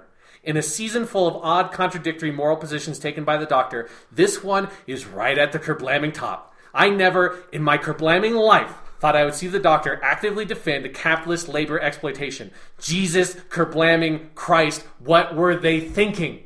What the fuck? Jonathan, no, we don't need to do kerblam on this podcast. It's fucking explicit language, motherfucker. What the fuck were they thinking, Jonathan? They weren't thinking. That's the answer. Here's the thing.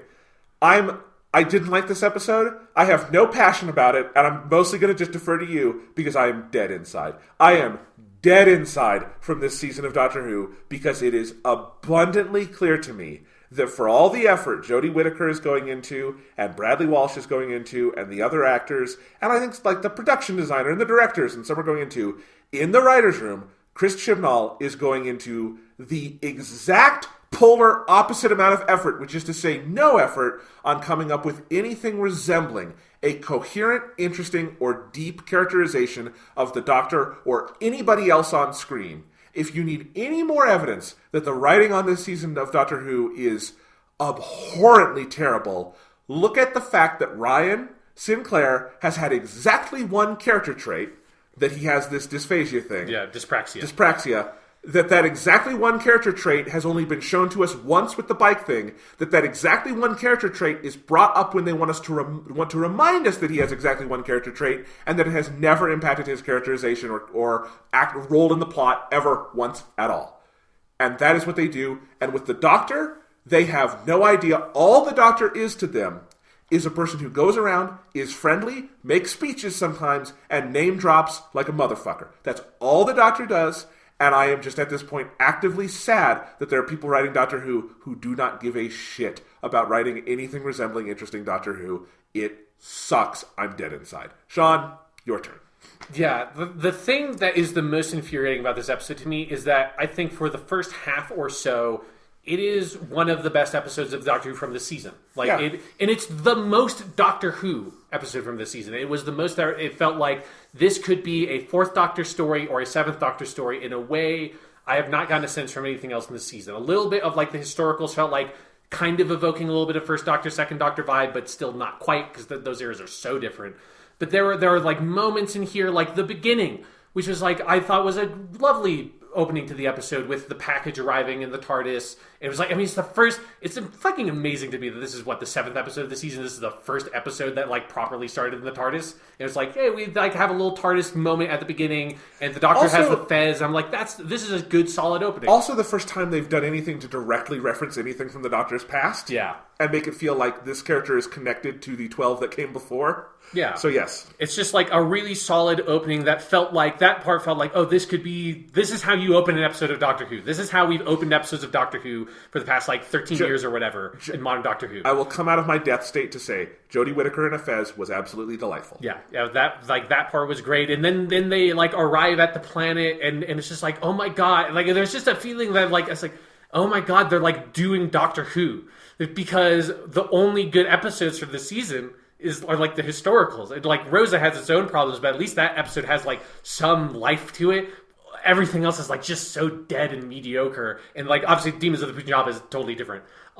It's the one from the alternate universe where the people writing the show gave a goddamn shit. Yeah, but it's also one that's like, if you took all the Doctor Who stuff out of it, it would still be great. Yes. And so this is like, oh my god, like this is a Doctor Who story. And then you kind of start getting into it. I'm like, yeah, this is still, it's like, it starts very clearly having some pacing issues early on. And it very quickly felt to me like this was something that needs to be a two-parter to ignore it. Like, again, this is at the beginning. I don't know where the story's going yet. So at the beginning, I was like, as they're going through this stuff, it's like they really need to make this a two-parter to really like stretch out some of like the character stuff because there's so much of talking to these different people and talking to the Lee Mack character. I like Lee Mack's a good British comedian. He's like the working class dude who works in the shipping area with Yaz. I'm like, oh yeah, Lee Mack is here. I kind of like him. He's not that great in this episode, but hey, I like Lee Mack. Like, cool. And there's just a little bit of stuff like that. It's kind of like working with me. I've worked shit retail jobs, and it's like this is like kind of evoking something to me. And it's walking a little, or it's talking a little bit of the talk if it's not fully walking the walk yet. There's one really good line that then this episode later like totally betrays, but it's like it's a good fourth Doctor-ish line from the 13th Doctor where I think it's like the evil-ish like weird manager dude's like, do you want me to give you like a slip for like disobedience or something? She's like, yes, I could add it to my collection. It's like, that's such a Tom Baker moment. Again, when you throw the right lines at Jodie Whittaker, she fucking shines. Yeah, and it's like there's little moments like that sprinkled throughout. And again, it's like it's for the first half or so of the episode, it's talking the talk about the like social satire and like the message about capitalism and automation of the labor force, which is what like this is such a thinly veiled like Amazon thing going on here with this company in the Kerblam that is like the biggest retailer in the galaxy. And there's some interesting stuff about, they say that 10% of the labor force has to be operated by humans. And I really like the lady that works for like the HR or whatever. I think she like that first scene with her is really good. There's just some really good setup stuff. And then about halfway through the episode, there's something where it's like in my stomach, I was starting to feel very uncomfortable and I couldn't quite identify it. And it was only after the episode was done and I was thinking about it, I think I realized I was starting to perceive in like my instincts or something in my gut before my brain caught up where like the narrative thrust was going. Because it started to become clear that like, well, it feels like the system, like it became very clear about a third through the episode that the system is the thing that sent the help me message. Like they drop a line that like very clearly sets that up before they like establish it for the characters realizing it. I was like, okay, that could be an interesting twist, I guess. And then it's like, and then there's that like manager guy who's very clearly kind of evil and like bad, but he's so obviously a red herring because there would be no substance to anything. Like, even just, like, let alone narrative, like, the thematic meaning substance, there'd be no dramatic substance to him being revealed to be bad because of how obviously asshole-ish he is. So he's a red herring. And if you've ever watched an episode of Doctor Who, literally throw a dart in any of the 800 plus episodes of Doctor Who, you would know that, right? Yes, exactly. So it's like, just in my guts, I knew it's like, well, he's not the thing. And so it's just like, there's something of where like my gut was understanding where they were going before you get to the last 10 minutes, where at the fucking end of this fucking episode, they reveal that actually the system is not wrong. It is the janitor guy who's been with us the whole time, who's the fucking janitor, who is actually a labor rights activist who has been turned into a straw man figure for this script, who is, his plan is to murder millions of people with evil bubble wrap, which is like, the evil bubble wrap that kills people is like a Doctor Who-ish enough thing that I could accept that. Oh, can I just... you're being too nice. Okay. Take out all the thematic socio-political stuff for just a second. Okay. You shouldn't, but for just a second. The end of this episode, the plot of this episode, as it wraps up and all the stuff with the bubble wrap, that is fucking stupid and lame, even by the standards of this stupid and lame season. I was rolling my eyes at every inch of that. I think there's a way you could do it and make it fun. This is just, it is limp as limp could be. Yeah, it doesn't even make sense if you interrogate it for half of a second. But it was just like... It's power of 3 levels of like... Yeah, evil bubble wrap. I'm like, I will accept this enough. Like I don't know if it should be accepted, but I was like, okay. Bring all the other stuff back in. But to bring the other stuff back in, so he reveals that his plan is to use this bubble wrap that's going to ship to everybody, and when you pop the bubbles, it's going to kill whoever is right there. It's again... bubbles would have gotten popped before that point. Not everybody is a fucking 5-year-old and pops their bubble wrap. Like, I get it's Doctor Who, but also, no. Like, I have to admit, I'm old enough at this point, I don't pop bubble wrap. That's just not a thing I do. Like, seriously, people. I'm fine with it, with the Doctor having that character trait, and I think that's funny that the Doctor 100% would. Like, to the point where I thought they had missed a beat in that opening scene where I think if they now you, in hindsight, you realize it's to set up this whole dumb bubble wrap bullshit. But Ryan takes out the bubble wrap from the package, even like, oh, they even send you bubble wrap. And I thought there's such a good line, such a good Doctor Who line there of where the Doctor just says, no, that's just another part of my order. And it's just the Doctor ordered fucking bubble wrap because it's 100% what she would do. But anyways, they couldn't do that because the whole thing was that apparently this fucking retailer sends everything in bubble wrap. Also, that would require a level of understanding of the character of the Doctor that they clearly do not have. Yes, exactly. But anyways, so they have the straw man villain who is the custodian who is going to murder millions of people to try to draw attention to the fact that the system has, automated labor in this way and is destroying stuff and bad and murder and then he dies a brutally violent death that it feels like the Doctor could have 100% saved him from, because she has a fucking teleporter that's like, just teleport over there and grab him and then teleport back. Like, I don't understand why you can't just save this dude before the bubble wrap goes. But that would cause you to have to reckon with anything about the moral structure of this episode, and the fact that you're, fighting against the labor rights activist is the villain of this episode. Even if they, they made him monstrous in like the weird killing millions of people thing, which is a ridiculous plan that does not need to go to those lengths to draw attention to any of this shit or try to fix any of these problems. So it's just dumb plotting. But the Doctor doesn't have to reckon with any of that shit, and so that guy blows himself up, and she just teleports away. And then you have a scene that makes everything better because we find out that the laborers who are working in these horrible conditions, and then the rest of society that has like 50% unemployment or something in this galaxy that is surely falling utterly to ruin as a result of all this shit. Well, at least these workers get 2 weeks paid leave, Jonathan, and get a free vacation to their home. Because we found out that Lee Mack character, he works to the bone as this fucking guy working in the shipping bullshit just so he can pay for his daughter's education, and he can only make so little money that he can only, with his own, like the personal money he doesn't put aside for education, visit her twice a year. Well, at least they're getting 2 weeks fucking paid leave, and they get one free trip home, Jonathan. Everything's fucking fine, Jonathan. Also remember that Kerblam in this scenario is like the Trade Federation in Star Wars, and it is its own sovereign state where the people live and under the laws of Kerblam. So, yes, and the Doctor Kerblam, the society, it is a company unto itself that has no oversight by any governing body whatsoever. Yes, that is an important point. And the Doctor has no problem with this at any point in the episode. You're missing the worst part, Sean. Oh, we're going to get to the worst part. Yes, but go ahead. You say it. Okay, I mean... You say it. The doctor utters the line. The systems aren't the problem. How people use and exploit the system, that's the problem. To which I say, no showrunner of Doctor Who is even vaguely, borderline, on the fringes of competency would ever let that line escape the Doctor's mouth, saying, the system of capitalism is A-okay, I love it, it's just that you, who's trying to fix it, are the problem. What is going on? Is the Doctor going to be in a guns don't kill people, people kill people shirt next time, Sean? Because we're not even a step away from that. We are up against it. It's fucking... So I was watching this episode with my dad, and so I didn't want to just go into histrionics like I would have if I was watching it on my own or watching it with you. But it was when she said, the systems aren't the problem, how people use and exploit the system, that's the problem. Then she says, people like you, pointing at the fucking labor rights activist who's a fucking custodian and who's wearing his fucking custodial gear. In that moment, it's the working class fuckers like you that are the problem, sir.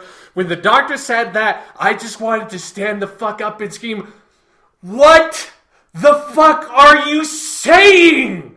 What? And earlier, she has a line that just blows my fucking mind when she says Kerblam's system does have a conscience.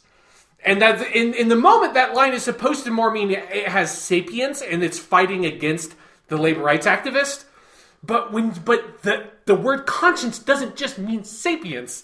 It also means morals, and it means having a moral conscience and an understanding of right and wrong, and it's fucking Amazon, and it's fucking capitalism. Like, what the fucking fuck are you saying? This is the Doctor. Last season we had Oxygen. We had Oxygen where the Doctor says this speech. Beautiful fucking episode, amazing speech where he says, they're not your rescuers, they are your replacements. The end point of capitalism. A bottom line where human life has no value at all. We're fighting an algorithm, a spreadsheet. Like every worker everywhere, we're fighting the suits. How do you go in one season from fucking, we're fighting an algorithm, a spreadsheet, like every worker everywhere, we're fighting the suits. How do you go from that to the systems are the problem, how people use and exploit the system, that's the problem, people like you? How the fuck does that happen? Where are we, Jonathan? We're at a point where this show desperately needs to be taken away from the people writing it, like pronto, like a baby being abused from its parents. Like we are in Doctor Who is on. This is worse than like the John Nathan Turner. Like we are in crisis mode creatively with this show, because what you need to do at this point for this show to creatively have a future is directly in the text address why the Doctor would say that. You like cannot write this off. This has to be like the season of Community where someone else wrote it, and so the next season they all joked that it was the gas leak season. You have to do that. You have to have Jodie Whittaker on screen saying, man, those post-regeneration effects lasted way longer than they ever have before, and I spent an entire year goddamn crazy.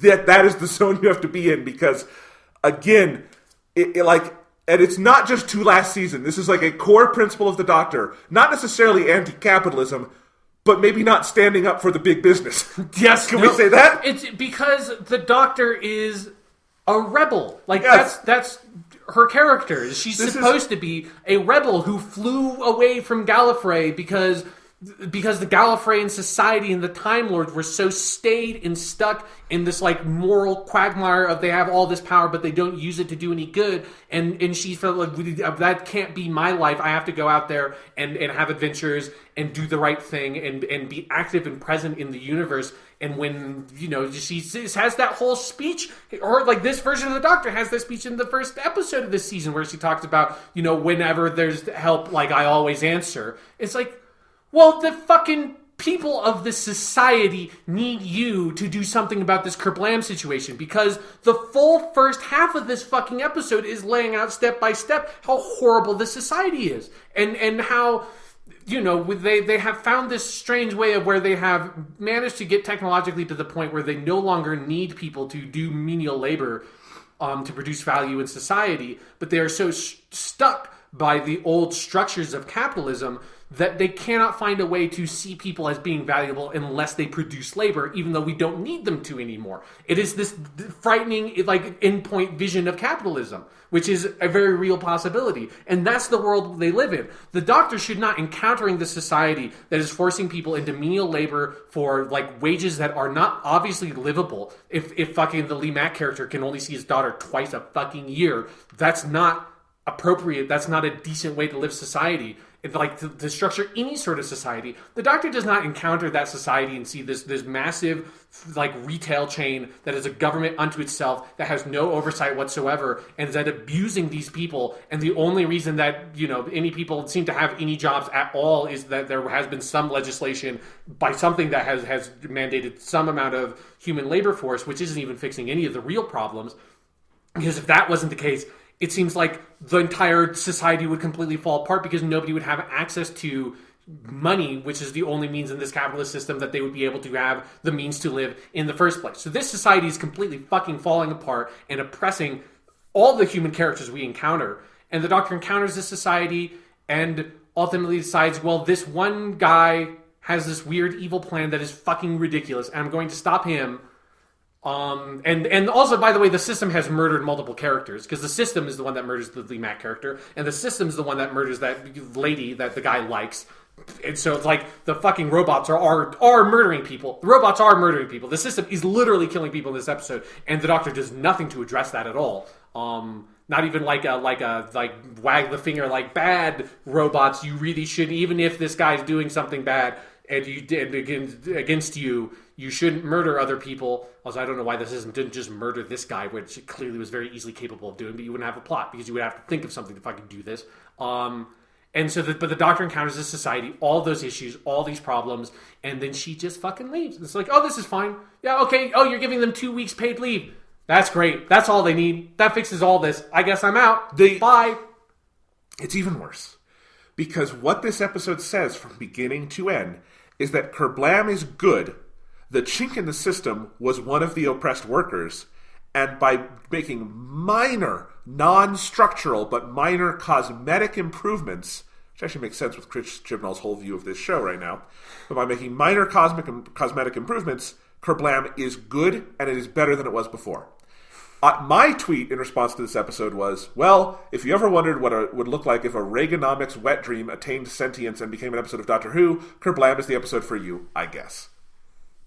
And that's it. And that's the thing, is that because I had read your tweet, which you didn't spoil it, but you pointed out that there was going to be something weird about it, I went into this episode with that in my head, because I watched it after you had said that. And it's there the whole episode. Yeah. Because the Doctor is super excited about Kerblam from the very beginning. Because I actually disagree about the scene on the TARDIS. I like the Fez component, and I think it's a fun scene overall, except I do not see any world where the Doctor is this excited about, like, corporate advertising. Yeah, like, I don't think I had fully processed at that point in the scene Yes. that that's really what was going on. Yeah, but she's like, I love the Kerblam dude. Kerblam is awesome. Oh, they're the biggest retailer in the galaxy. And I hear her saying that with, like, vigor, and I hear every other Doctor in my head going, they're the biggest retailer in the galaxy, those motherfuckers. You know what I mean? Yeah, Like, Tom Baker wouldn't do that. Tom Baker would be like, Sarah Jane, they're the biggest retailers in the galaxy. I hate them. You know, like, that's what he would be doing, right?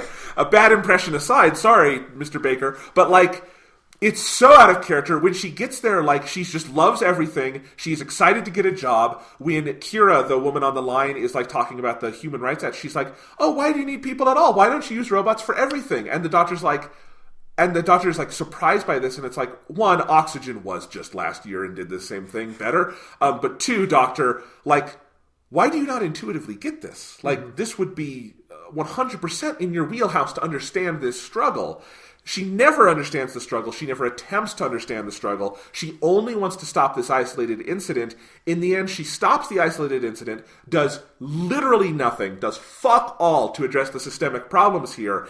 And what is worst about it is that this is not an isolated episode. This is a chain of episodes on Doctor Who this year. Take out Demons of the Punjab, where the Doctor isn't even an important character. It's a chain of episodes, 6 of these episodes now, where the Doctor encounters some isolated issue. The isolated issue leads to a much broader systemic issue going on. She does nothing to address the systemic issue going on, like, I don't know, in Rosa, maybe go find where those space racists are coming from? Sure, something like that. There's a lot of other good examples, too, like the Arachnids in the UK is a really good one. Yeah, and she doesn't do, both in Arachnids in the UK and in the Ghost Monument, she does nothing against, like, the actual villain of the episode versus the Ghost Monument is a dude holding this immoral race. In Arachnids in the UK, it's the Chris Noth bad Trump character, and she does nothing against any of them. Yeah, and the Doctor here in Season 11 is a pro-status quo character. Yeah. Because she never attempts to alter the status quo. She tries to stop things that would stop the status quo, but she is a like corporatist, like system is good, I trust the system, respect your ape overlords, I'm quoting something stupid that I don't even, it's a Nickelodeon, right? I don't remember. Okay, anyway, some millennial will know what I was trying to quote there. And that's who she has become this year, and this is the ultimate expression of that, and I'll ask you right now, Sean. This is a big question. I don't think it's a hard question, but it's a big question. Has the Doctor ever done anything this out of character in the history of Doctor Who? No, because at least the Sixth Doctor choking out Perry White right when he regenerated is excused by he had just regenerated. Like, it's still not a great scene in terms of how it's executed, but at least the Sixth Doctor doesn't go around fucking choking people out every episode, right? It's that one instance, and then the whole rest of that, his character arc for the rest of that story is him being like, I can't believe I did that. I need to go become a hermit on some mountain and meditate for 100 years to repent for what I just did to you. Like, that's his whole fucking thing in that story. So it's like they get it, they got it. Then even if the Twin Dilemma is fucking terrible, the Doctor isn't terrible in it. Like, the Doctor is the Doctor still. This maybe is too hot of a reaction, I don't know. But my immediate reaction coming out of Kerblam was, this is the worst episode of Doctor Who I've seen. Not for the production values, or the acting, or, the dramatic structure of the scripting. Like, Twin Dilemma as a piece of, television writing divorced from, the theme and those things is worse than this. Fucking Time Flight is worse than this. Time in the Ronnie, worse than this. They're fucking awful pieces of dramatic storytelling, just bar none. But this, in terms of the ethos presented and the moral dimension of this episode is so backwards and rotted from the fucking core, and so misunderstands and misinterprets the nature of the character of the Doctor and the nature of the show of Doctor Who to the fucking core to such an extent I've never before seen it in all of this show, to just be flabbergasted and only be able to assign this as probably the worst episode of Doctor Who I've ever seen. Because at least Rosa was dealing with really complicated stuff that's really hard to do, and a lot of the way it dealt with the race stuff wasn't amazing, but it wasn't the most horrible thing I've ever seen. I've seen other biopics that did that shit way worse. Rosa is not a racist episode. Rosa has problems in how it presents racism. Yeah, Rosa's so well-meaning in what it's trying to do, right? This episode is, I don't know, you call racist towards the working class, but it is that. It is actively fuck these people, corporations are good, all of that. And this is what I mean by this needs to be taken out of Chris Chibnall's hands, because he did not write this episode, and I don't really care who did, because this should not get past a showrunner. A competent showrunner would look at that and say, no, that's not the Doctor. And you would say, and again, we are not, and I hope people who are maybe just listening to us have come on the show recently don't think that we have this really narrow view of what the Doctor is or what Doctor Who is. Doctor Who can be many, many wonderful things. The Doctor can be old, grumpy William Hartnell. He can be young, crazy Matt Smith. He can be he can be Jodie Whittaker. Yeah. He can, Doctor Who can be a historical biopic. It can be an epic space adventure. It can be a small tragedy. It can be a horror movie. It can be a horror movie. It can be a comedy. It can be anything. Yes. It can be a parable. It can be a satire. It can be fucking anything. What it can't be is this. It cannot be something that... Because here's the thing. I don't think anyone involved in this episode, and I could be wrong, maybe I'm giving them too much credit. I don't think anyone involved in this episode sat down, put a picture of Ronald Reagan on their desk and said, we need to write an Well, episode. for them, it would be Thatcher. Okay, put a picture of Margaret Thatcher on their desk and said, Dear Iron Lady, we are going to write the ultimate episode for your business philosophy, and we are going to make all the Doctor Who fans see that corporations are their best friend, and those 2 weeks of paid leave absolve them of all sins. I don't think anyone sat down to do that. I think they didn't care. And I actually don't know which one is worse. I honestly don't know which one is worse, because the not caring one means that you are... And I think it is the not caring one, because if you look at all the other episodes, what it shows is that the only thing they've cared about in these episodes so far is getting flashy production values out there, getting a couple of zingers, making sure the Doctor just name drops like a motherfucker all over the place, because it's the only character trait the 13th Doctor has, and she name drops a lot. And just to get the episodes out there, to shit them out. It is the most production line awful TV I've seen in years. Like, this is a bad season of television by any metric. You don't have to be a Doctor Who fan. Like, good God, critics are giving this season the most severe of passes I've ever seen for anything, just because it is Doctor Who. This is awful television. But this episode, it just, they don't care.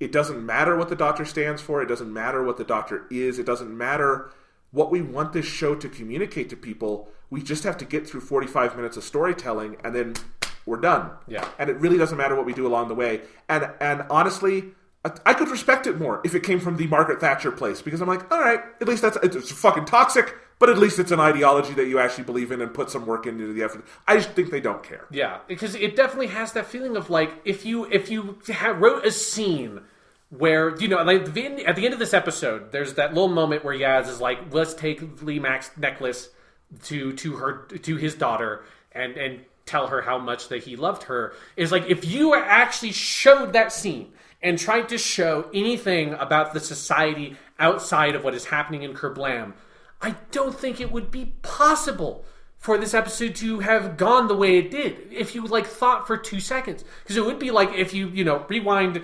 fucking 2 years to the beginning of when we were recording this podcast. And I was talking about Black 47, a revenge movie about an Irishman going and taking revenge for the horrors, the just utter horrors visited upon the Irish people by the British. If this episode is like if that fucking movie ended with Hugo Weaving or like the British lieutenant who's like this pompous fucking piece of shit, like persuading the Irish student, being like, oh no, like, oh, you guys aren't so bad. Oh, you're going to give us like a little bit of money and like a little bit more food. Okay, great. That's all I wanted. That's all I wanted. This is fine. And that's how that movie ended. It's like the equivalent of, we are giving you 2 weeks paid leave. 2 weeks paid leave. Oh, great saviors. Thank you, Kerblam, for visiting upon us 2 weeks of paid fucking leave when you murdered 7 fucking people. Like, the system literally murdered people. Thanks for giving us 2 weeks paid leave, motherfuckers. And how do you not think outside the little tiny strange stage that you've constructed in this episode to not think about anything about the implications of what you're fucking invoking? The episode also is completely socio-politically illiterate about what automation is in the economics of modern life, because the conversation around automation, it's partially an unemployment conversation.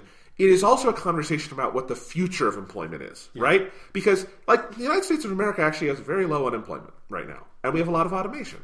And those two things can go hand in hand. But part of it is that we are going to have to confront at some point, that the nature of work is going to change. If a lot of the tasks we have generally left to people are no longer for people, what does that mean?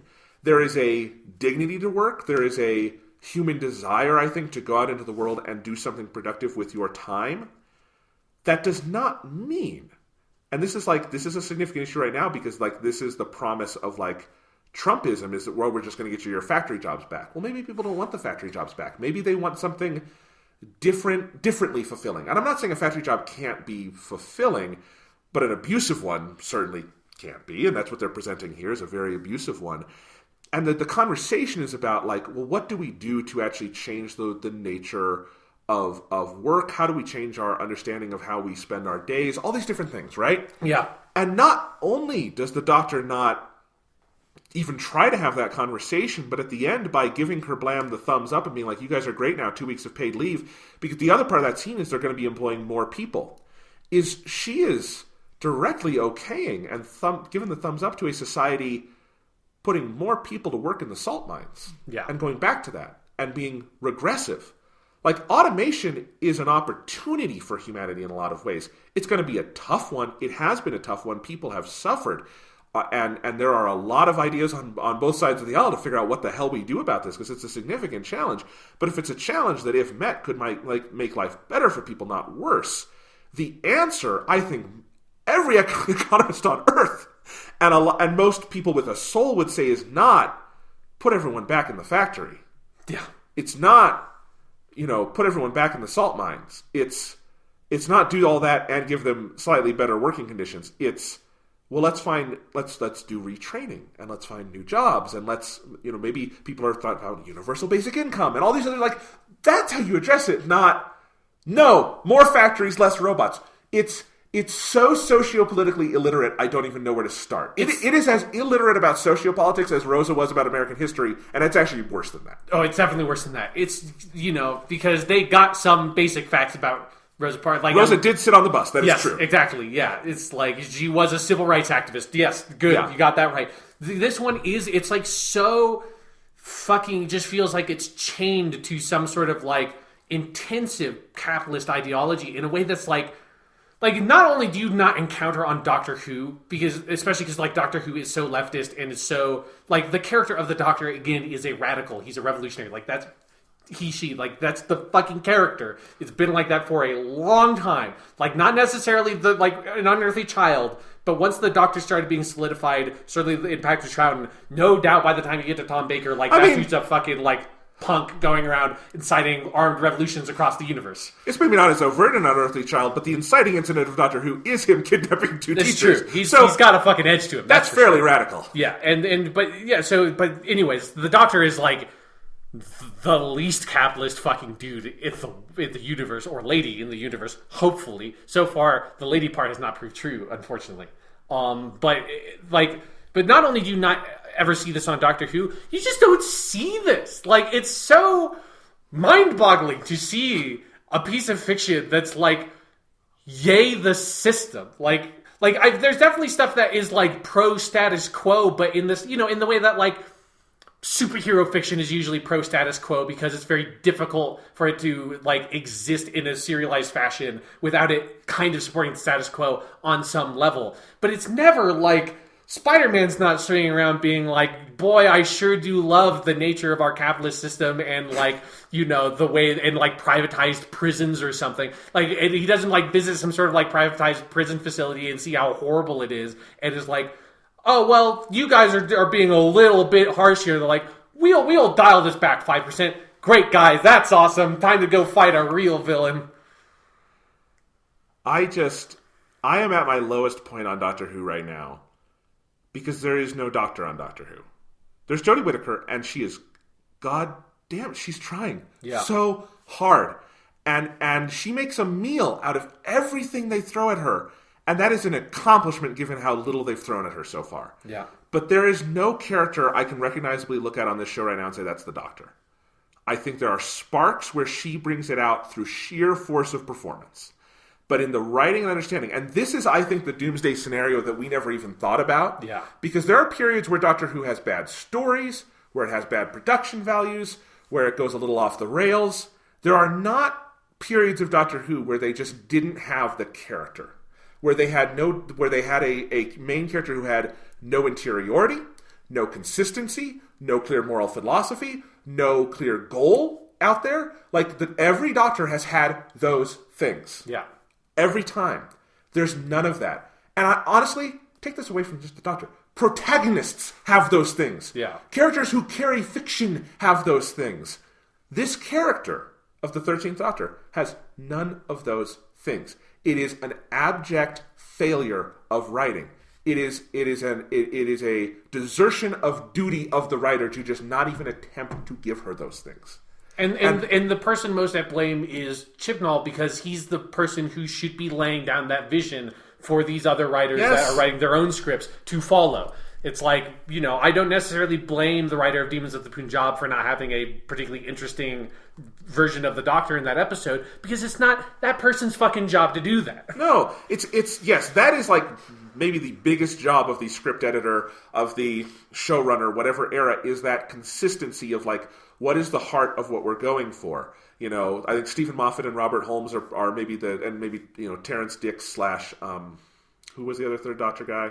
Barry Letts. Barry Letts. Like, those are probably the 3 highest points of like someone who really had a clear vision, stuck to that vision. Every writer did something to further that vision, but like, go for slightly more erratic periods, like a Russell T Davies. It's still there. The Doctor is the Doctor. The ideas are the ideas. You get weird things like the fucking blowjob slab in season 2, but at least in the blowjob slab episode, it does not end with like the Doctor going about giving speeches about how great concrete makers are and how you need to work harder for them for less money. It's fucking crazy. It's insane to me that this has gotten on the air. It is insane to me that this has made it this far, and it is especially insane to me the dereliction of duty that like I have seen from mainstream critics of just like rubber stamping episodes. Like, it had bright lights. Oh my god, the pictures moved. Did you see? It's not 16:9. It's in a wider format. This is kind of what it feels like. It's so much more cinematic, right, Jonathan? No, it's horrible. It's like. And this is something, to be the rebel for a second. Demand more from your fiction. Demand more, right? Yes. This is a theme we've come to sometimes. Like people who we railed against this with like Batman v Superman, where people were like, but I wanted to see Batman v Superman, or I wanted to see them fight, and they did fight in the movie, so I'm okay. Demand more from your fiction. Yes, there are much better action movies. Like, I don't know how you can watch John Wick and then you can watch Batman v Superman and say like Batman v Superman is passable. Fucking no, it is not. Yeah, same here. Like, just because it is called Doctor Who and technically has a character named the Doctor in it does not mean it's doing the job. Yeah. We're fine with up and down erratic seasons. We're fine with a bad episode here or there. We'll dig into those. This is unbearable for Doctor Who. This is like, we have had conversations off the air about, do we keep doing these segments? I mean, it's something where, like, we podcasted through Season 7. Season 7 was a rough fucking season for Doctor Who. Season 7 fucking is miles above this. Like this season makes Season 7 seems like fucking the first season of Tom Baker. This is the worst season of Doctor Who. There's no even competition for that title. Like, this is not Doctor Who. This has nothing to do with it. Like, and I just, I don't know. I feel like, again, I think BBC needs to do something. Like, they need, because this is not sustainable. This is not going to grow an audience. This is not going to make people excited about this thing. And I also don't want the Jodie Whittaker era to be a failure. I don't want that character to go down that road. And part of it is because, like, and I hate to say this, but like, if the first time they do a female Doctor is viewed as just this failure where they completely derelicted their duty to be creative with it, like, that's gonna affect things. Yeah. And it sucks that there are higher stakes on that, but sadly that's the world we live in, and it can't be fumbling around in the dark this hard. Yeah. Like, there are people who can write Doctor Who, find them. There were lots of them. We just had them. Again, last season, Jamie Matheson wrote fucking Oxygen, and now we're here. Yeah, we've had it for 55 years, Sean, actually, because this show has been ongoing for that entire time. This is insane. This is probably, I don't know, worst, whatever. It definitely, like, it was the most out-of-body moment I've ever had watching Doctor Who. Just being like, this is not Doctor Who. Because I want to just, like, because we went very broad, I want to get back specific before we end this totally. Because I just want to go back to that line. The systems aren't the problem. How people use and exploit the system, that's the problem. People like you. And just, like, be very explicit about why that is so bad. Because that is... I have been reading for a class a lot of 19th century American literature, and I just finished reading Harriet Jacobs' autobiography of her life as a slave. And along with that, and like Frederick Douglass's narrative, which is probably the most famous slave narrative, which is a whole genre in the 19th century, like trying to sort of stoke the flames of abolitionist movements in America. And one of the like constant things that pops up in all of those is that there was this certain logic among slavers or either the people who owned slaves or the people who abided slavery and allowed it to exist, which was this. And it was this argument of like, well, it's not the system of slavery isn't the problem. It's the people who use and exploit the system of slavery, in the sense of like, it's the bad slave masters. But slavery itself is fine. The system's not the problem. It's the bad slave masters, and we just have to make sure that they're not like whipping and raping their fucking slaves. We just need to make sure that, you know, they're forcing their slaves to do incredible menial labor, grueling menial labor for them for no compensation whatsoever. As long as that system of slavery is intact, that's fine. It's only the extremes we need to take care of. And so many of the slave narratives had to deal with this because the nature of how a slave narrative could even come to be meant that that specific slave's life was not the most extreme, because they had access to enough education to be able to write their own story. And so they constantly have to put in, Harriet Jacobs like reinforces this multiple times over her own narrative, that's like, even if this, like, her narrative is fucking bad, like because she was a fucking slave, so of course it was. But like, she had to stress, like, even if you think that like, oh, if we fixed a couple of these things it would be fine, like, one, the vast majority of people that are in slavery are in far worse condition than I am. And two, it doesn't even matter. Even if the specific, like, sort of like sexual assault thing that happened between her and her master was not the case, and it was a more quote-unquote ideal version of slavery for her, it doesn't fucking matter, because the system of slavery itself is the problem. The system of slavery itself is degrading and deleterious to the human condition at its fucking core. It's like that. Obviously, slavery is the most extreme example you can kind of come up with for this, but it's one that so clearly lays out how backwards and insane this standpoint is, that the system isn't the problem, it's the people that are the problem. It's like, no, the point is that the system is the problem, that we need to work to make the system fucking better, because that's what you do, Doctor. That's what you did in the Sunmakers, the Robert Holmes episode I watched after this one, where the Doctor, by the end of that story, encounters a society very similar to this, and the Doctor says to the villain who says lines like, grinding oppression of the masses is the only policy that pays dividends. So very, like, Robert Holmes is upfront about it. The Doctor says, you blood-sucking leech, you won't sleep until you own the entire galaxy, will you? Don't you think commercial imperialism is as bad as military conquest? That's a fucking episode where the episode ends with the Doctor leading an armed revolution that overthrows this horrible capitalistic nightmare that has spawned on Pluto, and the fucking like overseer is thrown from the fucking rooftops by the people, and the Doctor shakes hands with all of them and is like, awesome guys, great. The time for me to bounce. That's how that episode ends. That's how this episode should have fucking ended. Not with people getting 2 weeks of paid leave. It should have ended with the fucking revolution that set Kerblam aflames, because that's what Doctor Who is. Yeah. All right. I'm going to cut it short a second here because we are not hitting 4 hours. It's my new rule. Motherfucker. For the last year. But this episode sucked. Maybe the worst episode of Doctor Who. We'll come back to that. Next week on the show, we will probably not be talking about Doctor Who, actually, because I think we're going to be pre-recording something. Yes. But we'll talk about that. So we'll probably be back on Doctor Who in a couple weeks, and I don't know, maybe we're probably not going to cut bait, but I kind of wish we could. No, we have to see. We have to see this through to the end. We'll see this through. I'm fucking committed. I know. Maybe when we're done, we'll balance this out with. Maybe we'll just watch the Sunmakers and talk about that. Yes. We've got that coming up, so we'll have a fun pre-recorded one next week. We'll see what that is. I got a couple ideas.